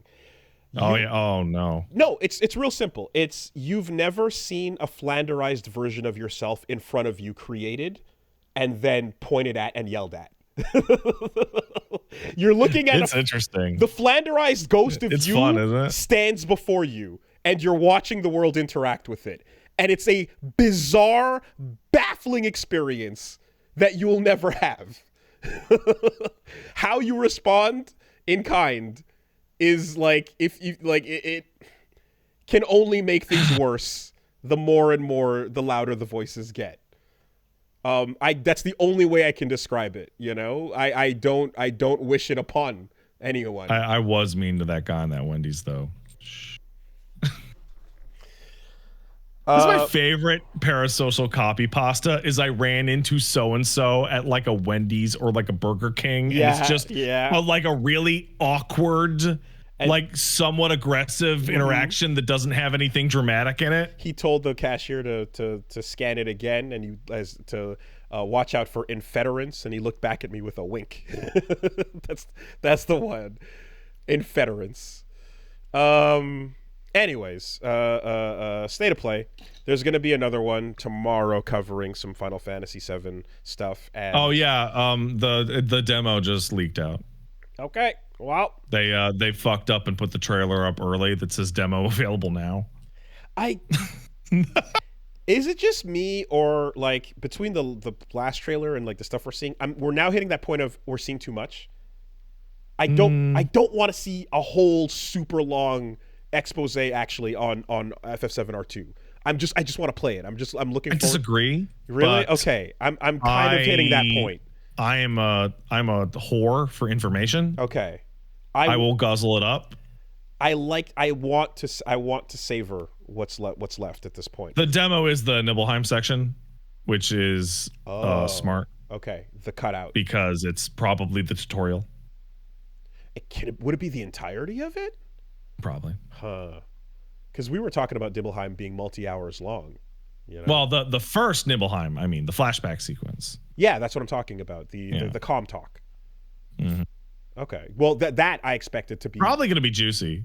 I expected that to be yeah, I'm playing that tomorrow. Spoiler. Big spoiler. And June on open world. And really? Apparently. Oh, that's the demo they gave out to more specialer than us content creators. I see. That game's big then, if they're putting out that as a demo. I definitely don't mind like playing to experience more through demo version, but like in terms of just a presentation just showing me more, I hit a point where I'm like, okay, stop showing me, you know? Yeah, I'm kind of there for this. You know what they're going to do? They're going to end a new trailer tomorrow with a stinger of Aerith yelling out, Sephiroth, no, how could you have killed them? I mean... And you're going to be like, oh my God. Well, they already fucking had like Marlene freaking out with like with Cloud there and Zack just sitting behind them on a bench or whatever. Like, yeah. Anyway, we're talking, she's going to die. Anyways, all right. Are we going to see Gact tomorrow? Oh my God. Stop it. Stop it. Stop it. Are we? Are we going to see Gact tomorrow? We have because we could. We have not yet been regacted. And I'm saying no. And here's why I don't think so. If we were going to get regacted, he would have been talking about it out and about in some way, shape, or form involved with the press. Is he a blabbermouth? Press would have occurred. There would have been some semblance, some sign somewhere, if not even just an outfit, a costume, or a post of a photo, you know? I don't know. We are going to be taking part of a production of Loveless I think at the Gold Saucer. I think we would have heard something. There's no way he'd keep silent and then just be like, ah. Fuck. All right. And then I guess beyond State of Play, only other little bit is the weird digging that found a data mine revealing Hi-Fi Rush had some t-shirt designs that were console platform specific. And they pulled out and saw a PS5 and Switch design exclusive t-shirt. No.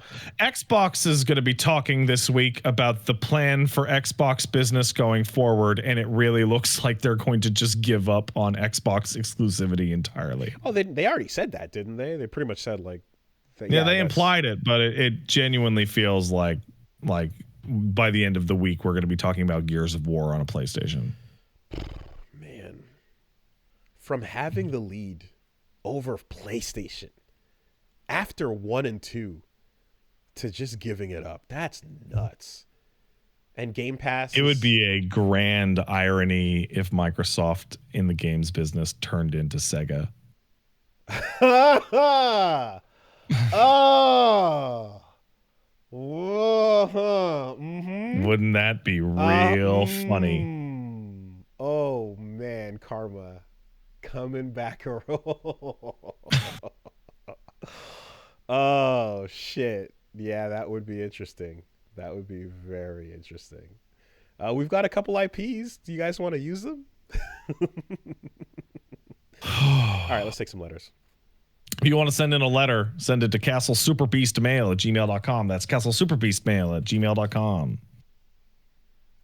Keep your messages brief, please. Dear Chewy and Fuckface. Hey, there's an old one for us. You ever see a bunch of people pissed off about something that just never bothered you? I'm talking about like people every single day of my fucking life. Hated Shadow of the Colossus's remake graphics or some particular character you never really found annoying. Something where it seems like you're alone and not having a strong emotional reaction to it. Thanks for answering. I can't believe they put thigh highs on Mithra and Pyrrha and made them way hotter.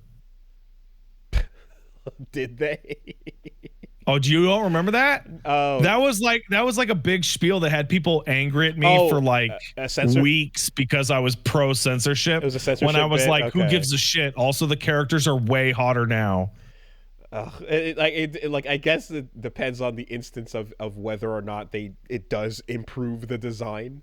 Some of the weird like black tights that go underneath like a bunch of the KOF character designs look super weird. Mai Shiranui with the skull suit underneath. There's a current localization thing that is so impenetrable I cannot understand it. The fury over woke localizers ruining Japanese games. Oh, you mean the vocalizers? Oh, the vocalizers. That's right. Yeah. Do you remember? I think I can't believe we continued past that. Do you remember when Somnium Files had Mizuki, the little girl with the green hair, had a line in English where she was like, I really look up to gay people. I think they're really brave, and I think the art they make is really fantastic. And everyone lost their goddamn minds going, this fucking woke ass bullshit Western blue hair pieces of shit ruined my fucking Japanese video game. And then you look at the fucking Japanese version of the scene and you could literally hear her say LGBT and say the exact same fucking thing. Wonderful. Excellent. There's comments on my Persona 3 video going, I can't believe you would defend this fucking woke bullshit localized garbage Illuminati shit. And I'm just like, what are you even talking about? What? The game that lets you get groomed by your teachers to woke? I'm sorry. What? Yeah.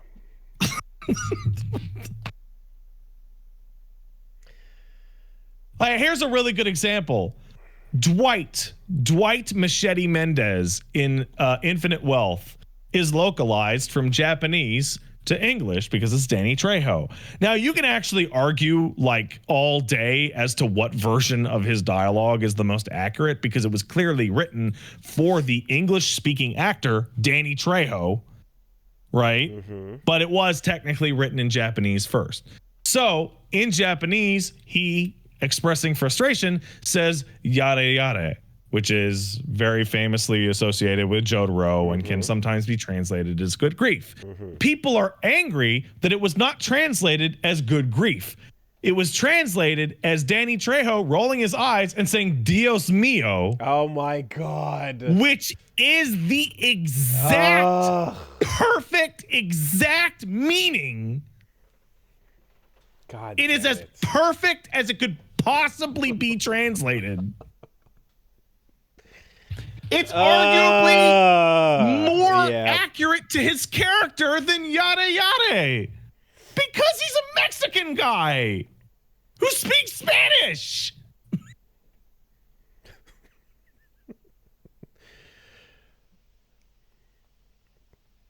Yeah. Stupid. Amazing. Anyway. They just want to have Kiryu going his own way, man. That's why can't he go his own way? What stuff that doesn't really bug you? I guess, I mean, you guys all know that shit about me, right? Like, anytime there's been like a game that's pretty universally like that's widely reviled, but I'm just like, there's something here. But it's got that cool thing in it I like. There's that thing in it I liked, right? Mirror's Edge Catalyst is not better than Mirror's Edge, but it's super not. But it's still a pretty fun parkour game that I liked playing, you know? Come on, Wooly, give me something here. Bionic What's Commando. Something people be mad about you don't give a shit about? Bionic Commando Wife Arm is pretty dumb. Oh, that's a good example, because that's so bad. But I sure enjoyed swinging around and doing the rest of the stuff in that game. And I can dig deep. I can go deeper. Like, let's go deeper. Wooly, I hate on shit all day, but you're a calmer, like, more chill individual. I mean, everything about all the story shit was terrible, but the combat in Other M, I did appreciate some of that shit they were doing. The introduction of the parry that came back around for Metroid Dread. You know, I have a fun story that I recently read from an interview for Other M, where the director was like, "We're gonna make this playable with just the Wii remote," and every single member of the staff was like, "Why?" And he would respond with, "We're going to make it playable with just the Wii remote." And new staff would come in, and the first question they would ask is, "Why are we not using the nunchuck? It comes with the system." And the response was, "It's going to be playable with just the Wii remote." And it drove everyone on the staff nuts because they had to do all sorts of shit to make it work with just like the 3 buttons. You know, perfect. There you go. There's your Other M defense, your Bionic Commando, your Mirror's Edge Catalyst. Oh, that's good. And earlier I just listed what things that I thought were cool but misused in Bioshock Infinite. So, man, you know who deserves like a medal? Not an award, a medal they can pin on their chest. The art team on Bioshock Infinite. Some of the most gorgeous concept art and environments I have ever seen, just wasted on the stupidest shit ever. Okay, I was wondering. I'm like, do you feel the same way? Like a lot of the like, Columbia design shit was really cool. Looking around and you're like, holy, this is good. Okay, all right. I felt like nobody. I can't believe they placed a mediocre shooter in here. I felt like nobody else was seeing that and was like, nah, fuck the whole thing. And I was like, there was some conceptually rad shit that was there. Okay. Yeah, there you go. Oh, you know what? Hey, we got Dad Asana coming in with an assist to bridge our 2 topics. They point out that the translation of Other M is actually so poor that it breaks the story in some parts. Does it? Yeah. It actually makes parts of the story like nonsensical. So it was even okay. So like the stuff with Adam calling her lady and shit like that, that's all just in English. Okay. So that had a role in how bad that was. That the story. Like the part where she has to beg him for power authorization. And then the thumbs down. Yeah. English. Yeah. Okay. All right. Great. Like it is a different game. Great. Didn't know that. Yeah. There you go. All right. See you guys tomorrow for the FF7 shit. Bye-bye. Bye.